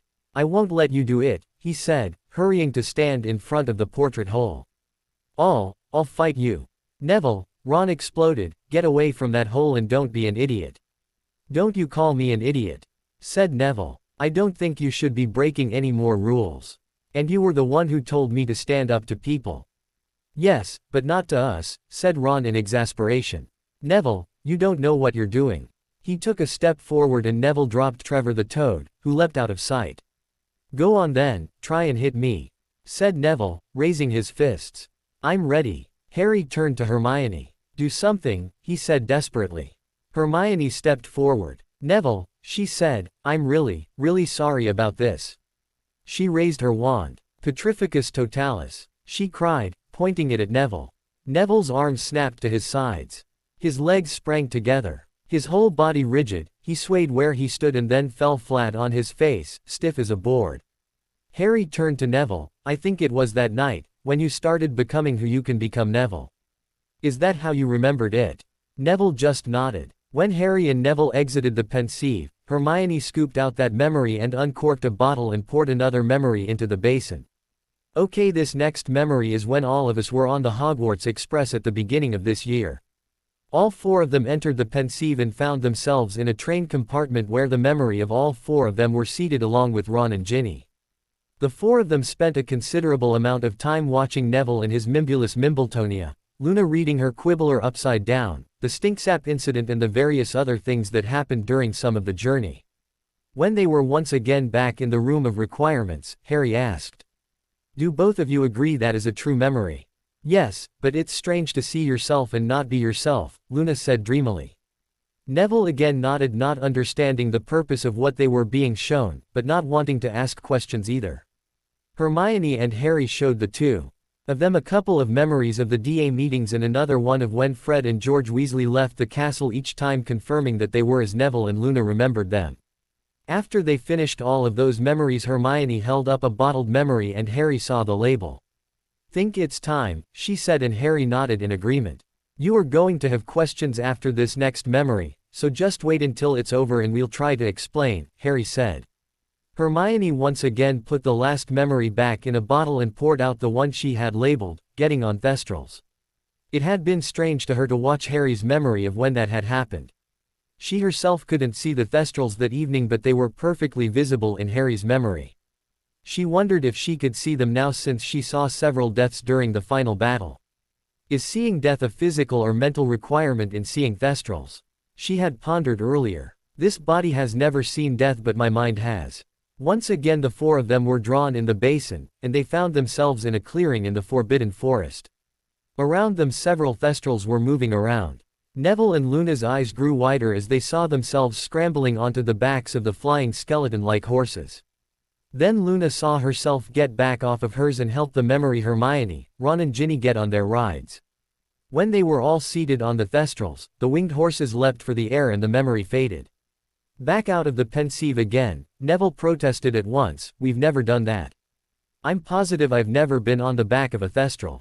I would to ride a Thestral, Luna said happily. Can we go ride them now? But Neville is right, I would definitely remember riding one and I never have. So how can this be a memory? Harry took a deep breath before starting his explanation. It's a memory because it did happen, it just hasn't happened yet. What do you mean yet? Neville asked. How can you have a memory of the future? Is it a vision? No, it's not a vision, but it is our big secret, what you can't tell anyone, Hermione explained.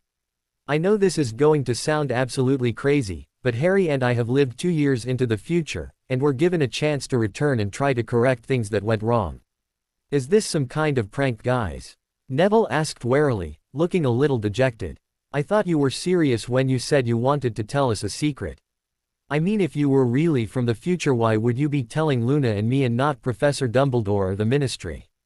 I mean, we're just a couple of oddballs in the school. No, Harry exclaimed. You two are not oddballs.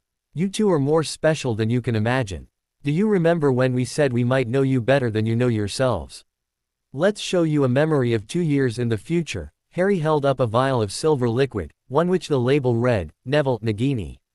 He poured it into the pensieve, and once again all 4 of them descended into the memory. The 4 of them were in a memory outside of the castle, surrounded by students and Death Eaters. Voldemort stood in the middle of the scene. Someone started to charge him. A bang and a grunt of pain could be heard as Voldemort himself disarmed his assailant. And who is this? He said in his soft hiss. Who has volunteered to demonstrate what happens to those who continue to fight when the battle is lost? Bellatrix Lestrange gave a delighted laugh. It is Neville Longbottom, my lord. The boy who has been giving the Carrows so much trouble. The son of the Aurors, remember? Ah, yes, I remember, said Voldemort, looking down at Neville, who was struggling back to his feet, unarmed and unprotected, standing in the no man's land between the survivors and the Death Eaters. But you are a pureblood, aren't you, my boy? Voldemort asked Neville, who stood facing him, his empty hands curled in fists. So what if I am? Said Neville loudly. You show spirit and you come of noble stock. You will make a very valuable Death Eater. We need your kind, Neville Longbottom. I'll join you when hell freezes over, said Neville.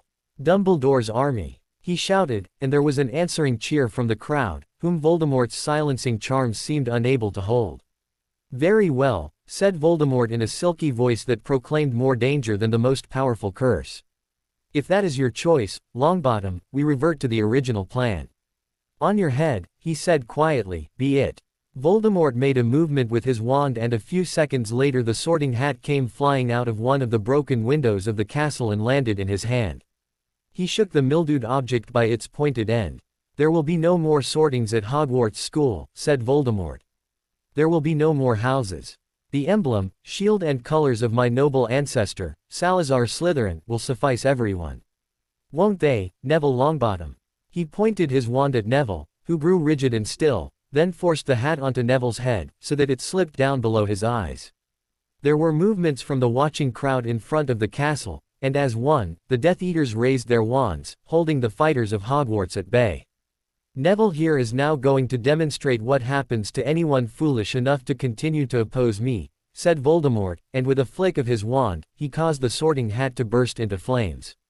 A giant came lumbering into the memory yelling for Haggar, and at the distraction the memory Neville moved. In one swift, fluid motion, Neville broke free of the body-bind curse upon him. The flaming hat fell off him and he drew from its depths a ruby-hilted silver sword. He swung it as hard as he could. The slash of the blade connected with the S that was near Voldemort and the head spun into the air. And the memory ended. Back out of the pensieve, Harry looked at Neville, who was white as a ghost. You confronted Voldemort face to face, Neville. You stood up to him, and by cutting that S head off you allowed me to kill him. Don't ever say you're not a great wizard, Neville, or that you don't think you have the courage. When it matters, you have it all. Everyone in the room of requirement was looking at Neville.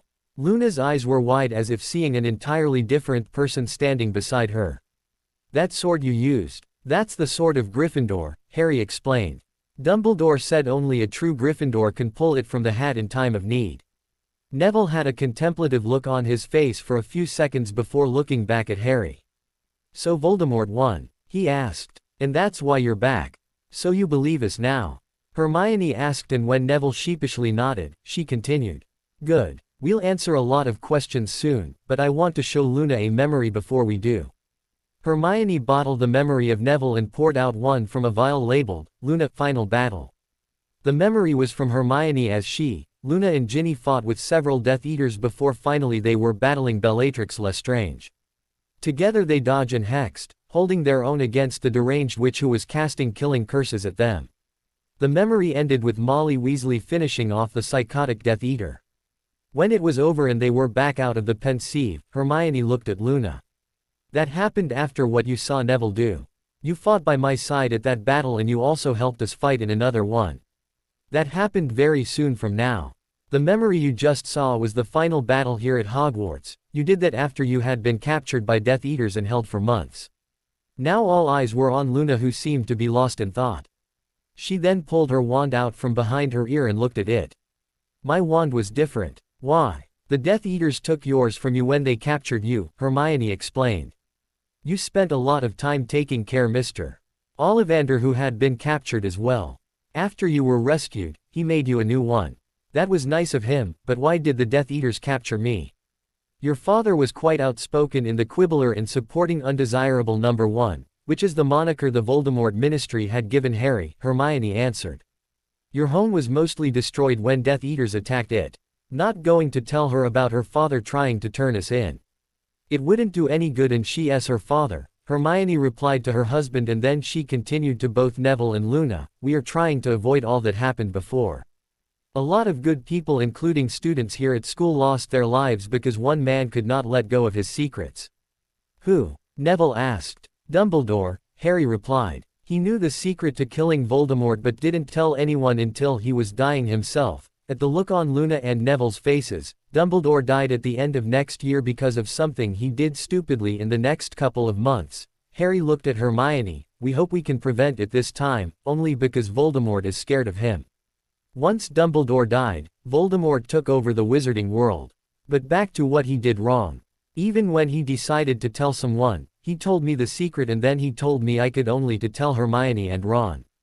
Once he had died, we trusted him, thought he knew best. We turned away help because of his instructions. Yes, we finally succeeded, but only because of sheer luck. We did kill Voldemort, but at the cost of too many good people deaths I lay at the feet of Dumbledore. But Voldemort was dead and so was Bellatrix, Neville argued.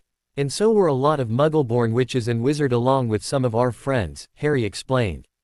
Do you remember Professor Lupin? Of course. He was always very nice to me, Luna added. He died defending this school along with his wife. Their newborn son was left an orphan, Harry explained. Umbridge went back to the Ministry and under Voldemort's rule she was in charge of persecuting Muggleborns. They were accused of stealing their magic from purebloods. Many of them were sentenced to Azkaban or were ed by Dementors only for being Muggleborn. That's outrageous, Neville said. What are you going to do about Umbridge? What can we do? Hermione asked. She hasn't done anything yet. Not in this timeline. Neville looked at them with a look that belonged on the Neville 2 years in the future instead of the current one. If she is the cause of someone's death in the future and you did nothing to prevent it now, would you be able to live with yourself? Harry looked sharply at Hermione. Is it that simple? He's right, you know. I know, Hermione hesitantly agreed. But that means it's across the board, all the Death Eaters in 2 weeks. Can we do that? Just remember that it was the threat from them that caused you to modify your parents' memories and send them away. I know, but can we do it and live with ourselves? We'll have to discuss this later, but for now let's get back to Neville and Luna, Hermione replied and Harry nodded. Neville and Luna watched the two Potters stare at each other for a minute before Harry turned to them. I think we agree with you, Neville, but it's something we have to think about. Now are you two interested in helping us fight Voldemort here and now and end this a lot earlier than before? We can't tell too many people our own secret, but we refuse to do like Dumbledore and not ask for any help. As we told you earlier, we trust you and truly hope you'll help us. I'm in, Harry, Neville said without any hesitation. I would to help, Luna said. Hermione smiled at Harry before turning back to their friends. Good. Now we have one more memory we want to show you this evening, she said. You saw the memory of us getting on the Thestrals. That happened 2 weeks in the future when Harry was lured into a trap by Voldemort. All the people you saw in the memory joined us that night. We ended up fighting 12 Death Eaters. And Neville, you'll see who was by my side the whole time, Harry said. You ended up with a broken wand and a broken nose, but you were still fighting almost to the end. There is one last thing you will hear constantly in this memory, Hermione added. The name's Sirius Black. You mean Stubby Boardman? Luna asked excitedly. You know him. What's he got to do with it? Neville asked. Is he one of the Death Eaters? Neville, no, he is not a Death Eater and he has a lot to do with it. Luna, Sirius Black has no clue who Stubby Boardman is, but it is not him, Harry said. Look, I know what the papers all said, but here's the truth. Sirius Black is not a murderer, he didn't betray my parents and he's in fact my godfather. Sadness settled into Harry's eyes as he continued. Yes, my godfather. Last time, Voldemort tricked me into believing he'd captured Sirius. I led all of you into a trap because you believed in me. As I said, we ended up fighting 12 Death Eaters. Sirius and several other people came to our rescue, but in doing so he got killed in the battle. I lost my godfather because I was making another mistake Dumbledore made. I wouldn't listen to other people, because I thought I knew what was right. Hermione told me it was most likely a trap, but I didn't listen. That will not happen this time. He looked over at Hermione and nodded. We are going to show you Harry's memory because I was injured before it was over, Hermione explained as she scooped out the last memory and poured in one labeled, Ministry. It was sometime later when they re-emerged from the pensieve. Neville and Luna both looked a little shaken. It was Neville who collected himself first. Can I ask a quick question? Anything, Neville, Hermione said. What about Ron and Ginny? He asked. In the memory they seem to be your friends, but if you just came back, why do they seem to be your enemies now? What did they do in the future? Do we tell them? Harry asked Hermione. They still haven't asked the big question yet, how? Hermione replied. And this is directly related. Do we tell them about us being married? If we're going to be a team, they are going to have the map on occasions and it will come out, Harry replied. True. Okay, we tell them everything. We found out they manipulated us next year into liking them more than friends, Harry explained. Through those manipulations Ginny made me believe I wanted to be her boyfriend, and Ron did the same to Hermione. The morning after the final battle we were actually going to start dating the two of them, that is until Hermione convinced me to. Harry looked at his soulmate, her. It was our first and sealed what we later discovered to be our soul bond. After that happened, we met a true deity, the goddess of Miranda. Luna asked happily. You met Miranda? I would to meet her someday. How? Hermione asked looking incredulously at the Ravenclaw. How did you know her real name? Doesn't everyone? Luna asked unperturbed. No, Hermione replied shaking her head in amazement. Yes, we met Miranda. She's the one who told us what Ron and Ginny had done. She is also the one who made us soulmates, meaning that Harry and I have been destined to be together even before we were born.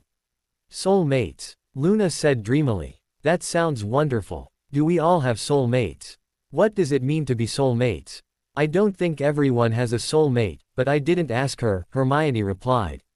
It means that Harry and I are connected in our souls. In fact, we found out that it means we are considered married in the wizarding world. I am Mrs. Harry Potter. Ginny isn't going to like that, Luna said. She expects to be Mrs. Harry Potter. So we have found out, including the depths she will go to try to make it happen, Hermione said. Harry is my soulmate and my husband. She can't interfere now, but I will defend our marriage. We need you to keep that a secret as well. We aren't telling anyone yet. I won't tell anyone, Luna replied. I won't either, Neville said. Thanks guys, but that is why we no longer want to be close to Ron and Ginny, Harry said. What they did, or are going to try to do, hurt us. Harry looked at Neville. Neville, I know you went with Ginny to the Yule Ball. Are you comfortable with what we are telling you? She spent the whole evening wanting to talk about you, mate, Neville said with a shrug, or complaining about me stepping on her feet. If you still want to be their friends, Harry said. We'll understand. I'll always have your back, Harry, even if it has to be against her or Ron, Neville replied. I know it, Neville, Harry replied. We have other memories we want to show you too, but it's getting late tonight, Hermione said as she looked at her watch. It's already past curfew and we still have studying we need to do. As we go on, we will show you more of what we are trying to avoid and then we hope you can help us figure out what to do next. Past curfew? Neville asked nervously. Are we going to get in trouble with Umbridge? Harry looked down at the Marauders map. There was a dot with Draco Malfoy under it waiting outside the door of the room of requirement. Not this time, Neville, Harry said as he slapped the other boy's back. In the future you made this room your base of attacks against the Death Eaters who were teaching here. You learn some very important tricks it can do. Like this. Harry turned and concentrated on a wall. I wish there was a passageway to right outside the Ravenclaw common room. In a few seconds a door appeared in the wall. There, Luna, I think you will find that door will lead you to close to your common room. Harry looked again at the map and made sure there was no one near there. Luna opened the door and then she looked back with a smile. Thanks Harry, Hermione, I'll see you two at breakfast. Of course Luna. Have a great night, Hermione replied. Luna's smile widened and she turned and skipped through the doorway. Harry watched the map and saw after a few seconds the dot of Luna Good appear near Ravenclaw Tower. This room is amazing Harry, Neville said. It was you who figured it out. Now we need to get to the Gryffindor Tower, Harry said. Why don't you give it a go Neville? Get us to safety. Neville looked hesitantly around him, then he thought of himself facing Voldemort. He looked down at the map for a spot in the tower that did not have anyone currently located in it. Using the voice he had heard himself use 2 years in the future, he said, I wish for a passageway to the 5th-year boys' room in Gryffindor Tower, and almost instantly the door appeared. Good job Neville, Harry said, now let's get a move on before someone does show up there. Did you see the look in both of their eyes? Harry asked Hermione as they walked through the corridor with Neville leading the way. The look of confidence. Yes, and I am glad we told them. Tomorrow we need to continue, maybe the prophecy. Do we tell them about the Horcruxes? Let's not give them a name, but the general idea, Harry replied. If someone does peek in their minds, as long as they aren't thinking about Horcruxes, it might be fine. Over the summer we should have them work on occlumency if they can. Know anyone who can teach them. I don't think it will be Snape, Harry mentally smirked. They might know more about it than we do.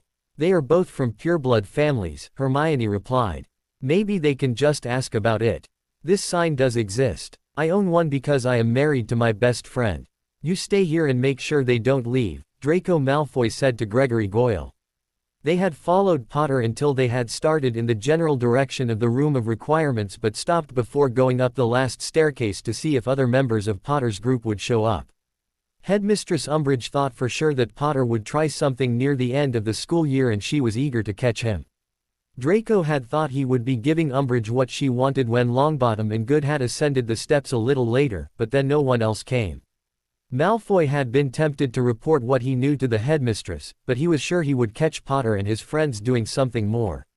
When curfew drew near and Potter and the Mudblood hadn't reappeared, Malfoy knew he had his nemesis. He moved up the steps and waited with his wand ready for the moment Potter came out of the door. Minutes passed and then an hour. Finally Draco knew it was time to report to Umbridge. Draco summoned Goyle from his place in hiding and gave him his instructions and then scurried to inform the headmistress. They were back within 10 minutes. Well, Umbridge said to Goyle when she saw there was no door. Where are they? It just disappeared, Goyle replied as he pointed to the blank wall. 1 minute there was a door and the next. You let them escape, Umbridge screeched. No, it was there, Goyle said. And it just disappeared. Nonsense. Quit making excuses. You probably dozed off and they snuck past you. Well, they won't get far, Umbridge said. Fortunately for you I stationed a few Inquisitorial Squad members at the entrance to Gryffindor Tower. Now go tell Filch to search every inch of this castle until he finds that wretched boy. Yes ma'am, Goyle replied and hurried off. You, Umbridge said to Draco. You come with me. We'll get McGonagall so she can witness her students aren't where they should be and can't argue about their punishment when they are found. Umbridge moved off down the steps with a smile on her face. She wondered how Potter would do on his written exams after several hours of writing in his own blood. When Harry, Hermione and Neville walked through the tunnel door from the Room of Requirements into the boys' dorm, the door disappeared. Neville turned to Harry, so I really did all that stuff. You did Neville, you really did, Harry replied patting his friend on the back. I will show you every memory I have of what you told me and what others told me about what you did during your 7th year. While we were away working on how to kill Voldemort, you led Dumbledore's army, you battled the Death Eaters who taught students here and saved those who were being tortured. Trust me when I say that besides my Lee wife here, there is no one I want by my side in a battle more than you. But I've never been that good with magic. We think it's your wand Neville, Hermione said. When it broke in the Ministry you got a new one that matched you. One of the things that we learned in the next couple of years is how important it is to match a wand to a wizard. I had my wand broken that last year, Harry explained, and when I had to use someone else's wand it didn't work nearly as well for me. Hopefully your father's wand won't be broken this time, Hermione said, but you still need to get a new one soon. Ollivander, Hermione stopped and turned to Harry, that's who we need to warn someway. If we can keep the information about yours and his wands away from Voldemort, it'll be one more thing that keeps Riddle in the background. It was another answer he needed. But how can we? Harry asked. Go over and say, Mr. Ollivander, Voldemort is going to kidnap you soon, so you better run away. No but, Hermione's eyes lost a little focus then snapped back. Neville, would you like to go to Diagon Alley on Thursday? What? How? We can't leave the school. If we tried, Umbridge would put us in detention for the rest of this year and all of next one too. Not if she doesn't know. We'll get you there. We were just in London on Sunday. How? We'll show you. I presume you know about apparition, right? Yeah, but you aren't old. We were Neville, Hermione replied. We apparated around the whole country with the Ministry and Voldemort trying to find us. Harry looked at his wife. What do you have in mind? Does Mr. Ollivander know what happened between your wand and Voldemort's in the graveyard at this time? I don't think so. I'm pretty sure Voldemort told him when he wanted the information. Well, when you and Neville are in Ollivander's shop on Thursday getting Neville a new wand, why don't you tell him? But then, Harry's eyes widened as he figured out what she was driving at. And once I do, I should mention something like, I'm glad Voldemort is still trying to figure out what happened. Quote, exactly, Harry. I don't think it's a problem with him knowing. He's going to find out if Voldemort captures him anyway, Hermione said. If Mr. Ollivander has any intelligence whatsoever, if he understands he knows something that Voldemort wants, he won't stick around long enough for Voldemort to catch him this time. Do you think he really can get away from Voldemort? Neville asked. We can hope so. The door opened and they turned to see Ron standing in the doorway. He stopped when he saw who was in the dorm. First Looney and now the Squib. You've been studying with him all the time now and helping him in class. Is he your new best friend? What next? Going to start hanging around with Myrtle? You really are turning into a loser, aren't you, Harry? He looked at Neville. Better watch out, mate. Hope you don't have a girl you like or Harry will take her from you. He can't stand anyone else to have anything they want. Harry took a breath to calm down before speaking softly but with a hard edge to his voice. That's it, Ron. All you had to do was congratulate Hermione and me on becoming a couple. But you couldn't do it. You had some delusions that Hermione might possibly like you more than as friends, even when she made it perfectly clear she didn't. You didn't care. Tell me, Ron, why do you fancy her? What do you have in common with her? Don't you see she is happy? Isn't that important to you? Ron's eyes flicked over at Hermione and then back to Harry, but he didn't say anything. Then the answer hit Harry. He was back in the forest 2 years in the future and Riddle from the locket was saying, least now, by the girl who prefers your friend. Second best, always, eternally overshadowed. Harry did a mental slap of his head. How could I have missed it? Missed what? Hermione asked. The locket. When it opened and Riddle was talking to Ron. I now know he didn't you, but I thought he liked you at least and that's why he used the potions on you. I'll explain later, Harry replied to his wife. You don't really like her, do you? Not as someone special, Harry continued to Ron, you just need to prove you can better than me at something. It wasn't the person you liked, it was what she was to me. You saw the one person who was always there for me, someone who was a better friend than you could ever be. Harry's eyes hardened even more. You knew she preferred me and you felt if you could have her, it would prove you were better than me. Ron continued to glare at Harry as his ears turned red, but he continued to say nothing to refute the allegations. It's over, Harry said forcefully. Our friendship is officially over, Ron. No future apologies, no invitations to the Burrow, nothing will make it right between us again. Harry paused and looked at Hermione, who he could feel had anger coursing through her as well as she understood what he was saying. He then looked at Ron again. Insult my friends again and you will regret it. Unlike you, I have complete faith in Luna and Neville to never abandon me or Hermione when a friend is needed. I don't have to worry that some petty jealousy might crop up. As for Myrtle, considering she didn't get jealous when some disguised Death Eater put my name in the goblet in the 4 Last year and helped me solve a clue and complete a task. It might be a step up from you, wouldn't it? Harry asked in a scathing tone as he thought of the ghost who helped him solve the egg and pointed him in the right direction under Black Lake. The red spread from Ron's ears to encompass his entire face as he reached for his wand. Before he could get it clear of his robes, 3 wands were under his chin. He froze as he saw the 3 sets of eyes locked on his. Harry's eyes were the dark green intensity that Ron knew was only a short way from fury. Neville's eyes were a determined and focused look that Ron had never seen, but it was Hermione's eyes that really disquieted him. Her eyes were steeled with a glare that made the term scary seem like something pleasant. If looks could kill, Ron knew at that moment he would be dead. You pull out that wand, Ron, and you'll regret it more than you can ever know, Hermione growled. You try to hurt Harry and what he leaves of you, I'll finish off. Is that clear enough? All Ron could do was nod as the red in face and ears had turned ashen. Oh, don't worry, Harry said to Hermione, I'll leave plenty for you, but if he were to try to hurt you, I can't promise anything will be left. The 3 of them put away their wands and brushed past Ron on the way to the common room. As Hermione was walking out the door, she turned around and looked at the boy who she had been tricked into liking as more than a friend. Ron, if it helps, I heard Lavender Brown talking about you in a nice way. Lavender, are you putting me on? No, Ron, I'm not, but I really don't care if you believe it or not, Hermione replied and then followed Harry and Neville down the steps. As the evening progressed, Ron stopped seething about Harry and Hermione and started thinking about Lavender and how she had looked at him in divinations in the last class. She's better looking than Hermione is anyway, he thought. Especially since she has bigger knockers. So Ron never even liked me. Hermione asked Harry when they were arranged around a table with Neville studying. Did I ever tell you what the locket said to Ron when we opened it? No. Harry brought up the memory and pushed it toward Hermione. She saw the locket. Open. I have seen your heart, and it is mine.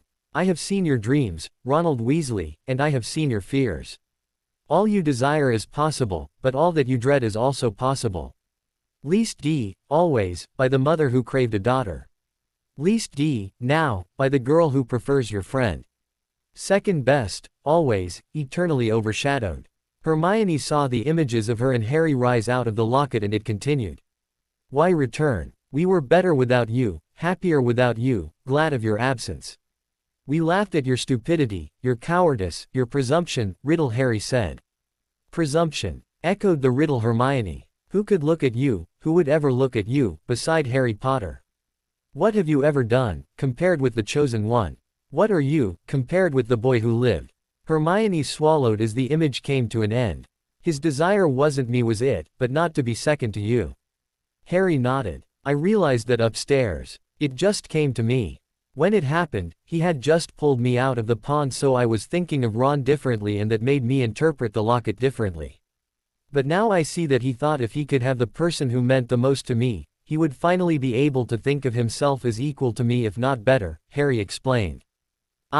Don't say you feel sorry for him, Harry. You did not cause his self-esteem issues, you have always treated him with respect and as an equal, Hermione replied. She got up and sat in Harry's lap and eyed him gently. You are the better man, Harry. You have proven it time and time again. After a few minutes of ensuring he knew that with tender she returned to her seat and turning to Neville. Now the color-changing charm is going to be on the owl, so make sure you have. When they had been studying for several minutes, the portrait hole opened and Umbridge and Malfoy came charging in, talking to each other with McGonagall following behind them. Now Minerva, Umbridge said to the trailing professor. When you see Potter and Granger are out after curfew, you'll have to agree that they need to be. Her voice trailed off as she saw Harry, Hermione and Neville arranged at the table studying. Harry and Hermione could see the relief spread over McGonagall's face as she also saw the trio of students. Is there anything we can do for you, Professor McGonagall? Hermione asked. That's all right, Ms. Granger, McGonagall replied. It seems our High Inquisitor was under the impression that you were out after curfew. In fact, Mr. Filch and Mrs. Norris are at this moment combing the castle looking for you. Well, as you can see, we are here studying since tonight isn't one of my nights to make rounds, Hermione replied. Umbridge was staring at Draco and hissing something to him under her breath. They could see the blonde Slytherin turn red as he retreated out the portrait hole. The toad-like woman took one last look at the Gryffindor trio, Then without saying a word she turned and followed her Inquisitor squad member out of the tower. McGonagall turned back to her favorite students and her normally pursed lips were almost smiling. "Good night, Ms. Granger, Mr. Potter, Mr. Longbottom." She turned to leave, then stopped and turned back, and 10 points each for diligent studying. Once McGonagall had left, the trio smirked amongst themselves. They continued to study for a couple of hours before finally heading to bed. Harry and Neville found Ron fast asleep on his bed with his face plastered in his History of Magic book drooling on the pages. Harry grinned at Neville. Well, he tried to study too. Harry hadn't spent much time reviewing Hermione's childhood memories that Miranda had given him, but since he was the first awake. The next morning he started shifting through them. He found himself facing bullies who would take her books and taunt him about them. They'd even rip pages out and throw them in the mud. Harry could feel the pain Hermione had felt as she picked up the mud-splattered pages of her favorite book her mother had bought her. Anger coursed through Harry as he experienced more pain as the bullies called her names like Beaverface and Bookworm. It was the teachers and her parents who comforted her during those times. On particular bad days, her parents would take her to her favorite ice cream shop, always mint chocolate chip, or bookstore.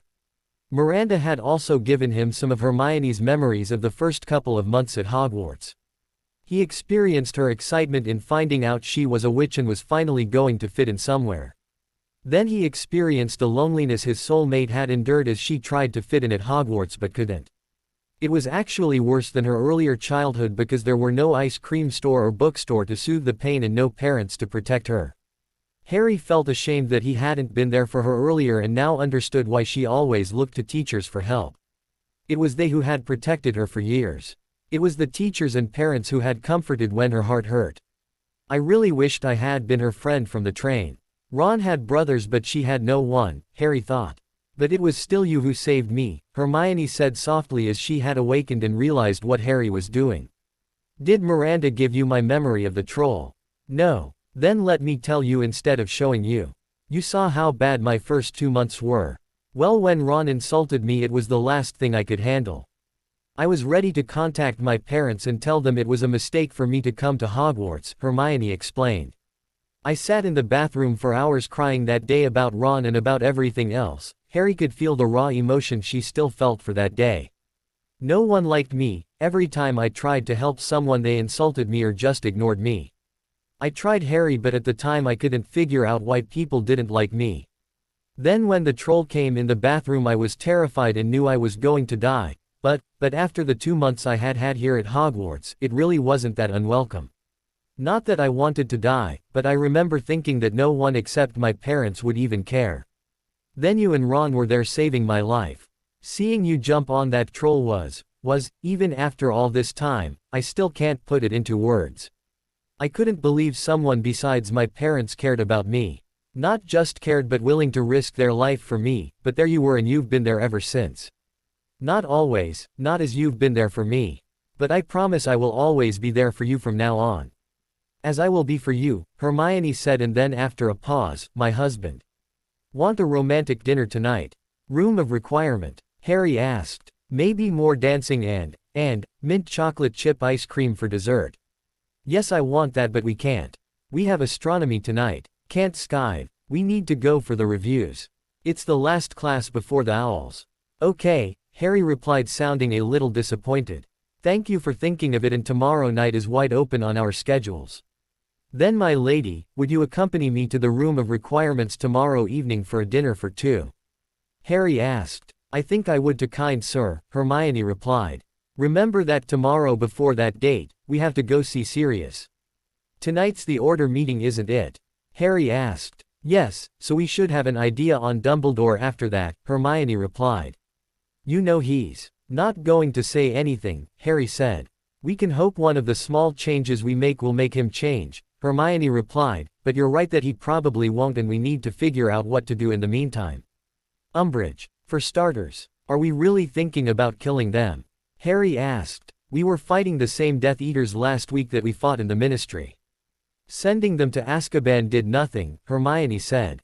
Do you prefer Lupin or Yaxley dead, Tonks or Bellatrix? Prefer someone like Teddy to not to have parents or Draco? Harry let out a sigh as he knew better than to try to argue with Hermione's logic. I agree. But can we do it without going to Azkaban? I don't mind a nice island for our honeymoon, but I would prefer it not to be in the North Sea and guarded by Dementors.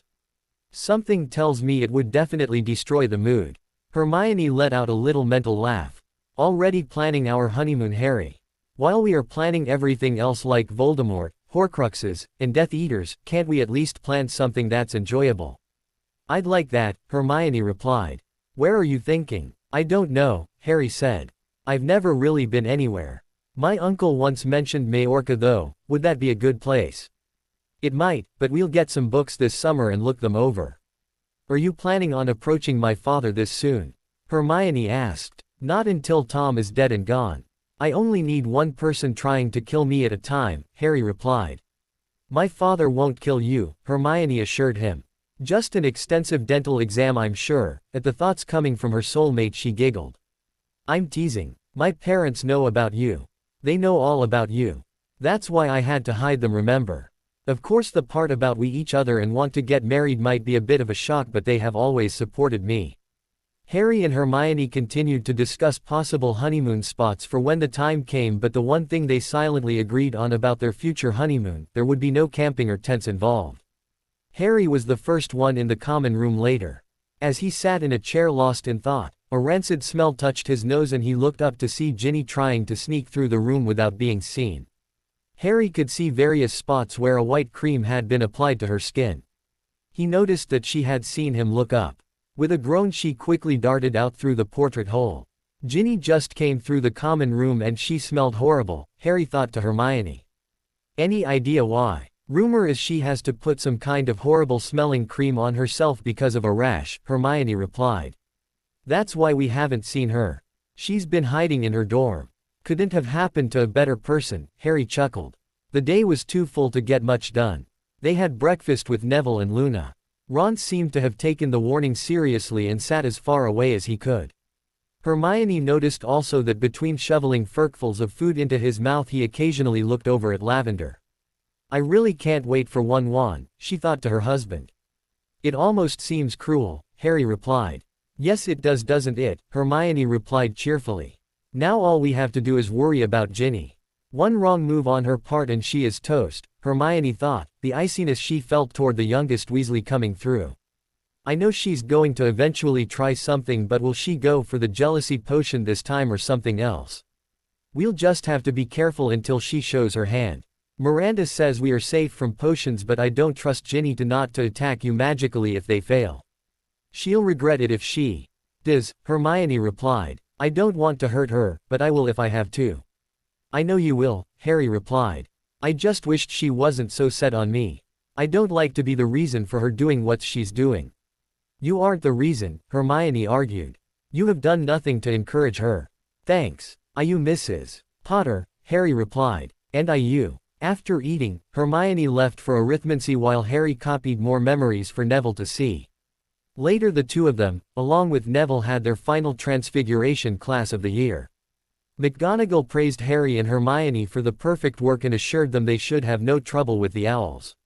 She requested Ron to stay behind after class for a word. Later Harry heard from Seamus that Ron had to spend the next couple of days reviewing for the owls personally with McGonagall. Double herbology and care of magical creatures took up the afternoon. Time slowed to a crawl at dinner. Harry and Hermione knew the Order meeting would be starting soon and they kept wondering how the meeting between Dumbledore and Sirius would go. Once astronomy started, Harry had a hard time following the review as he kept his hand on the communication mirror the entire time waiting for it to heat up. It was after the class ended and they were walking back to the tower that the mirror started to heat. Harry pulled Hermione into a broom closet where she quickly put up a locking charm and the Muffliato charm. Harry pulled out the mirror and saw his godfather looking at him. The first words he said set the tone of the conversation. That old goat, Sirius snarled. That good of a meeting? Harry asked lightly. Meeting was boring enough, but afterwards when I told Dumbledore Creature's story of Regulus and showed him the locket he didn't even blink an eye. He told me it was probably nothing, but he took the locket to give it, as he said, a closer examination just in case. It's what we expected, Hermione said. We'll just have to see if he comes to me now, Harry said. We'll bring the pensieve and memories of the Department of Mysteries tomorrow in the early afternoon. We have our last class of the year tomorrow morning. Potions, of course. Then we are going to make a quick trip to Diagon Alley. Diagon Alley, Sirius said. What are you going there for? A friend of ours needs a new wand and we want to warn Ollivander. What are you going to tell him? Just enough that should make him want to leave, Harry replied. Be careful. Don't get caught. Oh Sirius, Hermione said, we have told 2 students about the future and they are willing to help with whatever we do at the ministry. It's Neville Longbottom and Luna Good. They were with us the last time. We'll talk about that tomorrow after I see those memories. See you tomorrow then, Harry said and put away the mirror. The last class of the year just happened to be potions and Draco Malfoy was still smarting from Potter and Granger making a fool of him the previous night. He could see the mudblood talking to Potter and decided to incite a bit of panic into her. With a sneer at Hermione he leaned over to Crabbe and Goyle and said loudly, of course, it's not what you know, it's who you know. Now, Father's been friendly with the head of the Wizarding Examinations Authority for years, old Griselda Marchbanks, we've had her round for dinner and everything.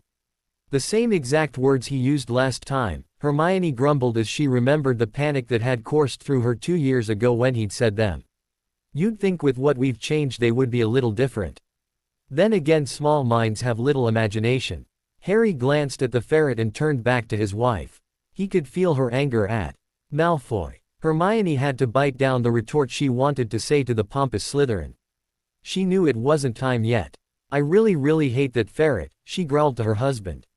Neville placed a hand on her shoulder and smiled at her in support. Hermione smiled back. One of the things they had talked about Tuesday night after Umbridge and Malfoy had left the Gryffindor common room was how nice it would be when Neville did better than Malfoy on his owls. How about if I put him on the spot by betting him you, a Muggleborn, will do better than he does on the tests? Harry asked Hermione. Hermione was about to agree when a reason not to struck her, no you better not. His father might be able to bribe someone to make a difference in yours or my grades if his son's honor is on the line. Lucius wouldn't do that, Harry replied. Do you really want to take that chance over something as petty as this? Hermione chided him. Besides by the time he gets the results he will have most likely taken the mark and he won't care. Do we try to save him? Harry asked. Keep him from taking the mark this time. If you have some brilliant plan to do so I'll listen, but he's not high on my caring about list at the moment, Hermione huffed as she shot another glare at the blonde-haired idiot. There are too many other people who suffered because of him and his father, those are the ones I'm more concerned about. I'd prefer to see him under the same curse his aunt performed on me. Harry could feel her anger surge and then it subsided. Being the target of his crap again after all we did just brings back all the wrong he did. Think of Bill. Remember his face. Just because the ferret thought his family was more important than the whole wizarding world. He's a coward and I'm not going to waste effort on keeping his ass alive. Wow Hermione, language. His mother did save me in the forest. Only to save her son, which only proves his mother cares for him even if he is lower than scum, Hermione retorted.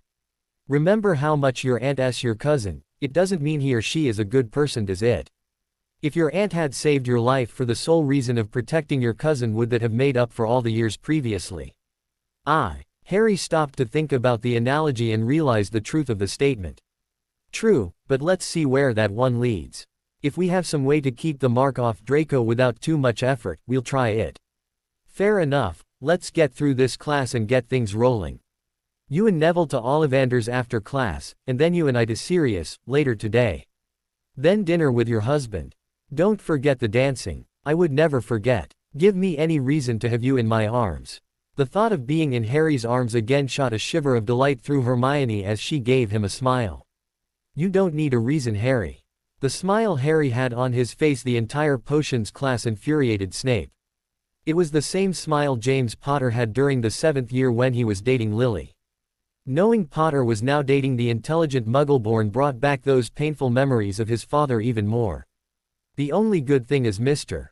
Potter has no chance to get an O in potions, so this is the last class one have to deal with him, the potion master thought, and then he turned to the black-haired youth. 20 points from Gryffindor, Mr.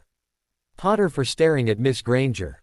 Unfortunately for you, she's not going to be able to help you in your owl. Without her help I presume you'll have AT waiting for you at the bottom of your cauldron." The whole Slytherin side of the classroom laughed at the comment. "Yes sir," Harry replied, continuing his smile. "Sir, I was thinking of getting her some flowers. Do you think she would like lilies?" The last stated as he stared straight at the potions master, daring him to try legilimency again. "Harry, what are you doing?" Hermione said. "I don't need flowers." "Oh, and you really shouldn't pick on Snape." "Well, too much anyway." "Yes dear. Your life is no concern of mine, Mr. Potter," Snape sneered. "Just keep it out of my classroom." "Really, sir?" Harry asked in a confused voice. "I thought my life was part of your class." "I mean, you read that article in Witch Weekly out loud last year. I thought you'd be happy for me." "I mean, I'm dating the smartest witch who happens to be a muggle born in the school, aren't I? In fact, I've had several people tell me how much she's like my mother." The abrupt change in Snape silenced the entire class. Even the very air seemed to freeze as Snape advanced on Harry's desk with anger seemingly pouring off of him in waves. 30 points for that cheek, Potter," he said quietly, obviously trying to contain his anger. "I'd give you detention, but I really don't want to see your face ever again," Snape snarled. Harry just smiled at Severus in return. Finally, with a swish of his cloak, Snape turned and walked back to the front of his class. For the rest of class, Harry continued to smile at Snape. "Wish I'd realized how much more fun it is to smile at Snape than glare at him years ago. It does seem to get on his nerves," Hermione agreed as her own smile joined Harry's. Unlike the previous class, now Snape would not look at Harry. Every time he did, his jaw muscles seemed to flex and he'd look away quickly. After class, Harry, Hermione and Neville dropped their bags off in their dorm and grabbed the Marauders map and the invisibility cloak. Leaving Gryffindor Tower, they made their way to the Room of Requirements. Hermione stayed in the Room of Requirements to keep the passageway to the Shrieking Shack open while Neville and Harry took off for Diagon Alley. With 2 stops to shorten distances, Harry side-alonged apparated Neville to the spot on Charing Cross Road where Harry, Hermione and the rest had apparated to the date last week. They broke into Gringotts. Presuming no one would really notice Neville, Harry ducked under his invisibility cloak and the two of them entered the leaky cauldron and made their way to Diagon Alley.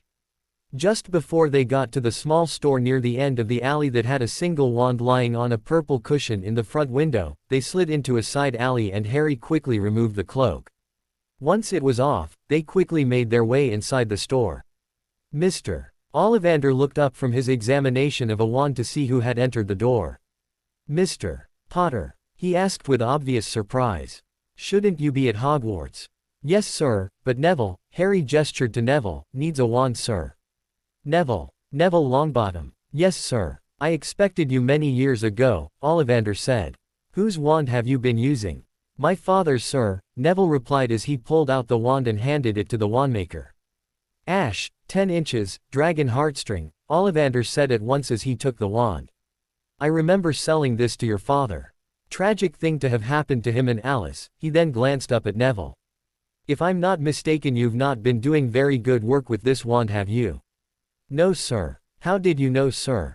"Not surprising. I've been matching wands to wizards for a very long time and except for a select few." Ollivander gave a piercing glance at Harry before he continued, "I can usually identify the general type of wand that would work best. I would guess that if you had to have one of your parents' wands, Mr. Longbottom, your mother's would have been better, but since you are here, let's find you a wand that's perfectly suitable for you." As Ollivander turned and started examining the boxes of wands that lined the shelves of his stores, the tape measure Harry remembered from 7 years prior started zooming around Neville. When Ollivander reached for a box close to the top of a shelf, Harry took his opening. "Sir, can I ask you about something that happened last summer with my wand?" "Certainly," Ollivander answered as he opened a box, examined the wand it contained, shook his head and returned it to the shelf. "Do you believe that I faced Volume, he who must not be named, last summer?" Harry asked. "I don't not believe Mr. Potter. Though I have no proof that you did either," Ollivander replied as he reached for another wand. "I've read the accounts in both the Daily Prophet and the Quibbler. I found Skeeter's article to be very interesting." The wandmaker turned and studied Harry diligently for a few seconds before continuing, "I don't believe you're lying though, but the truth sometimes is not always what someone believes." "Yes sir, thank you sir. Well, when I battled Volume, He who must not be named. Harry started explaining what he wanted to know. Our wands connected with a golden light and made some kind of cage. Ollivander dropped the boxes he was carrying and wands rolled across the floor. He didn't seem to notice as he looked at Harry. Priori incantatem, he whispered as his eyes widened in shock. Well, when it happened we had these beads of light in the connecting light and they kept going back and forth until I forced them into volume. You know whose wand? You forced his wand to submit. Ollivander stumbled to a stool and sat down. I guess, if that's what happened. But then images are ghosts of my mother and father. Harry let the explanation fade knowing Ollivander could guess the rest. Yes, I can imagine what came out of his wand, Ollivander said quietly as he sat in quiet contemplation for a few moments before continuing. Nothing you could have said would have convinced me more that he who must not be named is back. Only by experiencing what you experienced would you know about it, and only his wand would have done it. Ollivander then continued on to explain to Harry the same thing Dumbledore had explained 3 years previously about brother wands not being able to fight each other. So he and I can't duel with our wands because of fox feathers. Ah, so Dumbledore's introduced you to his phoenix, did he? And told you where your wand's core came from? You could say that, Harry replied. Remember all times he had seen the phoenix, including when Fawkes had saved his life in the chamber. He also remembered the phoenix singing as it mourned Dumbledore's death. If you see that phoenix again, can you mention a third feather wouldn't be unappreciated. But to answer your question, no, your wands will not allow you two to duel. Harry looked at the old wizard as if a puzzle had been resolved in his mind, then he continued. Thank you for explaining what happened to my wand with this He left it off as if he couldn't remember what it was called. Priori incantatem, Ollivander repeated. Thank you. I know he who must not be named was as shocked as I was. I'm sure he doesn't know about this as well. I'm glad he can't walk down Diagon Alley and ask you himself, because I'm positive he wants to know what happened as well. Harry smiled to himself when he noticed Ollivander's skin tone pale considerably as a look of concentration and possibly fear passed in his eyes.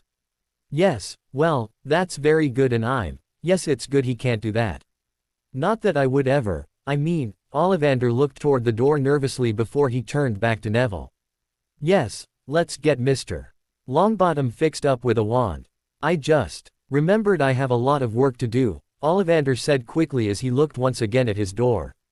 He finally started picking up the wands he had dropped, only to drop several of them again. He finally started handing various wands to Neville and asking him to give them a wave until finally a wand erupted in sparks. 13 inches, cherry with a unicorn hair, Ollivander said. I presume you don't need me to wrap it up. The question was asked in a hurried manner. No sir. That will be 9 galleons please. Once Neville had paid for his wand, he and Harry left the store. They ducked into the alleyway again so Harry could get back under the cloak. When they were back on Diagon Alley a minute later, they looked back at Ollivander's only to see a sign in the front door that said, closed. I think he got the message, Harry said quietly from under the cloak. I think so. Hermione, are you there? Of course, Harry. So he took the warning. His store is already closed. I doubt he will be around later tonight. Great, let's hope he gets away. Let's get back to Hogwarts, Harry said to Neville. As they walked back up Diagon Alley toward the Leaky Cauldron, they passed by a large store that he hadn't noticed on the way to Ollivander's. Number 93 Diagon Alley had a small sign on the door proclaiming it to be the home of Weasley's Wizarding Wheezes. Let's go in here, Harry said, nudging Neville toward the door. There were a couple of people browsing in the store and a familiar pair of redheads could be seen also. When they entered, one of the twins looked over and got a curious look on his face. Walking over to them, he asked, Neville, what are you doing here? He's with me, Harry said quietly from under his cloak. Got a place we can talk in private? Harry, that you? George whispered. Yes. Go up those steps, we have a small flat up there. I'll get Fred and we'll be up shortly. We just need to tell Verity we'll be unavailable for a few minutes. It was a very few minutes before Harry and Neville heard the twins hurrying up the steps. Harry, Fred said. What the hell are you doing here? Umbridge finally kick you out? No. We have a way to leave the castle undetected now. Wow, you found another secret passageway. Even better, but that's for another day, Harry replied. For now though, don't tell anyone you've seen us. We are just here getting Neville a new wand. Of course, George said. We know better. So what do you think of our premises? Cool, though we walked right past it without noticing it on the way to Ollivanders. Well, we have some plans for the front window that will guarantee no one will miss it, George said. Guaranteed to captivate anyone's attention, Fred agreed. Eye-watering in fact. But we do sell glasses that keep your eyes from watering. But for now we are working on getting our inventory up to par and filling mail orders. We are incredibly busy. Great guys. So what kind of stuff have you been working on? Come on down and we'll show you. I'd prefer not to be seen by too many people, Harry argued. Not a problem, Fred replied. The good stuff is down the other staircase. Our latest inventions. No one else is allowed in that room. George added. They lead Neville and Harry down a different staircase where they quickly made their way to a room that the twins obviously used for experimentation. Harry recognized some of the stuff from his tour before his 6th year. This might look like an ordinary hat, Fred said, picking up a hat. But it's got a shield charmed into it. It'll reflect a couple of minor to moderate hexes. Of course it won't stop an unforgivable. We thought it would be a great gag, have a friend try to hex you and watch his face when it bounces off of you. Of course we got the idea from DA, so it's something else we owe you, Harry. Anyway, a senior ministry official was in here with his youngest kid a couple of weeks ago and saw it. He took one of them to show his boss. We might have a huge order for these for the ministry soon. If we get that order, we'll probably start looking at other things like shield cloaks and Gs. Harry looked at the hat, and thought of the upcoming ministry battle. Think I could buy some of these from you? For you, Harry, it's free. I need 4 actually. 1 for Hermione. Let me guess, Ron and Ginny. Fred asked. Actually guys, no, Harry replied. We've had a falling out with the 2 of them. Really? George asked. What did our younger siblings do? Ron was upset that Hermione and I started dating. You and Hermione? Fred asked. Well, it's about time, mate. She's an excellent young lady. Though she must be a living terror with the owls coming up. Not really. She's calmed down quite a bit. You calmed Hermione down before her owls? George asked in amazement. It must be true then, he continued with a grin. I think it is, guys, but no, I would like one for Neville here and Luna Good. You remember her from the DA? The one Ron calls Loony? Fred asked. That's her. She gets picked on, and her having something like one of these hats may come in handy.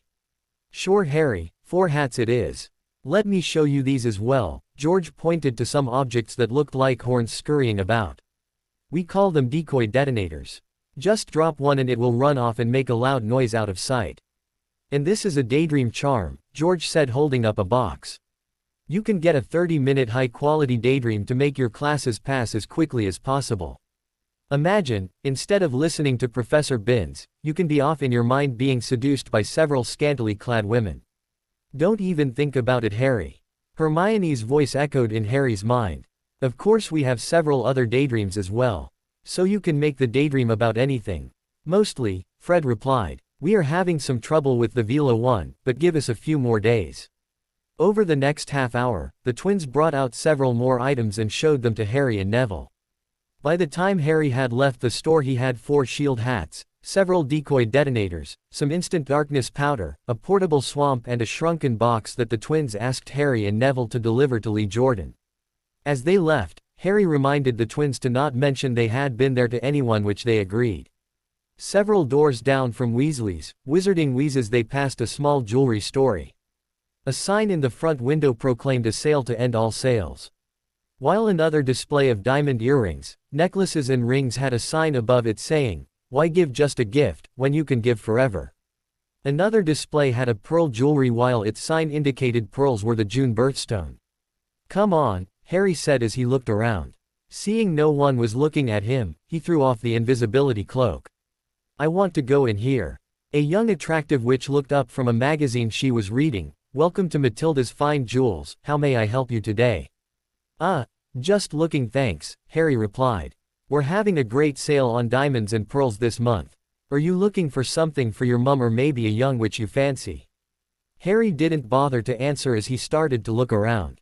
We also have a nice assortment of watches if that's what you're looking for, the witch continued nonplussed. Harry had stopped listening to the witch as a set of rings caught his eye. Above the rings was a sign. That read, "A promise made by a diamond, isn't just a promise, it's a lifetime." Perfect, he thought. "Harry, what are you doing?" the witch in question asked. "Thinking that my wife should have a ring to show she's to be my future wife." "I don't need anything like that. I didn't say you needed it, but I think you should have one." I'd like that. Are you Hermione? And are you Harry? Want to help me pick it out?" "No. Surprise me." Harry started looking at the various rings in the case when the sale switch came to help him. "A promise ring is it?"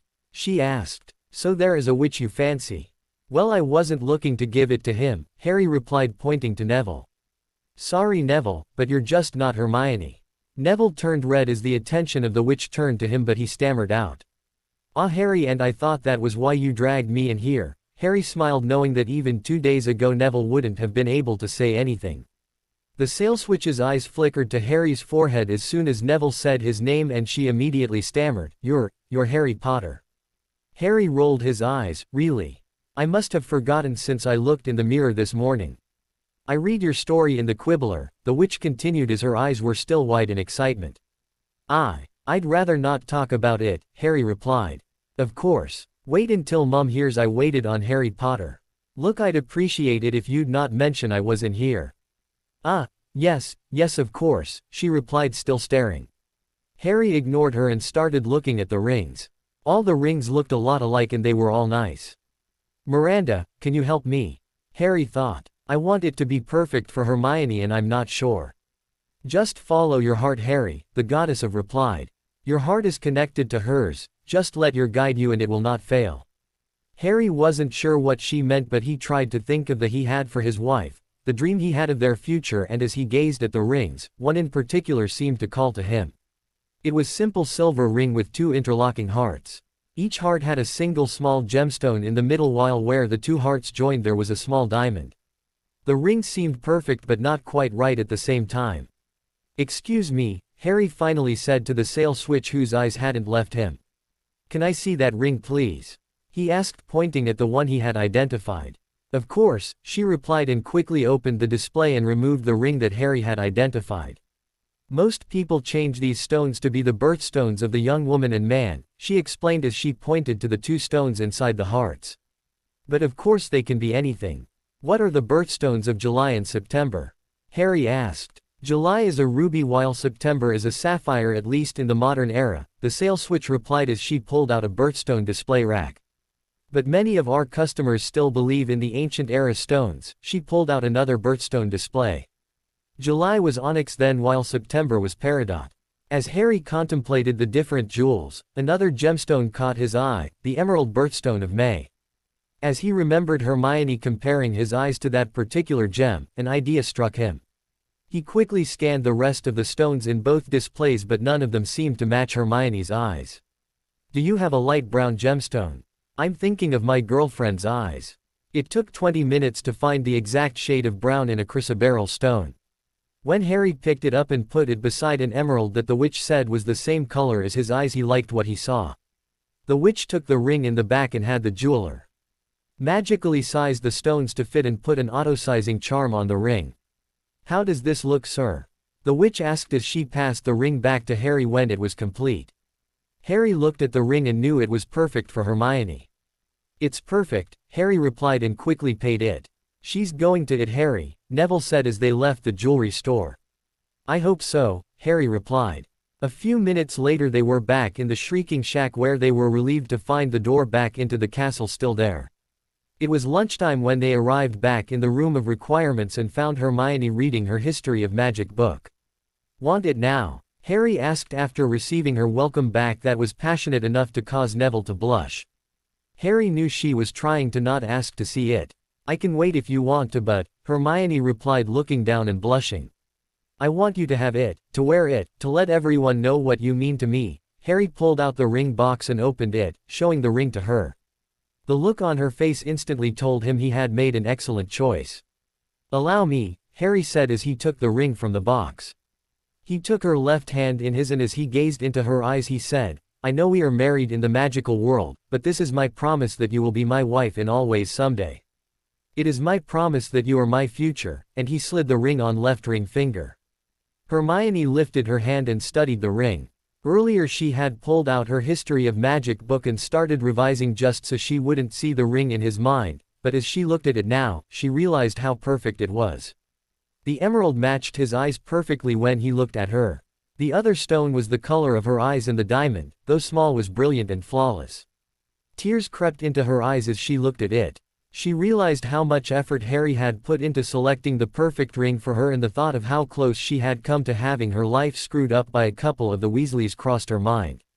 She had to mentally laugh at the thought of Ron putting any effort into picking something out like this. "That bad, huh?" Harry asked as he waited for her to say something. "You know perfectly well these are happy tears," Hermione sniffed as she shoved him in his shoulder. She then pulled him closer and showed him just how happy she was. It had been a better day for Ginny Weasley. With her rash finally cured and the end of the smelly paste, her happiness had returned.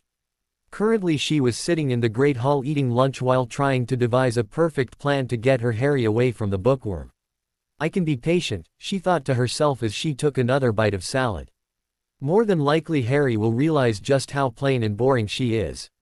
If not, I'll just let Mum know that I'm not friends with Hermione anymore and to not bother inviting her over for the summer. I'll also suggest to Ron that he ask Mum to get Harry over as soon as possible." Ginny smiled as she thought of so much time of having Harry all to herself away from the know-it-all. She took another bite of salad. Definitely let them have their fun. It isn't like he's going to propose to her or anything. Her thoughts were interrupted when Colin Creevey jostled her elbow as he sat down next to his brother. "Hey Dennis, did you see the ring Harry gave Hermione?" Ginny didn't hear the reply as she had immediately stared down the table where Hermione was sitting next to her, Harry showing a ring on her left hand to Luna and several other people. Ginny's fork slipped out of her hand and dropped with a clatter onto her plate. The noise caused Hermione to glance down in her direction, and the smile she had for Ginny caused the youngest Weasley's blood to boil. That backstabbing boyfriend stealing," she mentally fulminated. With a final glare at her nemesis who was still smiling at her, she rose from her seat and stomped angrily out of the Great Hall with enough heat rising from her that people might swear that steam was pouring out of her ears. "If she thinks she can just steal my Harry without a fight, she better think again. That ring will be mine." A few minutes later Ginny was in the Leary pulling various potions books off the shelf. "What did my book say? Potions and jealousy potions. I'll give her both and have her so confused she'll swear my brother is Merlin himself," Ginny declared to herself. Once again the images of a dumpy Hermione with 6 or so kids pulling at her dress while she d away in front of a stove brought a measured calm to Ginny. "As for you Harry, I think it's time you realized how much you mean.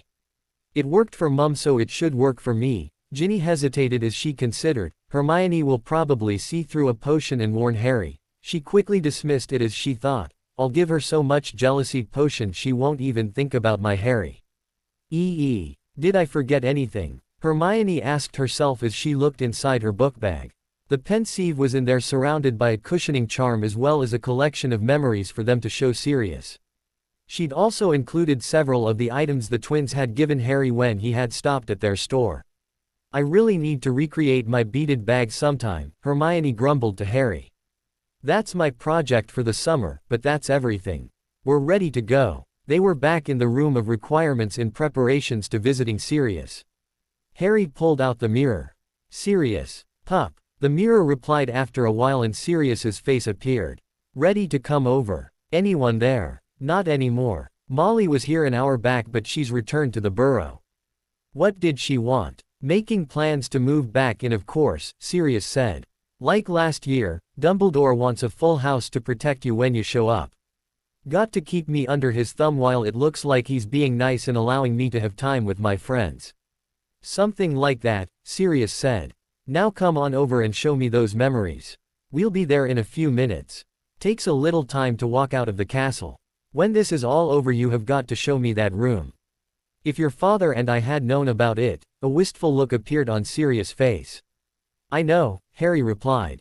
"See you soon." A little later Hermione and Harry were seated at the kitchen table of number 12 Grimmauld again. "Before we begin, I need to warn you," Hermione said. "You need to be careful around the portrait of Phineas Black that's in the bedroom upstairs. He will report anything he hears to Dumbledore when he is back in his office." I never even thought of that, Sirius replied as he glanced upward, toward the room where the portrait hung. How do you know? We spent a lot of time with that portrait in our 7th year, Harry explained. It's how Snape knew where to give us the sword. Sirius just shook his head and sighed as looked at the two teenagers across from him. I know it's all true, but it's still so unreal to me, Harry. This future stuff, I mean. It was just a couple of weeks ago, you were in the flow wanting to know about your father because of a memory of Snape, and now you're the same kid but not a kid anymore. It's still strange for us too, Sirius. Like having you back. I mean, you've been dead for 2 years, but here you are sitting across from us. I'm still not sure what I'm going to do when I see Dumbledore. Let's have the talks later, right now we need to look at the memories, Hermione said. You two view the memories and I'll stay out here just in case someone shows up. An hour later, a visibly shaken Sirius was drinking a glass of whiskey to settle his nerves. Nothing like seeing yourself killed to unsettle you, he said quietly to the two teenage adults in front of him. I see what you mean about not taking the fight serious enough. Sirius displayed a small grin as he continued.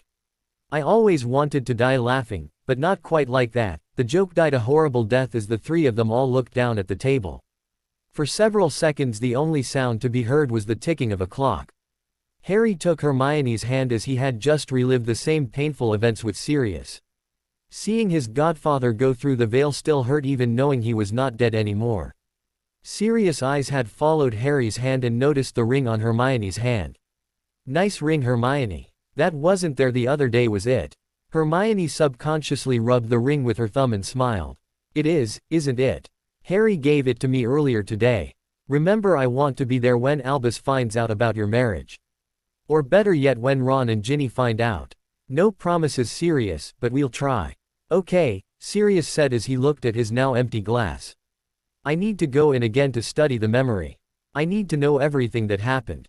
He was a little steadier when he exited the memory the second time, but still had another drink. I see a lot of things that will help. It looks like you now know how the doors work, so getting from room to room won't be a problem this time. Yeah, just ask for the room you want, Harry muttered. If I'd known that 2 years ago, we could have escaped. Or you might have run right into Voldemort in the atrium without Dumbledore there. It's not clear when he actually showed up. He could have been disillusioned the whole time and you walked right past him on your way in. I don't think he was. My scar didn't hurt. Usually when I get close to him it hurts like it did when he showed up. Good point. So he shows up afterwards. Does he show up as soon as one of his Death Eaters comes back into the atrium, or after so much time, or some other reason? I'd have to bet on once a Death Eater reappears. Sirius considered that, so we need one of them to escape and get back up the atrium. So anything else? What about the Time Turners, Sirius? Hermione asked. I think I can get one of them if we can lure a Death Eater in the time room again. That would definitely give us an advantage, but I'll have to think about it. Time is a finicky thing to mess with, as you both know. Not that I'm complaining about why you messed with it the last time. Sirius leaned back in his chair and grinned. You do realize this is the second time the two of you have come back in time to save me. Well then, quit trying to get yourself killed, will you? Harry said. Sure thing, pup. Get my name cleared and do away with Voldemort permanently, and I'm all for risking a sunburn on a nice beach somewhere being the riskiest thing I do for a while, Sirius replied with a smile on his face. Then he turned more serious. I've got enough to work on a plan. I might have further questions about things that happened before you got to the Ministry or afterwards. Any idea on how to get yourself out? Harry asked his godfather. I was thinking of misdirecting the Aurors, but not positive yet. I think I know a better way, Harry said. Ask Creature if he can apparate into and out of the Department of Mysteries. Like Dobby got you out of the Malfoys. Exactly. I hadn't thought of that. Sirius turned and said in a normal voice, Creature, and instantly the house elf was there. He was dressed in a snowy white towel and was clean and smiling. What can Creature do for you, Master? Are you able to apparate into the Ministry building, specifically into the Department of Mysteries? If Master needs me to be able to do it, I can do it, Creature answered without hesitation. If you are there, can you bring me back here with you if I need you to? Sirius asked. Creature must do what Master needs doing. If Master needs Creature to bring him back here, Creature can do that. Hermione realized the problem and asked, Creature, if Sirius needs you to bring him here from the Ministry of Magic, would it cause you harm? The small elf looked at Hermione. They could tell he was trying to fight his long-held revulsion. Creature is not a young elf. Creature knows not what his magic can still do, but if Master needs it done, it will be done. I think he is saying that he will do it, but it might hurt or kill him, Hermione said. Then we need to think of something else, Harry replied. And no, you don't have to me, at least not for that. For your information, I do not need a reason to you, but if I did, the ring has a lot of reasons left in it. What about distance? Hermione asked after speaking to Harry. Can he just get you out of the ministry and then you get yourself the rest of the way? Creature. Shorter distance would be easier on Creature Master, the house elf replied. But Creature will do what Creature must to support the ancient and noble House of Black. So that's still a possibility, Sirius said. But we have 2 weeks to figure it out in more details. I'll play around with this and come up with some kind of plan. So you will only have 4 this time and not 6. Yes, I don't think Ron will be coming and I don't want Ginny to be there, Harry replied. I don't want to over anything.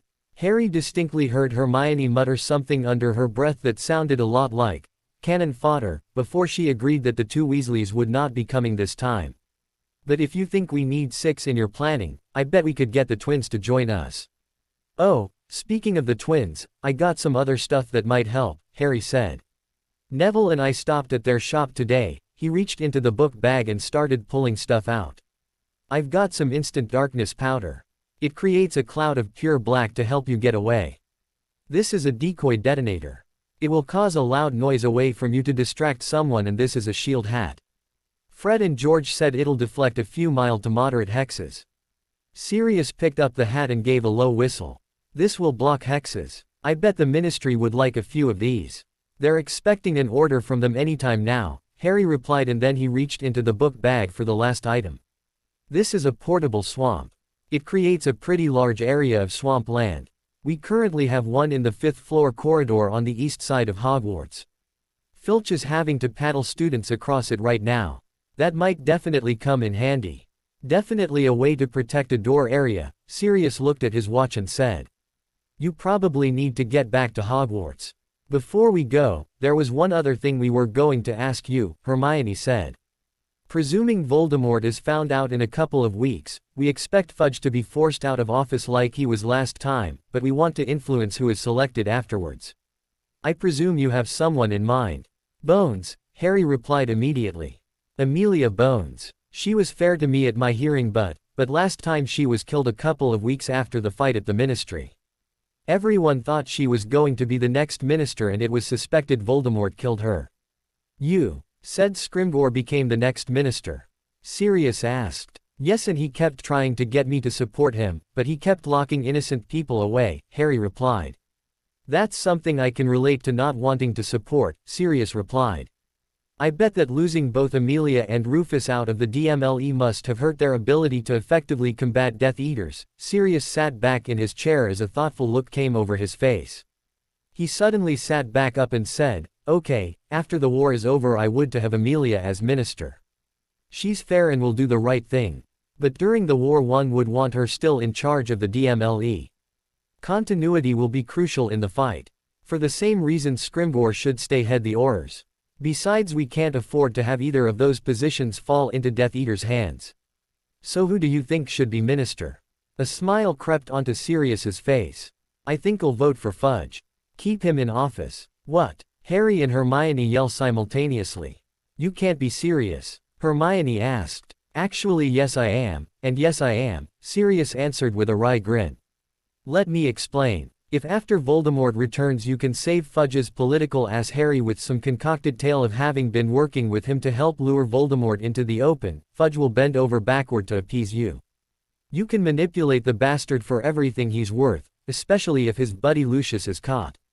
You'll have the ministry on your side instead of against you this time. Yes, you'll have to play some politics, but it will be worth it. Wouldn't that make me as bad a Malfoy? Or Dumbledore? Plan on doing anything for personal gain.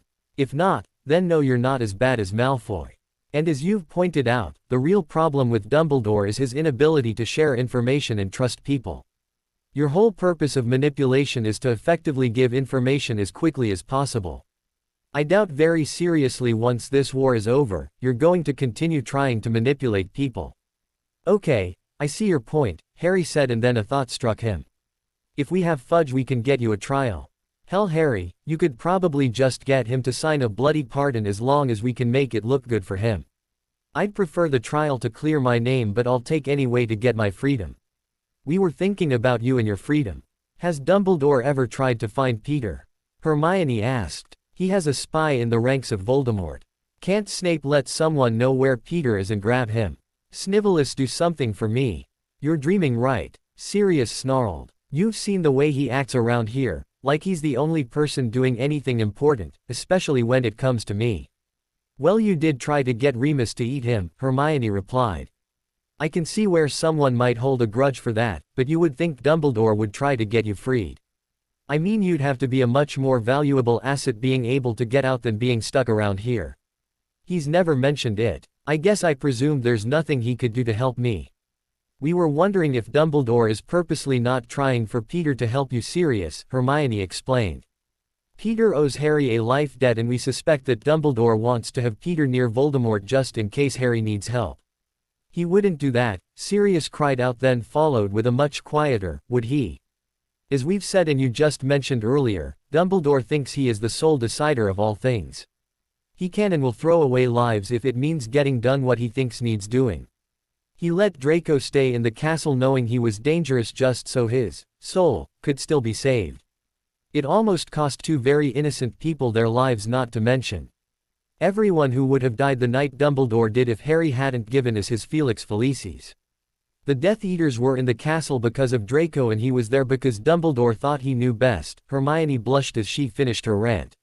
She's been worked up about Draco all day, Harry explained. He was playing pompous again this morning and it hit Hermione the wrong way. Harry looked over at Hermione's watch. Okay, Sirius, Hermione and I need to head back to Hogwarts. We need to be seen some before tonight when we have a date. A date? Dinner and dancing. That room. It's amazing, Sirius, it will do anything. Sirius just got a faraway look as he thought of the women he could have charmed if he had known about that room, but then he wished them a great evening and Harry and Hermione left. A short time later, Harry and Hermione met back up with Neville and Luna in the room of requirements. Thanks for keeping the room for us, Hermione told their friends. Look guys, Neville said excitedly, and with an incantation and a wave of his wand a small piece of wood in front of him changed from green to red. It works much better. Told you, Neville, Harry said. It never was you, just an unsuitable wand. Never doubt yourself. Neville nodded and smiled as he changed the wood's color to blue. I think Neville has been doing very well, Luna said dreamily, looking up from her book. He's working most of the charms you say are on the owl with no problems. Excellent, Neville, Hermione praised. Tomorrow we'll work on transfiguration. Now you still need to get the theories down behind the spells, but it looks like your practicals will be much better. All because of you two, Neville exclaimed. We just knew what you could do, Harry said. You're the one doing it. Now we need to head out of here and been seen. Harry turned to Hermione. Shall we go to the common room? Luna, you can come too. If it's all right with you guys, Neville said as he looked at Luna. Luna and I were planning on going to the Leary once you got back. She's going to study with me for a while. Hermione glanced at Harry as she raised an eyebrow. Could there have been more going on in here besides studying? I doubt it, but if we leave them alone enough, Neville just might get up the courage now. They'd make a nice couple, but we are not playing matchmaker, Hermione said. Sounds great. Harry, check the map and see if anyone is waiting for us outside of the room. A familiar name was under the dot that was pacing back and forth in front of the room of requirements. Ginny's out there, Harry said. I'm glad that after that crap with Draco and Umbridge I asked for a room that made the door disappear once we were in here. We can go out another door like we did then, Hermione suggested. Wait, Harry said. I want to see what she's asking the room to be. He glanced at the map again and found an empty corridor not far away. He quickly requested a door to that location. When it appeared, he threw on his cloak and dashed through it. When he'd retraced his steps back to the room of requirements, he saw the young witch with 2 cauldrons in her hands. She was currently staring angrily at the blank wall. She then started pacing again while saying, I need a room to brew potions in, I need a room to brew potions in. Ginny wants a room to brew potions. Think she is planning on the jealousy potion now. Let her, Hermione snarled. I have a few ideas of how to deal with it this time. But she better be back out of this room before it's time for our date. I'll be royally pissed if I don't get my time with you this evening. Hermione, Neville and Luna all left the room using the same door Harry had used to exit without being seen by Ginny. As soon as Ginny got the room she wanted and disappeared, Harry and Hermione left for the Gryffindor Tower while Neville and Luna started toward the Leary. It was just before dinner when the portrait hole opened and Ginny Weasley climbed through. Her hair was matted and her face was red from heat exposure. Harry nudged Hermione when he saw her and they both felt very uneasy when she gave them a smile and continued past them to climb the steps to the girls' dorm. Remind me to buy 2 Bezoars the next time we are in Diagon Alley. I don't trust her not to poison you, Harry thought to his wife. Good point. Harry and Hermione were relaxing on a sofa in the room of requirements later that night. It had been a spectacular date. Dobby had provided them with the special plates that had been used at the Yule Ball, the ones that were spelled to allow the elves to remotely take food orders by request. It had taken a few minutes to persuade Hermione that it wasn't causing any additional work for the elves since the food was being cooked anyway. The room itself had done wonders. Harry had asked for a romantic room for dinner and dancing and they had entered into a room that had a quiet table that sat next to what appeared to be a window looking out over the castle grounds. On the other side of the room a cleared area was obviously meant for dancing while soft music played quietly in the background. Hermione had enjoyed a dinner of pan-roasted sea bass served with rice and steamed vegetables, while Harry had asked for grilled pork chops with roasted potatoes and green beans. When the dishes had been cleared, the music increased in volume and for the next hour, they had danced. Again the dancing had been more of Hermione in Harry's arms as they swayed to the soft music, but to Hermione, it had been the most perfect way to end a day that had started with Malfoy's idiotic comments.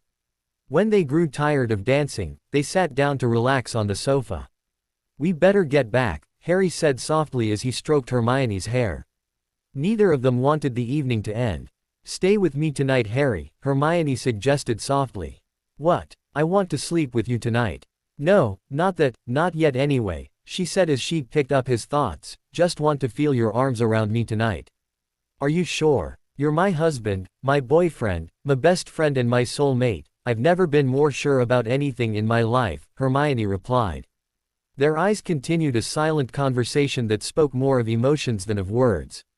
Finally their lips joined in and expressed their of each other as well. Later, they returned to the Gryffindor Tower where Harry asked Neville to cover for him in case something came up. He closed the curtains around his bed and filled his book bag with a change of clothes and pajamas. Harry and Hermione met back up in the common room where they said a few words to make it seem like they were making a last-minute dash to the Leary before returning to the room of requirements.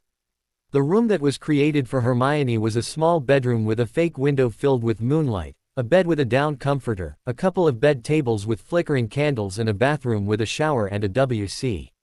After they showered separately, they found themselves in bed under the covers. It didn't surprise Harry when Hermione pulled out a book to read before falling asleep. He enjoyed watching her profile as she read, occasionally turning a page. She smiled when he would think how beautiful she looked in the candle and moonlight. She'd glance over at him and see him staring at her with his green eyes aglow with the feelings he had for her. It wasn't long before she closed the book and looked at Harry. Are you going to stare at me every night I read before bed?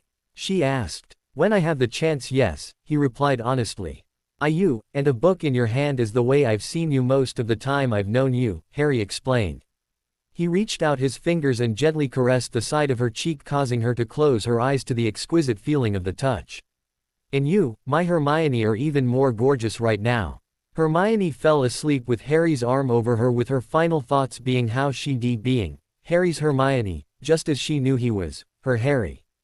The room of requirements simulated sunshine poured through the fake window the next morning to indicate that morning had arrived. Hermione was the first to climb from her restful slumber. She opened her eyes feeling more refreshed than she had in a long time.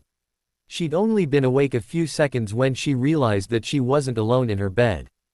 The first indication was the fact there was a hand up her shirt cupping one of her s, and the other was a much more firm object pressing against her rear. A wave of panic swept over her, but then the memories of the night before came back. She smiled as she remembered exactly where she was and who was in bed with her. She moved her hand to lift Harry's from her and then stopped as she realized she enjoyed the feeling of it where it was. With a blush spreading across her cheeks, she started to think of what their first time would be like. Harry awoke several minutes later to the pleasant smell of vanilla that seemed to tickle at his nose. As he opened his eyes he found his nose buried in thick brown hair. His memories of the night before came back to him and he pulled Hermione even closer to him, and that's when he realized where his hand was.